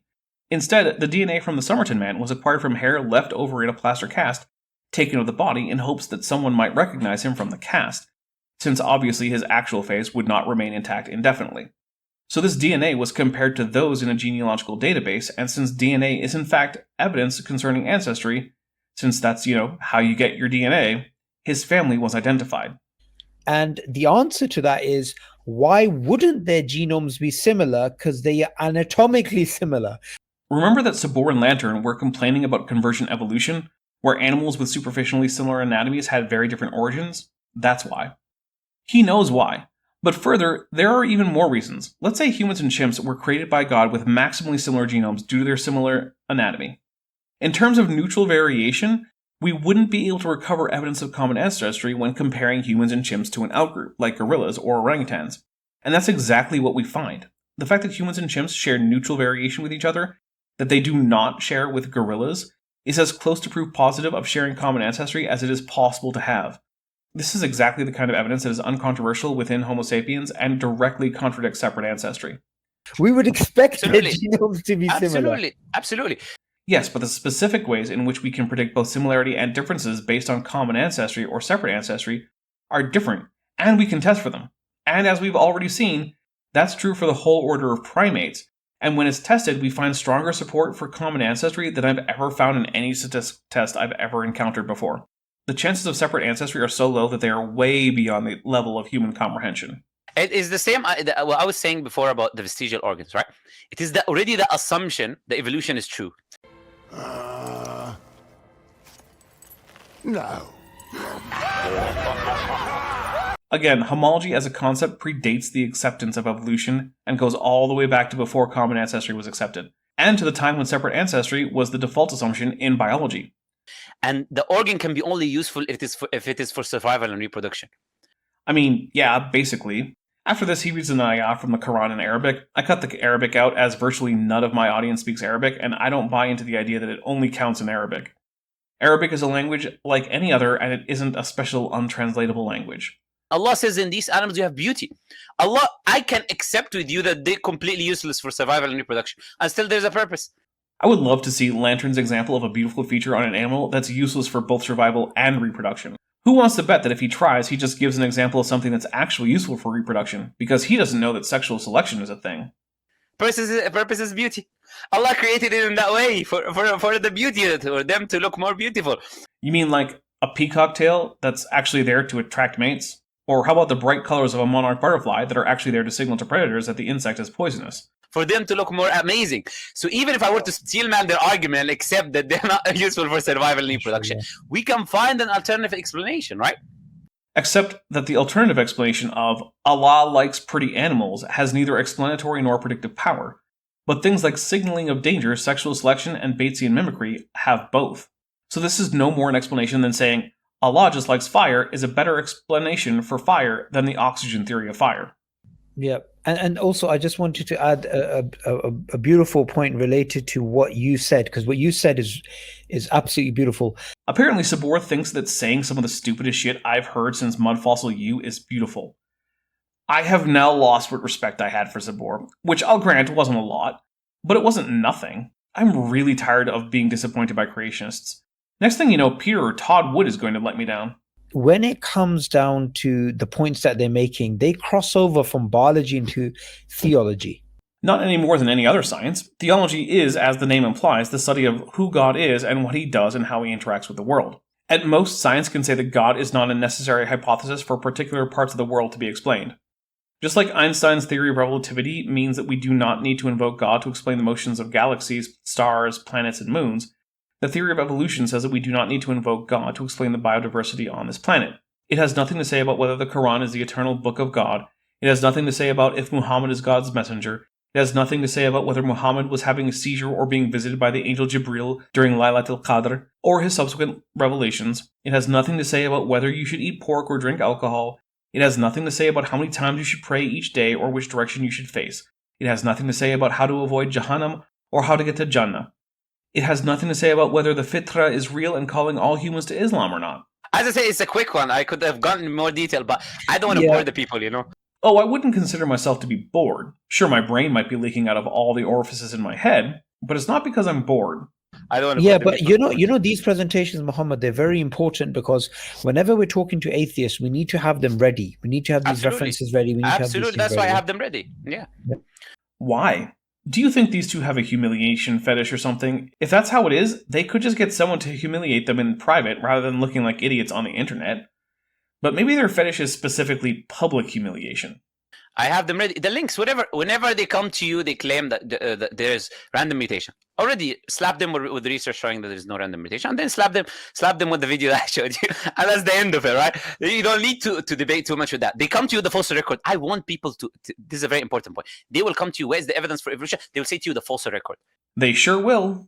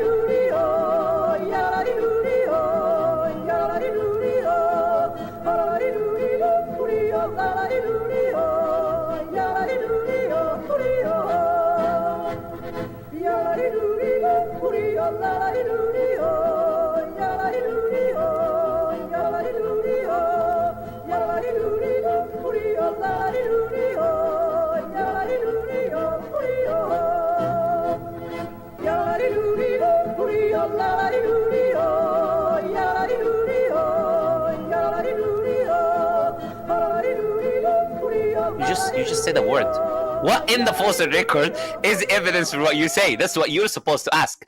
Let's see, in no particular order, Scutellosaurus, Chloromochlus, Lagasuchus, Tiktaalik, Hynerpeton, Acanthostega, Sphecomirma, Protoroctopus, Picaya, Wiwaxia, Australopithecus, Sahelanthropus, Hyracotherium, Hesperocyon, Archaeopteryx, Mesohippus, Pesosiren, Pachycetus, Indohyus, Dorudon, Basilosaurus, Caudipteryx, Confuciusornis, Microraptor, and Meiosis. That's 25 examples of transitional forms that were predicted by common ancestry. The counter-prediction is that we should not find such fossils if separate ancestry is true, and they are indeed evidence of evolution. It's far from all of them, though. You've got to peel one layer back. Say it to them. What is evidence? They'll say, oh, these things in museums, which is all Lucy and all of the all of these things. In the National Museum, I think here in London, they're showing you all of these pelves of the whale. I mean, yeah, Lucy and fossil whales are part of it, and nothing Lantern has said has approached an explanation for these fossils that in any way detracts from their status as transitional forms, which are in fact predicted only by evolution, making the mere existence of each of them prima facie evidence of evolution. And they say to you, these are vestigial organs. Well, modern whale pelvies are vestigial, but those of, say, Pachycetus or Ambulocetus are clearly not, which is again more evidence of whales evolving from land-dwelling ancestors. This nonsense I'm showing you, this is what they're using in these magazines, these fictional type of skeletons that they're putting there, right? The skeletons are in no way fictional, which Lantern would know if he bothered to learn how to read paleontology papers and then bothered to do so. I did. I've also been to the storage room at a museum where fossils that are not on display are kept, and seen fossils of camels, turtles, dinosaurs, and more. That's something Lantern could do, although he'd probably have to do so under supervision, and in some cases, might want to be careful because some fossils are dangerously radioactive. Yet again, we have a case where instead of actually doing the work of investigating his claim, Lantern simply lies. Let's read the meaning of Quran 39:3. Indeed, the pure religion is only for Allah. For those who take protectors besides Allah, saying, we worship them only so they may bring us closer to Allah. Surely Allah will judge between them, regarding what they differed about. Indeed, Allah does not guide he who is a liar and disbeliever. I don't know, it sounds a whole lot like Lantern is in danger of losing the guidance of Allah because he was lying. And they come to the layman who doesn't know anything about evolution, they come with this nonsense. So you have to be prepared as believers, you know? Was that Lantern admitting to being a layman who knows nothing about evolution? That might be the most honest thing he's ever said, if that's what he meant. Okay, let's move on, inshallah. Yes, let's move on.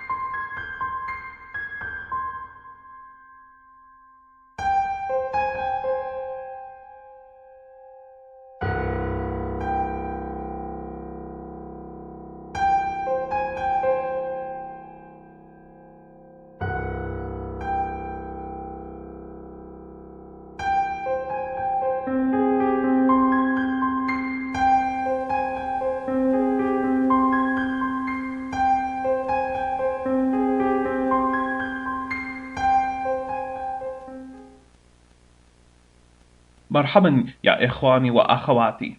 أنا دابر dinosaur. Okay, back to English. I am back for the final time to take a look at the lunacy of the Muslim Lantern and Sabor Ahmad as they try to debunk the theory of evolution by failing to understand even the most basic facts about it. We left off with them failing to understand even the most basic things about genetics, like what a mutation is, how genome comparisons work, what the difference is between terms like genetic code, gene, and even base pair. Now they are on the topic, rational problems with the theory. Let's see what these two dolts have for us. Now, we've done now with this everything which I would call scientific. I've demonstrated. Now, what did I do? Let's go back to the beginning.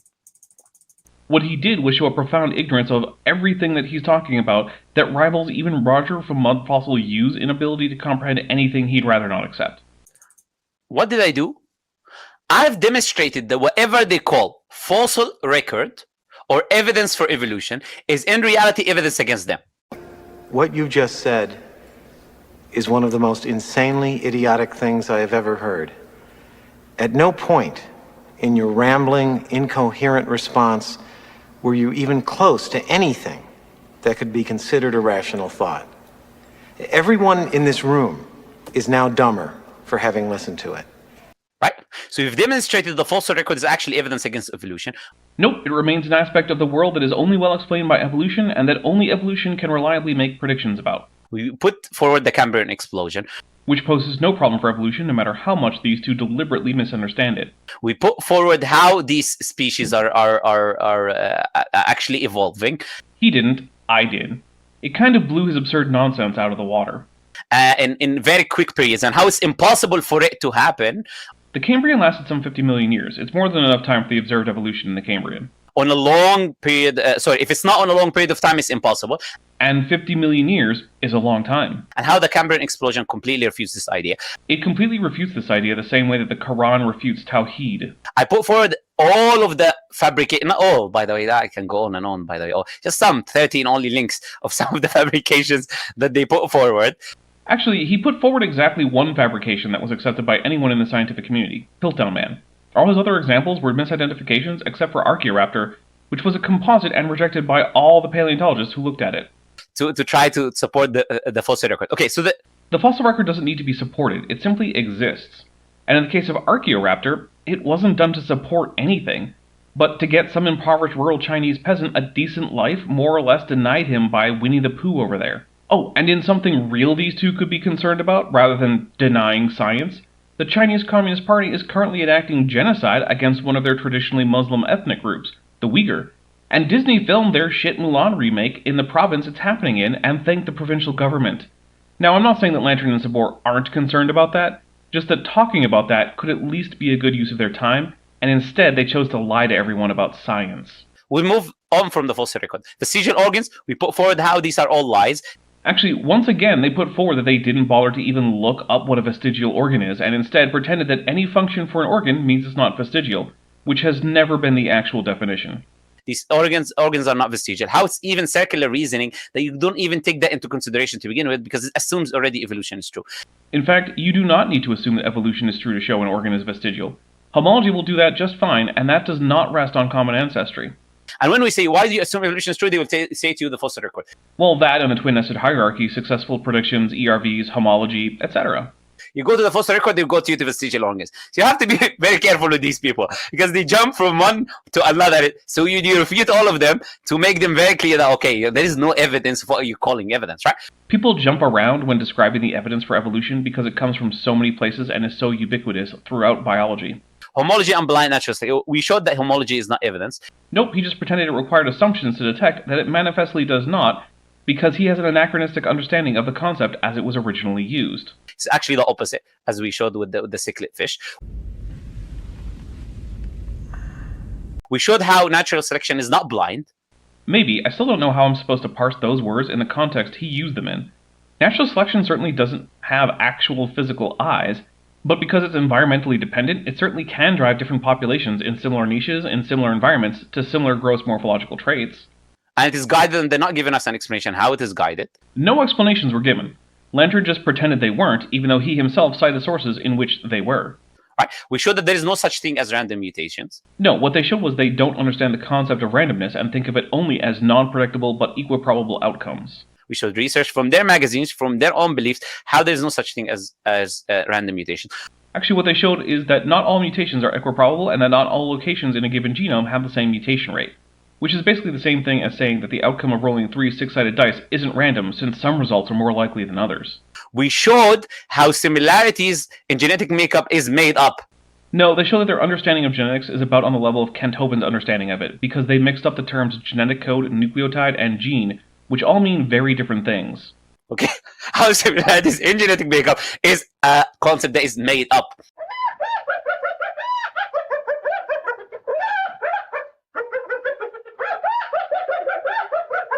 So the question is now, why do I get certain people trying to say, let's harmonize evolution and Islam? Because evolution is obviously and conclusively true, and either Islam is compatible with evolution, or it's not true. Bro, harmonize what? Din al-Islam and evolution. What theory of evolution do you want to harmonize? Which one? Which type of evolution do you want to harmonize? There is only one theory of evolution, and if you want your religious claims to be compatible with reality, you'll harmonize it with all types of evolution, like adaptive radiations, stabilizing selection, etc. This whole theory is a bunch of garbage that is put on top of each other. Lantern needs to save some of that copium for everyone else. If you have a trash can, why would I harmonize a trash can with Islam? Because if Islam is making you deny the existence of trash cans, that's a pretty good reason not to accept your version of Islam. And this is very important. What they try to take away is the acceptance in the heart of the believer. I promise, I don't want to take anyone's heart, even if I may be a heartbreaker. You know, before all of this nonsense of evolution, if we go to the 1800s and we go to a layman, and we say to him, look at the trees, look at the ants, look at these animals, how their evidence is for God. He just actually said, look at the trees. Holy, that's amazing.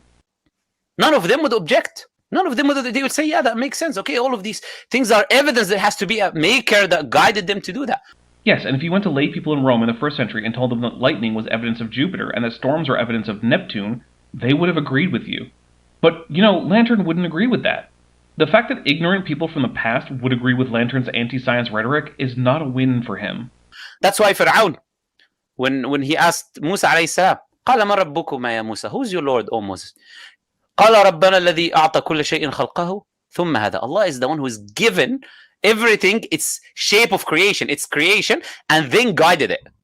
Allah is the one who is given everything its shape, its creation, and then guided it. This is the Lord that we worship. Cool, but if that's not compatible with evolution, then it's not compatible with reality. And the Lord Lantern worships definitely doesn't exist in that case.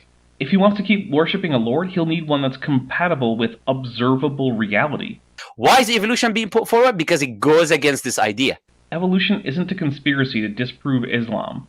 Most evolutionary biologists never think about the effects of their work on the theology of other people, and there are Muslim biologists out there.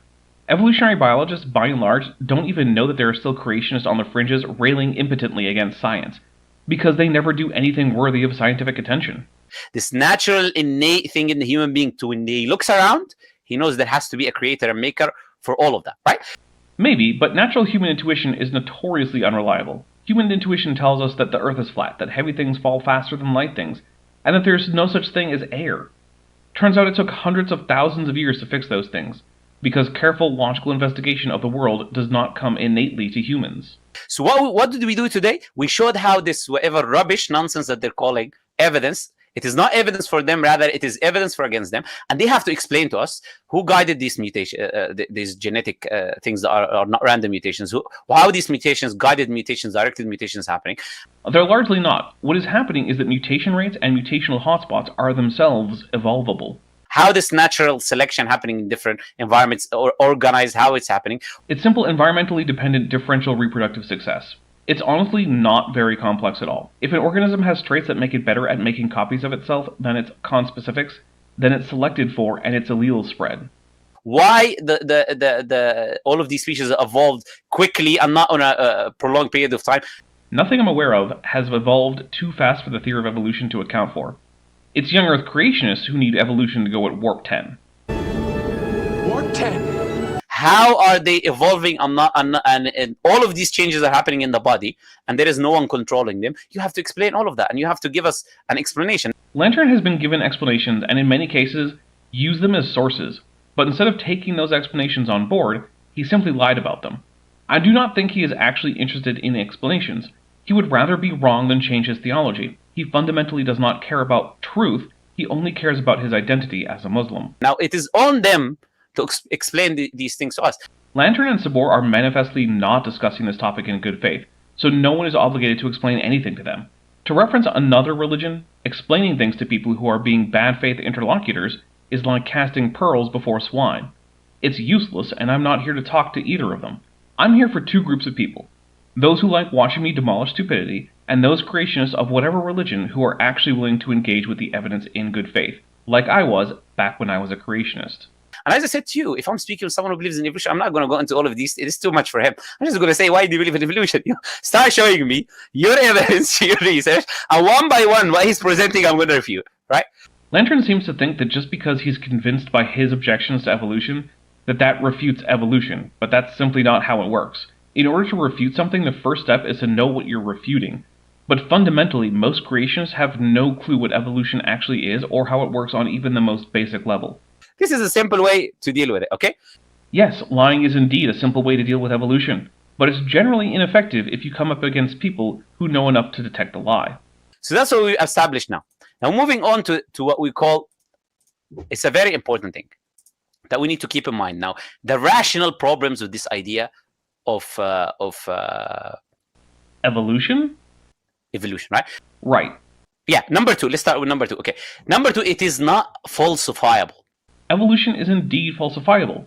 If you could show a population that doesn't vary in allele frequency, if you could show temporally impossible fossils, if you could demonstrate that large swaths of life could violate the predictions made about them on the basis of universal ancestry, on their own, each of these probably wouldn't falsify all of evolution, but taken together, you could show that in fact evolution is not what we thought it was.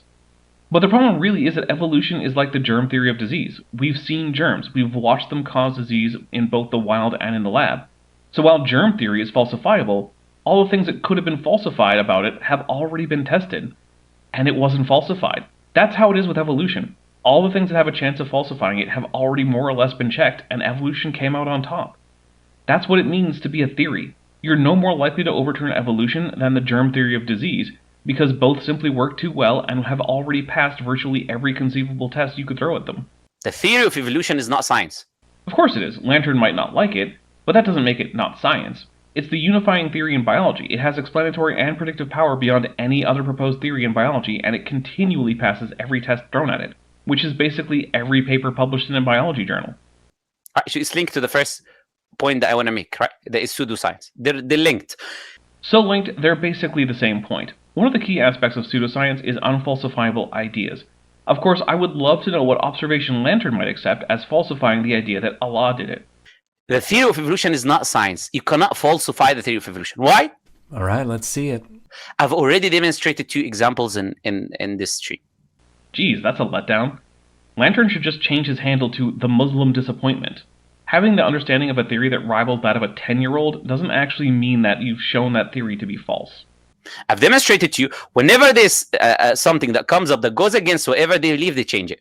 Yeah, that's science. That's why the theory of evolution isn't the same as the theory proposed by Darwin. Does Lantern want science to abandon falsified ideas or not? Think back to the story I told about the discovery of Neptune. Urbain Le Verrier used the theory of universal gravitation to predict the locations of Uranus throughout time, but he kept getting it wrong. According to Lantern, he apparently should have just tossed out gravity instead of trying to solve the problem by making adjustments to his model that was still based on gravity. That's almost never how science works. If you have a well-established model and it predicts the wrong outcome, then the first thing you should think of should be unknown variables. Then it should be small modifications to the model. Then only if the model itself cannot accommodate the data at all do you consider tossing it out altogether. They changed the goalpost, they come up with a new name, a made-up name, to try to explain whatever happened. Creationists complaining about goalposts being moved. How ironic. Also, all names are made up. Which means that there is nothing in that theory that is falsifiable to begin with. And this is a huge rational problem. That makes it's not science to begin with. Which is it? They change ideas because they've been falsified, or evolution is static and unchanging because it's unfalsifiable? You can't have it both ways. Why? Because they rely on the presuppositions of naturalism. Everything has to be explained through natural processes. Science is the study of the working of the natural world in the context of natural causes. If you want to do something that isn't that, that's fine, but it's not science. Not everything has to be science. Hell, I like non-science things, but I don't pretend that they're science. They don't accept that there could be anything unnatural, metaphysical, that explains the phenomena that happens. That's weird because Muhammad al-Asiri is a Muslim working at the Department of Basic Science, College of Science and Health Profession, King Saud bin Abdul Aziz University for Health Sciences, Riyadh, Saudi Arabia. And he wrote a whole article for Nature.com, one of the sources Lantern likes to use, about the compatibility of evolution and Islam.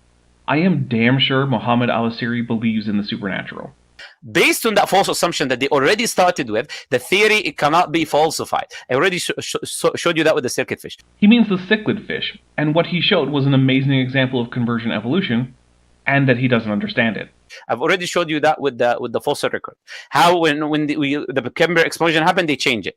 The Cambrian biota was known to Darwin. He came up with his ideas fully aware of it. It has not changed the theory of evolution. The Cambrian is simply not a problem for evolution any more than any other period of geologic history. It's just an early adaptive radiation of animals. It's no more mysterious than the radiation at the start of the Triassic, or at the start of the Jurassic, or at the start of the Paleocene. The only difference is that because it's so early in the history of multicellular animal life, the splits occurring then resulted in what we now consider very different animals, putting them into different phyla in many cases. But on the ground, you wouldn't have seen anything unusual about the diversity of life, and it certainly wouldn't have looked like the founding of entirely new body plans. How the homology, when we show them that homology is not due to common ancestor, they change it. Well, he hasn't ever come close to showing that. Instead, he just showed that he didn't know how to tell if something is homologous or analogous, so no change is needed, nor was it made. Convergent evolution goes all the way back to Darwin. If an idea goes back to Darwin, it's not a new one in evolutionary biology. How we show them it's not due to environment, they change it. They change the name. I don't even know what he's talking about with that one. So anything which you will try to put forward against evolution is not falsifiable, which by default disqualifies evolution from being a scientific theory, because evolution is not a scientific theory to begin with. That was an extremely long-winded way to say, I don't like that things that I don't understand don't falsify evolution, because I don't want to believe in that which I cannot understand, and that things that pose problems for my literalist theology scare me. Evolution in its crux, in its understanding, it's not a scientific theory. Why? Because it's pseudoscience. That's like saying coffee isn't a kind of tea because it's coffee. That doesn't answer the question. You have to show why it's not tea. For example, maybe you argue that to be tea, the plant matter used to infuse the water can't be a seed. That would be a good reason to exclude coffee from the tea category. Saying evolution isn't scientific because it's pseudoscientific borders on an attempted tautology. It is not something that you can see, you cannot observe. I cannot observe species changing from one another. It cannot happen. He absolutely can. All he needs to do is get some fruit flies, some containers, and some food for them, and then replicate any of the speciation experiments. It'll most likely take a few years, but he can watch fruit flies speciate in the comfort of his very own home. And they claim because of gradualism, we already defeated this idea of gradualism, but they will still use it as evidence. I don't even know what he's hinting at when he says he's disproved gradualism. The only thing I can think of is that he means that we don't have species by species transitions for most lineages, although we do for some. Oh yeah, okay. Because of gradualism, you cannot see. Okay, you claim that there are some species who can evolve quickly. Why we're not seeing them today? We are. Tasmanian devils are vastly accelerating their reproductive rate. African elephants are increasingly tuskless. Insects and bacteria routinely develop resistances to the chemical warfare humans use against them. We just went through a whole pandemic that started when a brand new virus swept across the entire population of Homo sapiens. But still, none of these changes are due to some giant leap. Each generation of these organisms was only marginally different from the last. That's what gradualism is. African elephants didn't suddenly turn into some brand new tuskless thing with only a vague resemblance to an elephant. Gradualism is about a lack of giant jumps in a single generation, not about the pace of evolution, as counterintuitive as that may be. So it is pseudoscience because it's not under the scientific method. It's not under experimentation, repeatability, and falsification. I mean, I just mentioned an experiment that he could do for himself. I cannot experiment under a species that is changing from one to another. I cannot repeat the experiment, and I cannot falsify the theory, because whatever you come up with, you will claim it is something else. Amazing. Every word of what you just said was wrong. And it's all based on pseudoscience, like I showed you. All of this idea of Homo habilis, Homo erectus, all of that, they have like chapters of stories. And hundreds of bones. Don't forget the bones. Oh, the Homo habilis was walking in this part of the region. He met the Homo. All of these fictional stories they have, it's pseudoscience, not science. That's not how science is conducted. Fiction and not true are not synonyms. Even if the scientists who described Homo habilis and all those who have worked on it since were lying, that wouldn't make it fiction. Fiction is a literary genre in which the author creates a narrative that is not true with the intention that the readers will understand that the story is not true. A scientist hypothesizing about past events is not doing that, even if he's wrong. And if a scientist is intentionally creating a false reconstruction of the past with the intent to make people believe it, he's also not doing this. For example, the Quran tells the story of a civilization wiped out after being blown off the face of the earth. And that story isn't true. But the author of the Quran seems to want people to believe that it is. That doesn't mean that the story is fictional. I can't say if it's a lie or not, as I have no idea if the author thought it was true or not.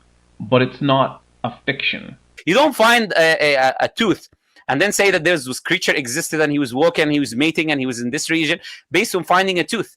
Correct. That's why Nebraska Man was never really well accepted and was shown to not have existed at all, basically the minute anyone bothered to check. That's not science. No, that's exactly what science is. Some guy made a claim, One guy backed him up on the basis of his bias, the rest of the paleontological community checked and found out that the claim was wrong, and then everyone moved on.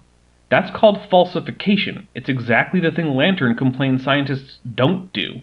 That is now using, you can call it philosophy, call it whatever you want. I'll probably call it science. But the theory of evolution is not a scientific theory to begin with. Okay, buddy. That's something that we need to look into. And whatever science that they're using is already refuted, right? So this is the first two ideas that I'm putting forward. And this is very important. The reason behind the demonstration that we put forward is to make this idea clear in the minds. Not even Roger from Mud Fossil U is as unclear as Lantern. It's hard to even say how Lantern could have been less clear, short of just making buzzing noises instead of speaking. One group of people who are much better at recognizing when someone has been clear are my subscribers. So make sure you check to see if you're subscribed, and if you're not, hit that subscribe button. Also, if you are subscribed, make sure to use the bell icon to turn on notifications so that you're alerted when I have more content. Also, while you're there, why not make sure that you hit the like button? It really helps the channel. If something is unfalsifiable, you cannot ask me to falsify it to begin with. Technically true, but I wouldn't ask Lantern to falsify anything. I'd ask someone who actually understands what he's talking about.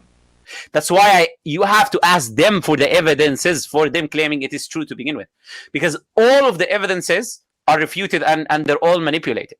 Do you think using evidence as a count-noun is something he got from Christian apologists? That use is standard among them. I think what this is teaching me most is that all creationists seem to be parasitic on Christian creationists. Or at least the Muslim and Jewish ones are. I've now covered 2 Jewish and 2 Muslim creationists, and they seem to have just gotten all their talking points from Answers in Genesis and the Institute for Creation Research. It's just a bit disappointing that it's nothing new. I was really hoping for something original, but I feel like the last time I heard something truly new from creationists was almost a decade ago. At least we're not getting where's the evolution memes Harun Yahya style. That's like the lowest bar in creationism. So if I have a building that is falling apart, you cannot focus on which part of the rocks that are problematic. The whole building is falling apart. And if there is no evidences for it, it's not science to begin with. I think I can agree there. Until there's evidence, it's not really science yet. That's why I'd say that string theory probably isn't really part of science yet. It doesn't really have any testable predictions that differ from other ideas. Evolution, though, is in a very different situation. That's why whenever you go to one thing, they will move on to a different thing, to a third thing, a fourth thing, right? Actually, no. I would love to be able to stick to a single topic with a creationist. When we can, we actually make headway. Granted, not generally in the direction the creationists would like, but still. In fact, the very concept of constantly moving to a million topics in a discussion is called Gish Gallop, and it's named after Duane T. Gish, a famous Christian creationist. It's also why I won't accept a debate when the topic is just evolution. It's too broad to nail a creationist down to actually finishing a discussion about a single topic. Lantern, if you watch this and you want to pick a single topic to discuss, let me know. I would love it. Now, another thing is the idea of randomness. We've already refuted there is no blind natural selection or random mutation. But the idea of randomness itself, randomness doesn't exist.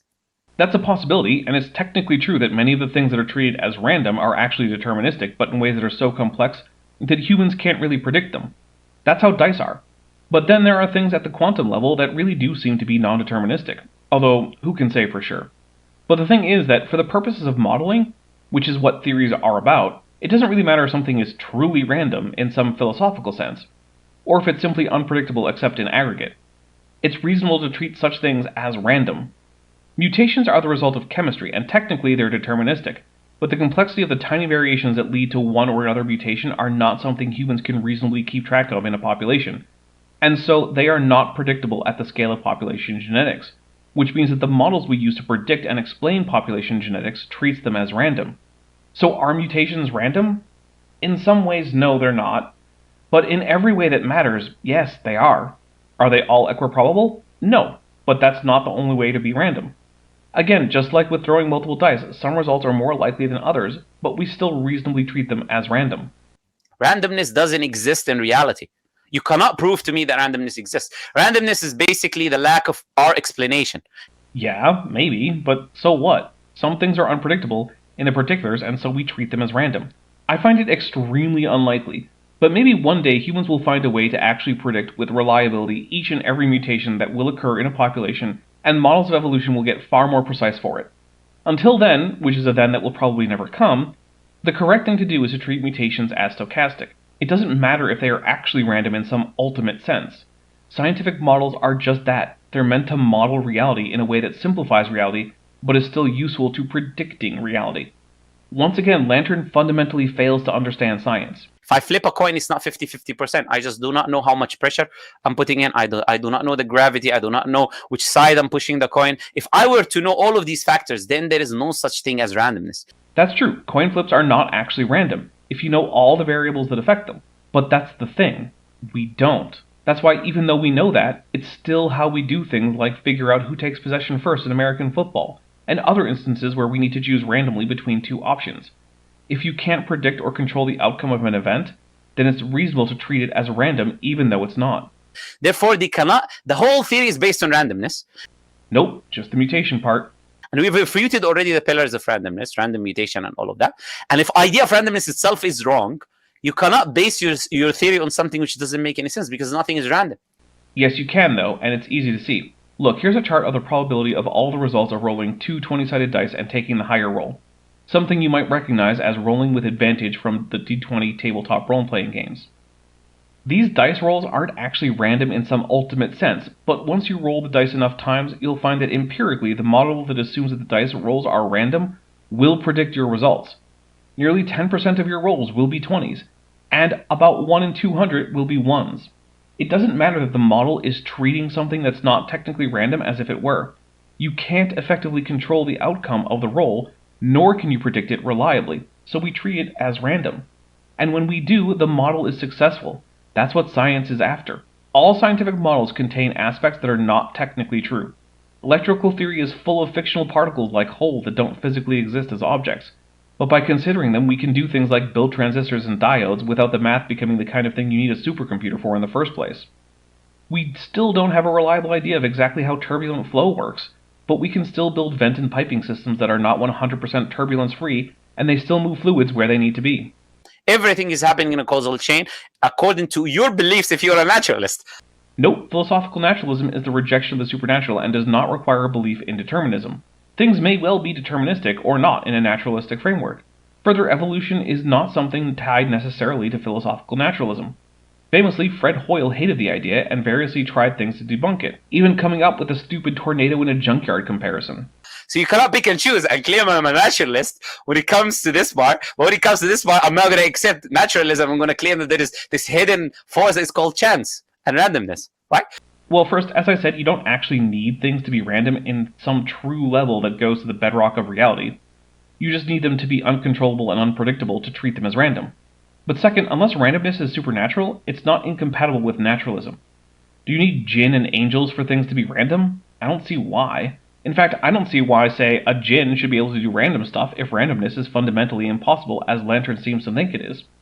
And you know what? If there is real randomness and it's actually a law intervening in every single quantum event, then okay. That's good for him. And it doesn't matter for the theory of evolution. If Al-Khabir is the source of mutations, then so be it. So there's no such thing as called randomness. The whole theory is built on assumptions. As we said, the tree of life is based on the genes and homology. Yeah, of course it's built on genes and homology, because that's the evidence of common ancestry. And we showed that the genes and homology have nothing, are not evidences for anything. Homology is not evidences for common ancestry, and the genes are not similar as they claim that they are. So where does this whole idea of tree of life come from? It all falls apart.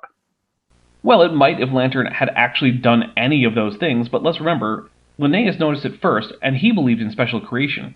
The reality of the tree of life is so obvious that you can reconstruct it with a high degree of accuracy without even assuming common ancestry or being able to do a single genetic analysis. Abiogenesis. It is an assumption they cannot explain. And it's not part of evolution. Evolution is a theory that explains how populations of living organisms change and diversify over time. Until you have such populations, you are not in a field where evolution is properly in play. Now, some aspects of it, such as selection, may still be important, but fundamentally, abiogenesis is not an evolutionary process in the strict sense. Further, the theory of evolution works just fine with any origin of life. If life was planted by aliens, created by Al-Khaliq, spawned out of the warp, or developed naturally from chemical processes, it still evolved and is evolving today. Where is the start of... I didn't even go into that. I can go into details. I don't want to, right? Where is the start of all of that? Of what? Life? I don't know. I'm not sure we'll ever know. But that's what's great about science. It sees unknowns not as problems, but as opportunities for more work. Where is the start of the phalanx? How did carbon start to grow in hands and legs started walking, and we've got what we have today? Well, that happened billions of years after the first life form formed on Earth, no matter how they formed. So he's asking the wrong question. And it's a question he'd already know is the wrong one if he understood any of this. This is like Matt Powell asking, if we came from African Americans, then why are there still African Americans? You wanted to say something, Brother Sabur, yeah? Can unmute, because you're muted. Yeah, but your flow, man, your flow is good. I don't want to mess around with it. I have quite the opposite opinion. He should have spoken much, much more during this whole thing. Okay. Khalas. And the last thing I want to end up with this is the idea of the changes, or the one before the last, the idea of the changes in science. The changes are the best part of science. It's what makes science actually useful. Science abandons the ideas that don't work, or changes them if they still mostly work, so that they work better. Right? They would claim that all of these changes, all of these articles that you provided, is evidences for us because it shows how science is changed. This is the biggest nonsense that they will come up with, right? I mean, most of the articles didn't actually show anything to be very wrong about previous ideas, but yes, Lantern can't with any consistency complain about both a lack of falsifiability and that science changes. Science changes in large part specifically because its ideas are falsifiable and sometimes falsified. That's why I left it as the last point. Never accept this garbage from them. This is true if you have already pillars, foundations of the theory that are undisputable. Which at this point we basically do. Or at least no one disputing it has managed to actually make any good points in a very long time. And then you've got branches that sometimes happen that needs explanation that you might explain in an evidential way. That's what science is. Well, yeah, basically, science builds upon itself. That's why no one is really still out there trying to prove electrons exist or that organisms even evolve in the first place. We already did that, and nothing we're doing now seems to be bringing that into question. So we've more or less moved on as a species. Do not make them come and break the whole thing is nonsense. And because science is changing, we're going to change the nonsense every day, a bit by bit, and this is science. Yeah, look, I'm sorry that science doesn't work the way that Lantern wants it to. I mean, I'm actually not, because if it did, we'd still be shoving water up our noses to make sure Iblis hasn't been hiding up there, and blaming sleeping in on a shaitan urinating in our ears and drinking camel urine to overcome heat exhaustion. Which, yes, are all things from the Islamic tradition. Do not be fooled by that, Muslims, right? Because this is a very common nonsense that they will come up with. They will come and say, this is science and science is changing, that's why... No, Habibi, it's not that. It is that you've got no evidence to begin with. I don't know how much more evident it can be that Lantern and Sabor are profoundly anti-scientific in their outlook, whether they recognize it or not. I'm just glad that both historically and today this outlook is not universal among Muslims. Somewhat famously, the science of optics was basically invented by Muslim scholars, and they used experiments and hypothesis testing to do it. Today there are Muslims in all fields of science, including evolutionary biology. I don't know the degree to which this anti-science bias is prevalent in the Ummah, but it's far from universal, and many Muslims are perfectly happy to accept science, just as are many Christians. You've got no foundation of the theory. You've got nothing that is well established so we can base on it the theory, and then look of explaining certain things to begin with. Just the fact that we can find fossils where we look for them on the basis of predicting where to look by using the theory of evolution refutes this on its own. So never accept this nonsense of what they would call changes of science, right? No, absolutely not right. That attitude will literally get people killed. That's the kind of Luddite thinking that causes things like anti-vaxxers, anti-maskers, and climate change denialists. Those groups get people killed, and not just members of the group, but innocent people. Lantern's ideas are an actual threat to the life of potentially millions of people, given that his channel has over 300,000 subscribers, each of whom could go on to do things like spread infectious diseases, advocate for policies that will harm the planet as a whole, and humans in particular, etc. This is why I do this. Just on its own, rejecting evolution will probably not harm anyone. But as you can see with Lantern and Sabor, it's the overall anti-intellectualism and anti-science stance that it engenders that is the problem. Telling people that because science changes, it's unreliable and best rejected causes pain and suffering and death. As a veteran of the United States military, I'm tired of seeing people cause pain and suffering and death, because I was one of them. And I'm sure Lantern isn't helping bomb innocent people in Iraq or Afghanistan like I was, much to my own shame, but he's no less endangering the lives of innocent people. It's just less direct. Pseudoscience can be just as dangerous as a bomb dropped from a plane launched from an aircraft carrier powered by an electrical distribution system I used to help maintain. And let's go now to the last thing, inshallah. Okay, the last thing I want to say is how those people explain what they say. You've got someone like Richard Dawkins who would try to explain abiogenesis by aliens. Ugh, I am so tired of having to defend Dawkins, because honestly, he's a piece of shit. But he didn't do this. Instead, when he was asked by Ben Stein if there was any way he could see intelligent design having a part to play in the story of life on Earth, the only thing he could come up with was aliens designing the first life on Earth. But he does not believe that this happened, nor has he ever advocated for it as an explanation for the origin of life on Earth. Sure, the clip from No Intelligence Allowed with him was dishonestly edited, but even in the original clip, it's hard to come to the conclusion that he was actually advocating panspermia as a real explanation. He was clearly humoring his interviewer's question. I really wish creationists would stop lying about him so I can stop defending him. I don't like Dawkins. I don't want to talk about him. Ideally, I could just ignore his existence, except for a few books of his that I like, which do not make up for the books of his that are basically trash, like The God Delusion. Dawkins might be the worst thing to happen to atheism in the last 200 years.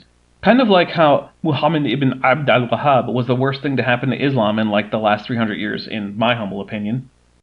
I want to just highlight the psyche of these individuals, right? Why do I want to highlight the psyche of these individuals? Some people will come and say, why, if you've got all of this evidence, why don't you win the Nobel Prize, man? Just go and demonstrate all of this and win the Nobel Prize. Good question. If someone could actually overturn a theory as well-founded and long-standing as the theory of evolution, it would be worth a Nobel Prize. Hell, throw in a field medal too. Why not?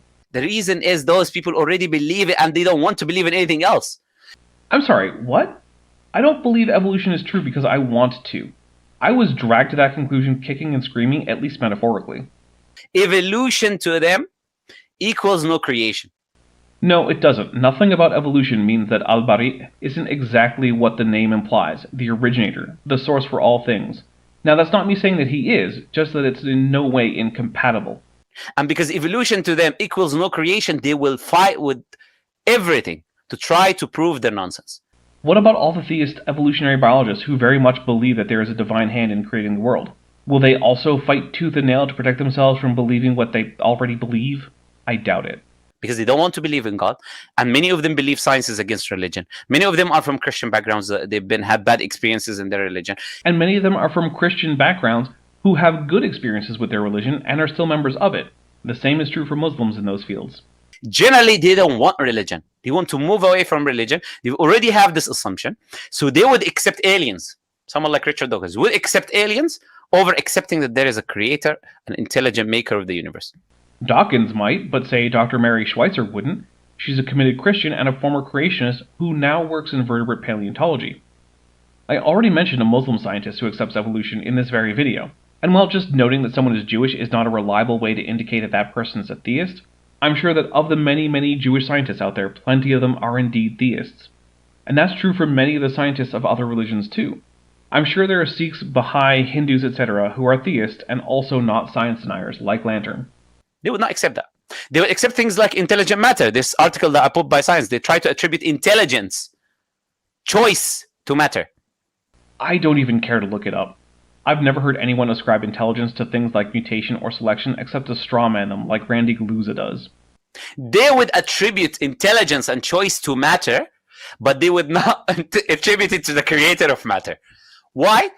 Two reasons. First, Lantern is just wrong because many scientists are theists. Two, because brains are matter, and they seem to produce intelligence, although as we can plainly see, not always. But I also don't care about whatever this is, and yeah, I bothered to look it up. It's about making AI by mimicking the physical architecture of brains. Once again, I doubt that Lantern did more than look at the title of the paper. To be fair, at this point, I've only read the abstract because all I wanted to know was what the topic was, and that's all that was needed for that. Because they're coming from the presupposition of naturalism. Except the ones who aren't. That's why you can never disprove these people, because they will always say to you the only explanation we accept is the natural explanation. They will come from the hidden assumption. They will go to the extent of accepting aliens, accepting matter to be intelligence, cells, microbes, viruses, all of these things are intelligence, and that's how we have mutations, that's how we have the first cell, that's how we have things happening in the universe. They will use anything. I like that Lantern is just making up his own boogeyman. But yes, in science the only explanations you get to use are naturalistic ones. Because that's what science is, explaining nature in terms of the natural. But scientists as people do not need to restrict themselves to naturalism outside of the realm of science, and many do not. And now the last thing I want to show is this documentary, The Expelled, right? This is about to get meta. I genuinely want people, anyone who's doubting that there is a specific agenda happening because of evolution in the scientific community, that they're pushing away anyone who goes against them, anyone who's got this idea, that anyone who tries to use God or creationism and evolution or deny any of these things, anyone who've got any doubt that this is not happening, watch this documentary. It's available on YouTube. Actually, let me open it. I'll just watch. This is the beginning of it, maybe. In case you're unaware, Expelled, No Intelligence Allowed tells the mostly false stories of people who allege that they were fired for advocating for intelligent design, and in some cases just straight up young earth creationism. Virtually every aspect of the film is either deceptive, outright false, or very unlikely to be true. I want to move on from the music. Evolution is only one skirmish in a much larger war. I agree with Dawkins here. There is an ongoing and concerted attack on science and learning overall from many directions today, and evolution, along with much of medicine and even physics, is under direct attack by anti-science advocates who would drag us back to the Iron Age if they could. Science simply makes no use of the hypothesis of God. True, it doesn't. Of course, that's neither a rejection of God nor an acceptance of him. Ask yourself, what has intelligent design given us? Nothing. PZ is right. It's profoundly useless at making testable hypotheses or suggesting new areas of study to investigate. Even if it's true, it's been worthless to science. We cannot accept intelligent design as an alternative scientific theory. Notice that they cut away before the guy can actually explain why. It's almost like the editing in this movie is intentionally deceptive. The movie is lying to you. They will never accept that we have a better argument. They just pester us, and they waste our time. Aw, poor science larpers want to be taken seriously without needing to actually do the rigorous work of real science. Sorry, buddy, but that's just not how it works. If you want to be taken seriously, you have to actually deal with data, have reproducible work, and get peer-reviewed, just like everyone else. And hey, if you're right, you'll be able to do it. At least someone who agrees with you will. It wasn't all that long ago that the continents were thought to be static throughout the history of the Earth, and people who suggested otherwise were laughed at. But now those people who believe the continents moved have been vindicated, and plate tectonics is the consensus. So much so that it's even been folded into various creationist attempts at a model. I say attempts because they don't actually explain the data and make no useful predictions, so they're not strictly speaking models. If you really want to see if those people are genuine in the research and what they do, you already heard some of their statements, yeah? Watch that. Feel free to watch it, but then maybe ask people what they think of their involvement in it. All the people brought in as atheists were unhappy about the dishonest ways in which they were edited, and made to sound like they believed things that they did not. And it seems Lantern fell for it since he seems to think Dawkins actually advocates for panspermia. Look how those people, no matter what, they're not going to accept any alternative explanations, right? And I rest my case. Lantern could probably have found a better place than a notoriously dishonest pretend documentary to rest his case, but then this is exactly the level of discourse I've come to expect from this guy. One of the things, Muhammad, which is very interesting about the way that you presented is that there is a lack of trust now from the general public. If they were to take what the information that we have here and process it properly, there's a lack of trust with what some of these Darwinists are saying. Well, the public has pseudoscientific morons like these two yelling nonsense at them all the time, so yeah, there's no wonder trust in science is a problem. Because essentially, there is so much shoehorning, there's so much reverse engineering, there's so much ad hoc rationalization. The fact is, sometimes we just got to get to the root of the issue. The root of the issue is they've already assumed Darwinism to be true from the onset. Just like all those stupid astrophysicists who assume gravity is real from the onset, without ever discussing the possibility that Jibreel is actually just pushing planets and stars around. They've just assumed it to be true. Nope, they've assumed it to be true because we've already had the debate about it, and evolution won, and it continues to produce results. Until that stops, that presumption isn't going anywhere.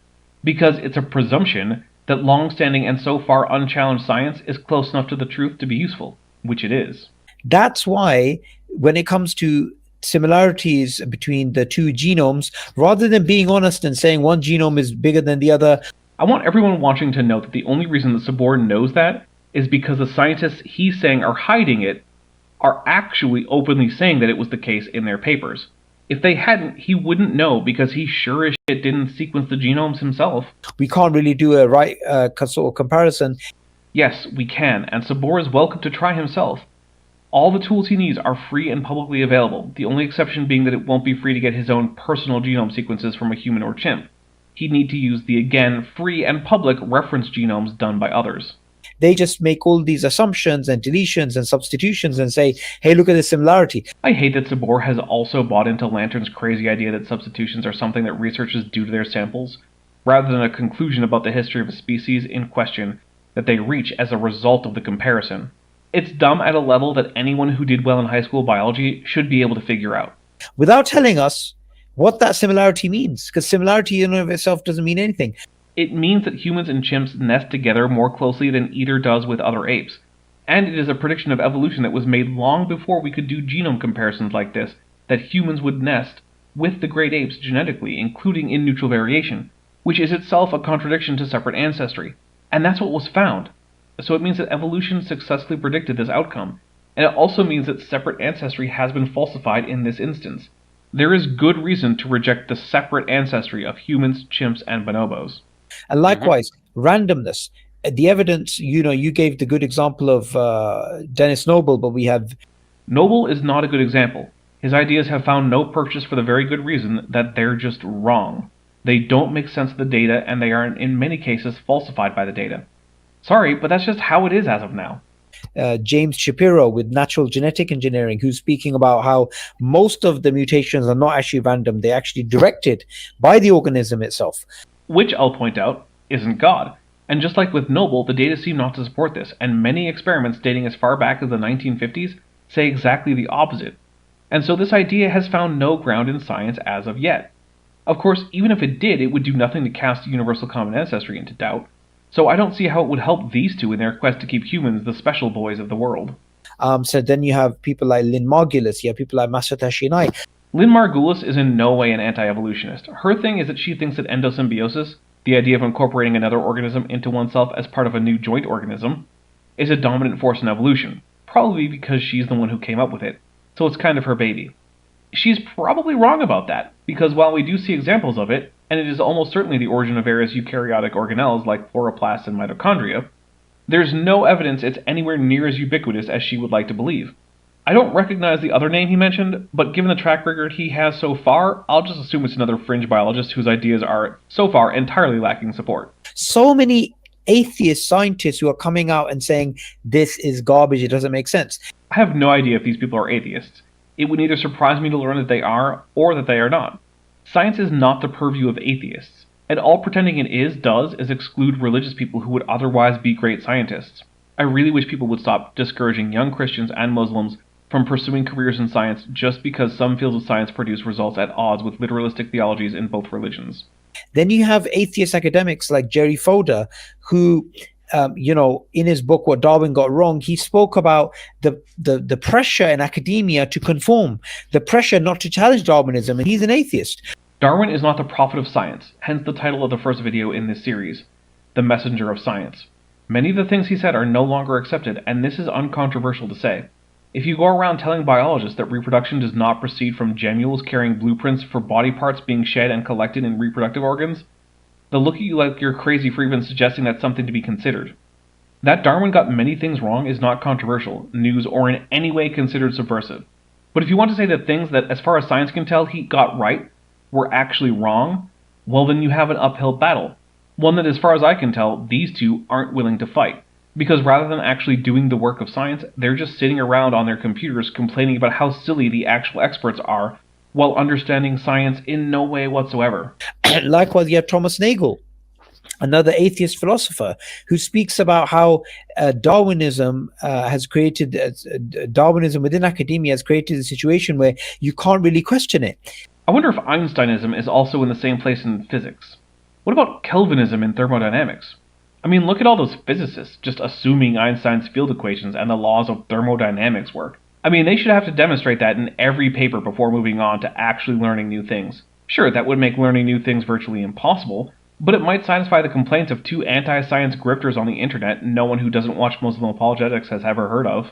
And I think the real issue here is whether you look at the data or you look at the scientists themselves, this is not a normal theory. Yes, it is. All theories have their fringe theorists, their deniers, and their kooks. It's just that Sabor doesn't care enough about things like astrophysics to know all the wackadoo ideas about it, like Velikovskism or electric universe. This is not the way that science normally operates. There's something very dark about this theory. Ooh, the spooky dark theory of evolution is here to hide in your nose, piss in your ear, and turn you to drinking alcohol and eating bacon. Watch out, it's gonna get you. And there's and that particular aspect of it, you only really start to understand when you understand that Darwinism feeds into atheism and atheism feeds into Darwinism. Good for atheism, then. Look, if it's actually true that being honest with the data and going where they lead means atheism, then whatever. I'm not convinced that that's what evolution does, because I know many non-atheists who accept evolution, but if it does, then so what? That's just an argument from consequences. They have this relationship, and that is absolutely key. Evolution is just like any scientific theory in that it removes some aspect of the natural world from requiring the intervention of a divine hand. If that's a problem for you, then you should deal with that, but it's not a good reason to reject science, and it's not an excuse to spread dangerous anti-intellectual sentiments that can, have, and will get people killed. One last thing I just wanted to add is please go back and watch the stream, and when Muhammad's giving his presentation on the various different issues, pay attention and take note. I did. I'm essentially reading them to my audience right now. For example, one of the things he mentioned right at the beginning was about gradualism, right? Yes, I noticed he seemed not to really understand it at all. And why gradualism is so important. According to Darwinism, if things didn't work in numerous slight successive modifications, khalas, that's the end of Darwinism. Mostly. There are some rather big changes in cases like whole genome duplications, but then those are usually not big changes for the morphology of the organism, just its reproductive capacity. So it's arguable that it's not a big change in some ways. But yeah, generally speaking, evolution is gradual in the sense of generation to generation change generally being fairly small, even if it's rapid in terms of years. Okay, the rest of this is just them going over things that I've already covered, but Lantern is just summing them up, and then Sabor Ahmed preaching about the fitra and natural theology. I'm not going to subject you to it. I'm just going to call it here. If you like this video, please be sure to hit the like button and tell me what you liked in the comments. If you hated this video, then please hit dislike and tell me what the problem was in the comments. Fair warning though, if you express your problem rudely, I'll probably match that energy. Either way, make sure you're subscribed and have notifications turned on so that you're always notified when I have more content. Ma'asalama wa ismi Dapper Dinosaur. Hey, before you leave, I just want to take a second to thank my patrons and channel members, especially those pledging $20 or above. Ben Tovend, Phil Javara, Tapioca Weasel, Whispers, Denny5252, Eleron Teller, Horseflesh, Ian Chen, Landon Knoll, Mabbity Babbity, Monkey They Them, Robert Carpenter, Sphincter of Doom, Vollus, Eddie McCoy, Ita V, and Strawberry Vein. It's because of my channel members and patrons whom you're seeing on screen that this channel can stay afloat. Without you, it would all shut down.